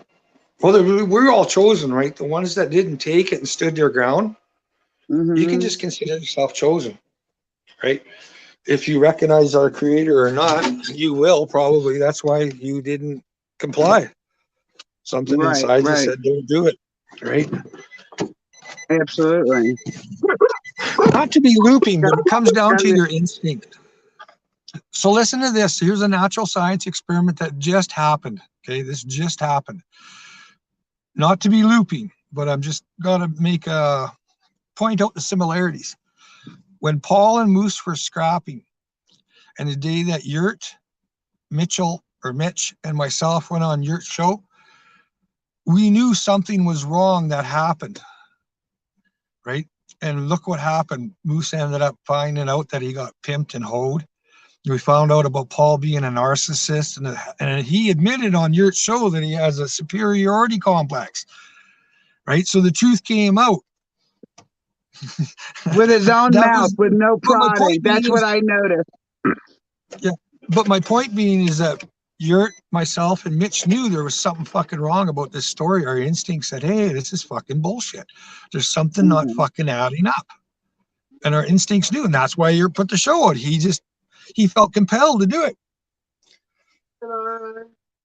Absolutely. And we should all, trust in our own instincts. But the problem with those who trust in their instincts know that the numbers are equal to those who would prefer not to do the work of having instincts and just science has got it all done for you.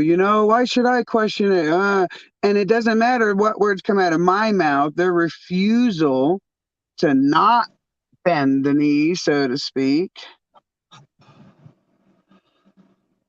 I mean, it's scary. The ones like, if we're chosen, we're chosen, right? I can't wait to ask. Hopefully, I can get a hold of Wizard somehow and ask him if we're misinterpreting the rapture. Right? Because as chosen ones, we didn't take it. We're still here. Are we misinterpreting the rapture? I mean, you almost have to, if you think about it, and I'm not trying to be accusatory of anybody in the world, no matter what their place is. If you think about it, you would have to give up that most important part of yourself to participate in the things people participate in. So I don't think it has to be a physical rapture like they do on the movies. You know what I'm saying? Yeah, well, I think that there's truth in the movies and lies on the news. What if they're telling us, giving us misinformation in the movies about this rapture? No doubt. I mean, to me, that's no doubt. It's just putting your finger on the exact misinformation. That's one of the most difficult things to do, because so many rumors and stories, and I have proof here or I have proof there. It's so hard to discern, the granular truth that you're meant to find amongst this whole entire situation. It's like sifting through salt for the one piece of sugar. Yeah, some strange times we're going to be seeing here. Yeah, I don't know if it happened yet. Nubs. Looking at Nubs' comments, or I don't know. Because if we did, how come we're still here? Like, I'm not saying I'm a perfect Christian or I'm a sinner, right? I admit that every day. But, and I try to be better at myself. And that's why I come to these programs like this, I don't want to ignore reality anymore. We're coming. It's at that precipice point, you guys. How can I? Man, how much more fucking shit has to happen? Well, I think this is what we're supposed to do, because I was talking to Voynich the other day, and I just had an idea, a way of saying something I've always wanted to say pop into my brain, so I said it. And he was kind of like, wow, it's going to take a minute to dissect that. And I'm like, yeah, see, that's why I don't talk a lot, so many people get their feathers ruffled, not because of what I say, but how I say it. Just matter of fact, who I am, And boy's like, well, what have you been doing if you haven't been saying it to people? And I'm like, I keep that shit to myself, man. There are some people who just cannot hear certain things, and that's what I think about sheep. As loud as we are, we could scream it, we could billboard it, we could paint it on the outside of their house. But if they are not ready to accept that notion, there's nothing we can do. So I literally had to think of myself when I stopped talking to a lot of people. That was really more for me than anybody else. I'm not being antisocial, but the last. Nub says we're here because we have to be here. Yeah. The last month. Patriot, I want to hear your opinion. The last couple of months, I haven't been more antisocial than. I have been more antisocial than usual.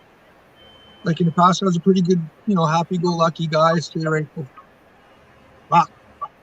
I'm not really associating with as many people as I used to. I still say, hey, good day, hi, whatnot. But I used to be more of a conversationalist. Now I just kind of keep to myself because these people, they just don't fucking understand. I keep thinking of that song, "The world is full of stupid people, so meet me at the mission at midnight if that seems fair." Well, fuck, is the world ever full of stupid fucking people? Yeah. Yeah. I can't argue with that. Like, fuck. And the ability to even attempt to do critical thinking. Well, the sheep just do as they're told, right? And they're on a call list now. Whoever's got that fucking jabber, their fucking days are numbered. Like, come on, how many more people got to die unexpectedly? Like, how much more evidence do we got to see? I hate to keep coming back to this. Fuck you guys, it's bad. Well, see, that's the thing. I think one of the saboteurs that was in the system that now has a microphone into YouTube. The bitterness that people who've been in the system that are finding out what the system is, and they're leaving the system. There are a lot of people leaving the system, not wanting to be doctors and nurses and, all the way to McDonald's clerks. We've seen them leave. So, but the backside of that is all these people are pissed off. Like, they are not going through the emotions. Like, as you and I, people like you and I have learned what we've learned, we've been able to process and go through the emotions little by little as we've learned them. And now we have a bunch of people that are like, holy effing shit, look at where we're at in society. I got to do something different. But they're doing that something different pissed off. So I think it hurts both sides because, I would think that would cause like a little PTSD when you find out what you've been living under for so long is not really an umbrella, but just a boulder waiting to hit you in the head. So how do we deal with those people? Because those type of people really are difficult to talk to. I've met quite a few. Know, but you don't have to. And you know what? You can't convince a fool that he's been fooled. True, but when you find them within the room. Well, I haven't yet. I haven't. Yeah, I'm only talking about my own mental process. Like I said, the world's full of stupid people. You can't convince somebody they've been fooled, right? If they've been fooled, that's it.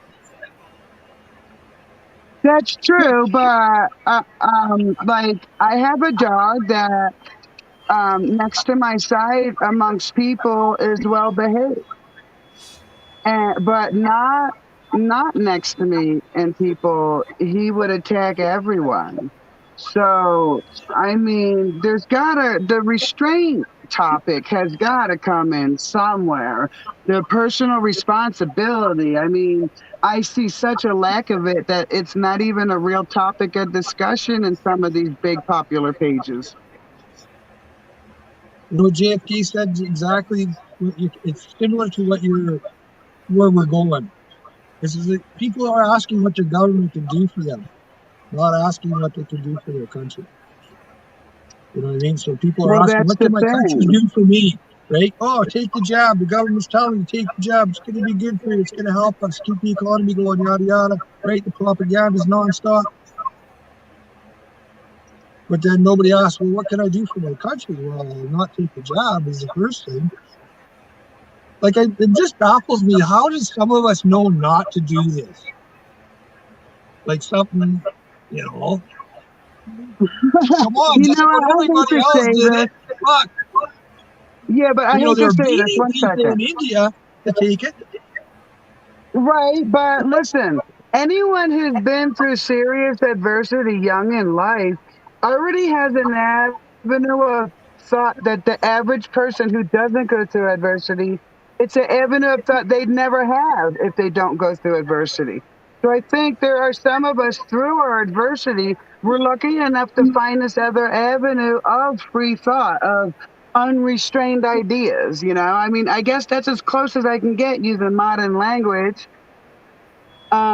to see what makes us different. Yeah, like Nubs just said, I think from the beginning it's whether you apply it much like wisdom and knowledge. That's my point.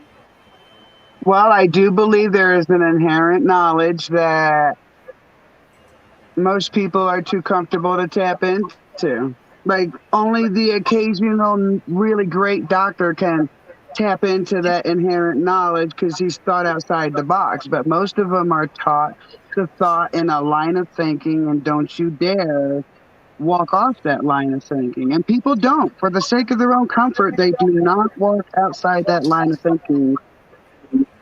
You know what I mean? I keep thinking of that.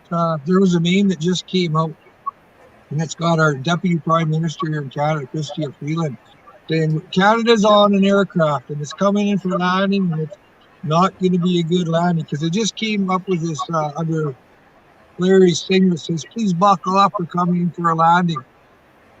Well, this East Coast Canadian, you guys should really subscribe to his channel. Because we got a weird sense of humor up here in Canada. And anyways, he made this meme where it shows that plane from that show, Denzel Washington is a pilot, remember? And he flies the plane upside down. Well, that's he gets this clip. Well, here's Canada coming in for a landing. Fucking down. Oh my God. That is funny. That's exactly what she just tried going to our Senate and asking for $2 billion fucking dollars to invest in a company that doesn't even fucking exist. I kid you not. That's how bad it is. They're so fucking corrupt, and it's no fucking better than the United States of America, the corporation no one has. You guys fucking are broke. You printed too much fucking money, and look what's happening. Fuck. And it's all globally. Like, this shit's all designed for it to fail now. We're at this precipice point, you guys. We're at that point where if we don't do something, change our ways, fuck, they're going to get their way. It's already too late. I think that's why they don't care if we see. Don't say it's too late because you already called yourself. I mean en masse. Listen, I mean, we can't listen to those guys, though. We already know. It's not too late for me. It's not too late for me or you or individuals to do something about our own lives. But when it comes to this scam, there's no better way to put it, of this, all these countries working together and being the whole world blah, fucking blah, blah, blah. It might be too late for that. Maybe not individuals, but en masse, these people have led us down a road where we don't even know where we're going to wind up. Homestead, I got to correct you on something. It's going to affect us all. There's no fucking pussyfooting around this, man. If you think that anybody, we're all going to be affected by this. There's no way out of this rabbit hole. I understand that. You know, like we could be the best prepper and living in a fucking goddamn bug out center and 50 feet under the ground. Fuck, when you come out of that hole, it's not going to be the same place. It's already not the same place. It's all effed up everywhere.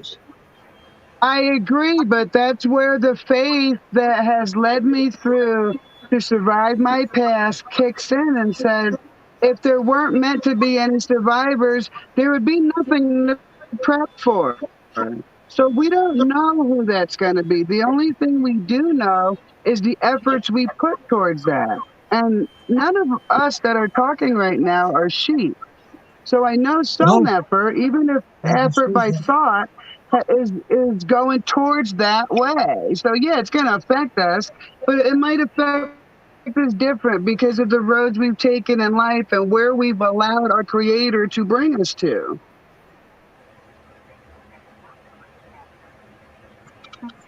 I don't think it's going to work out as rosy as we think if we don't do something about it. Well, I've already done something about my life. Yeah, but like I say, this is going to affect you, Homestead. There's going to be no way out of this for everybody. But differently, because I've made my choices. You're going to freeze to death, Homestead. You're going to only be able to plant so much food, right? Pretty soon they can come with drones and just drop something on you or poison your crops. Yeah, but all that's beyond my control. You'll know that's my point. That is my Yeah, well, point. what is it Everybody's within going my to be affected by this. listen, There's no way Patriot, out of this rabbit Patriot. hole. I'm not going to allow you to discount certain things about me, okay? So, number one, we all have choices in life. I could have chosen to stay in New York in the big bad, concrete jungle, had everything I wanted at the tip of my damn fingers, but I knew something was wrong. So, I took moves to go down a path.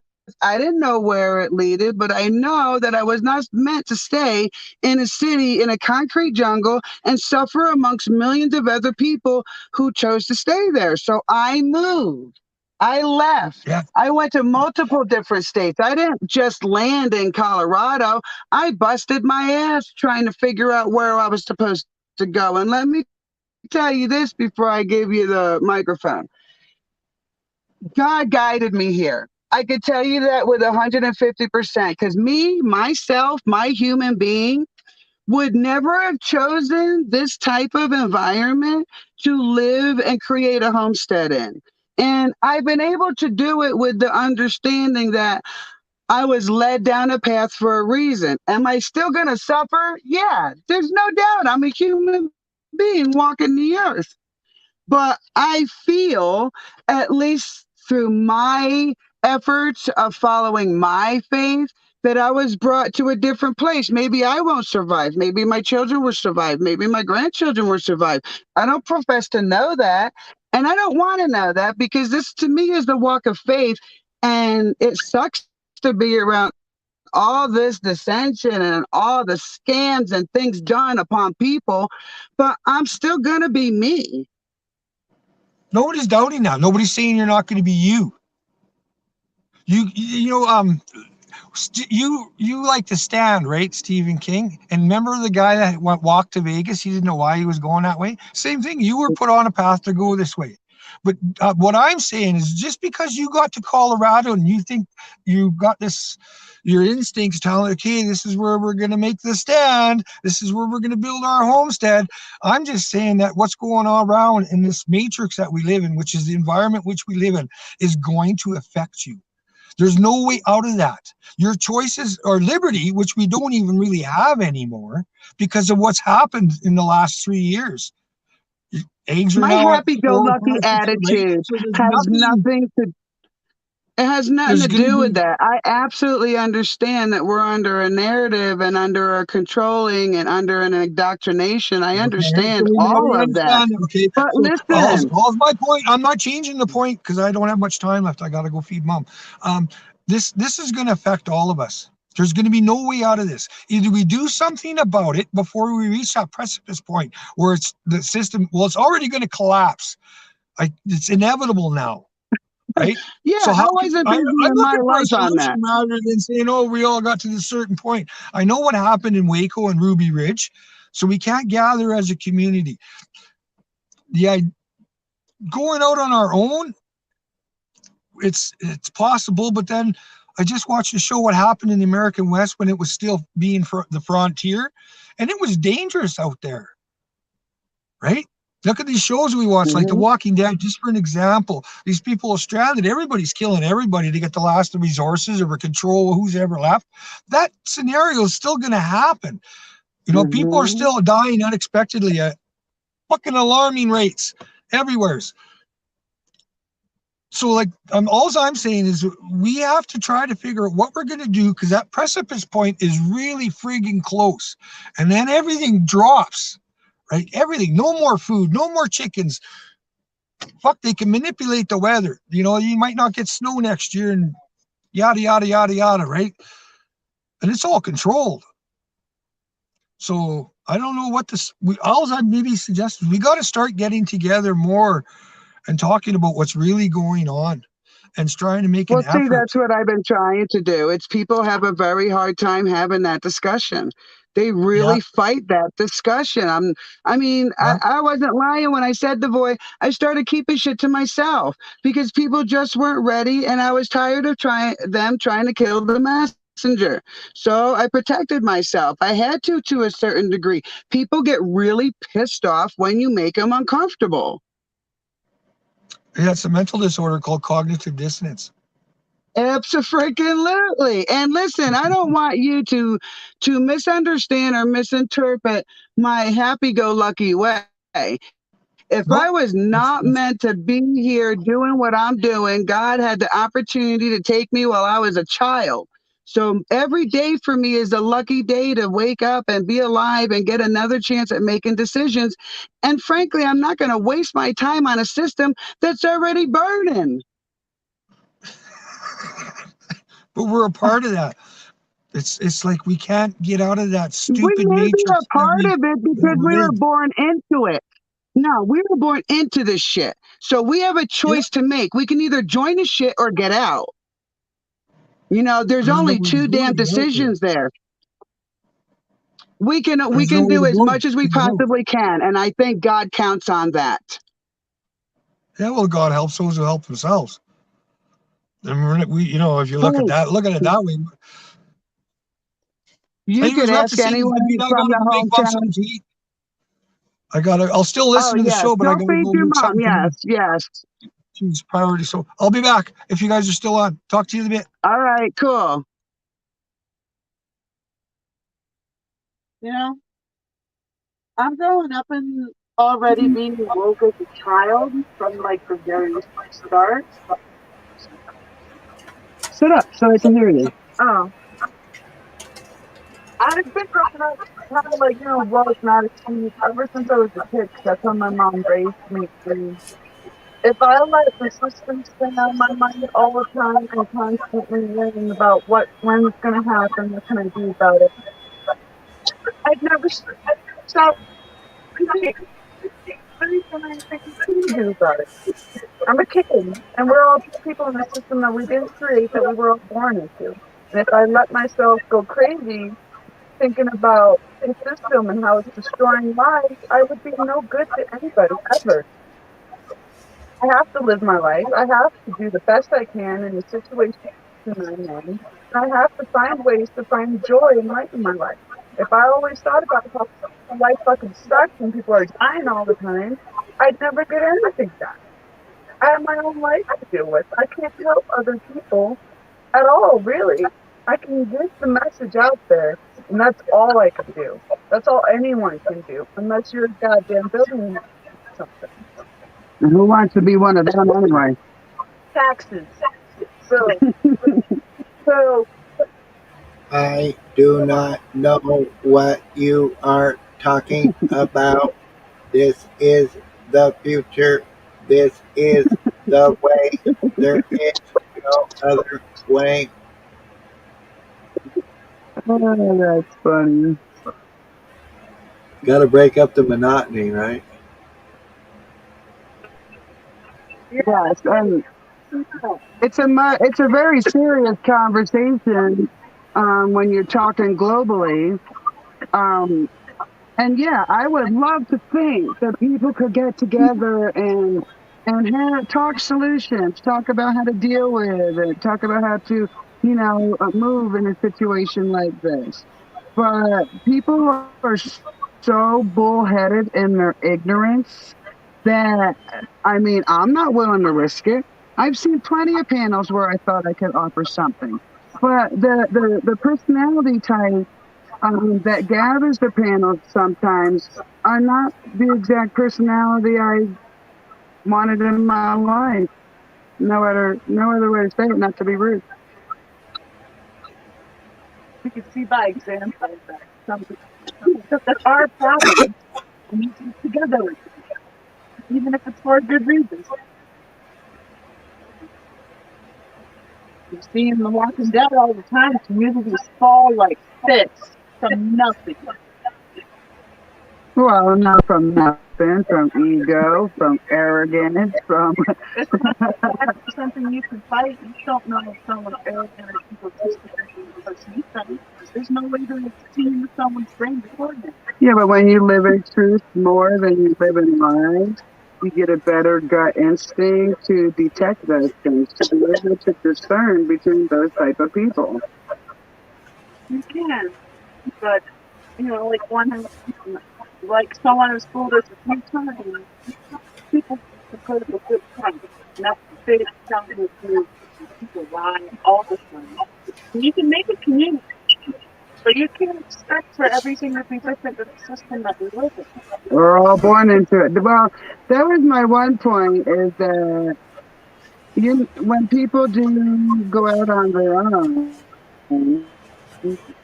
they maintain a thought process that they maintained while they're working in another system.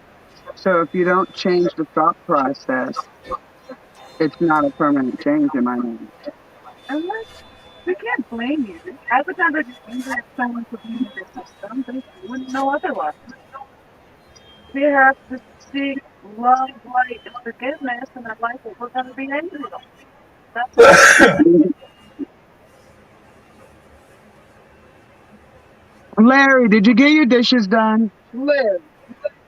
Yeah, I did. Nice. All but 2 pans, they need some soaking. Very cool. It's not snowing here anymore. Still wait. Yeah. It's just beautiful out. If as long as you don't speak that 4-letter word, dirty word language that starts with an R, I'm cool.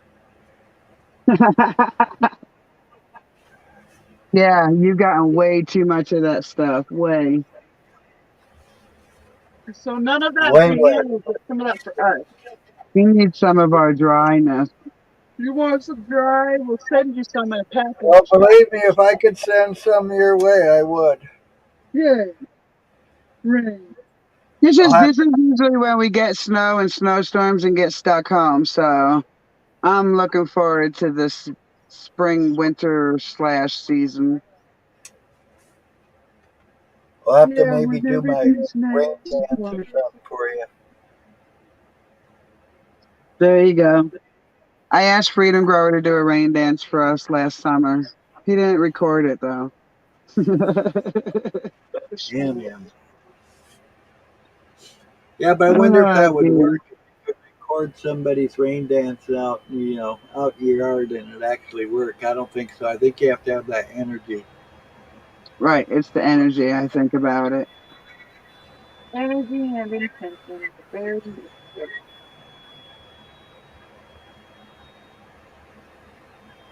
And you got good news. You can't dance, the rain ain't coming for you. The lightning will. If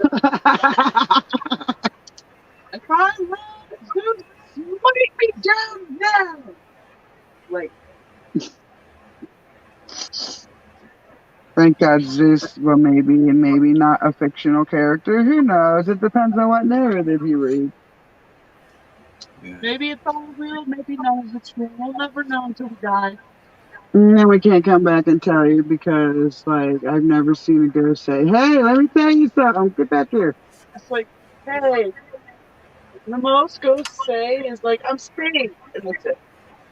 Don't worry about me. I love where I am. Fuck you people on Earth. Or they're angry ghosts. There's no in between. Hi, God. How you doing? Right, Daisy? Put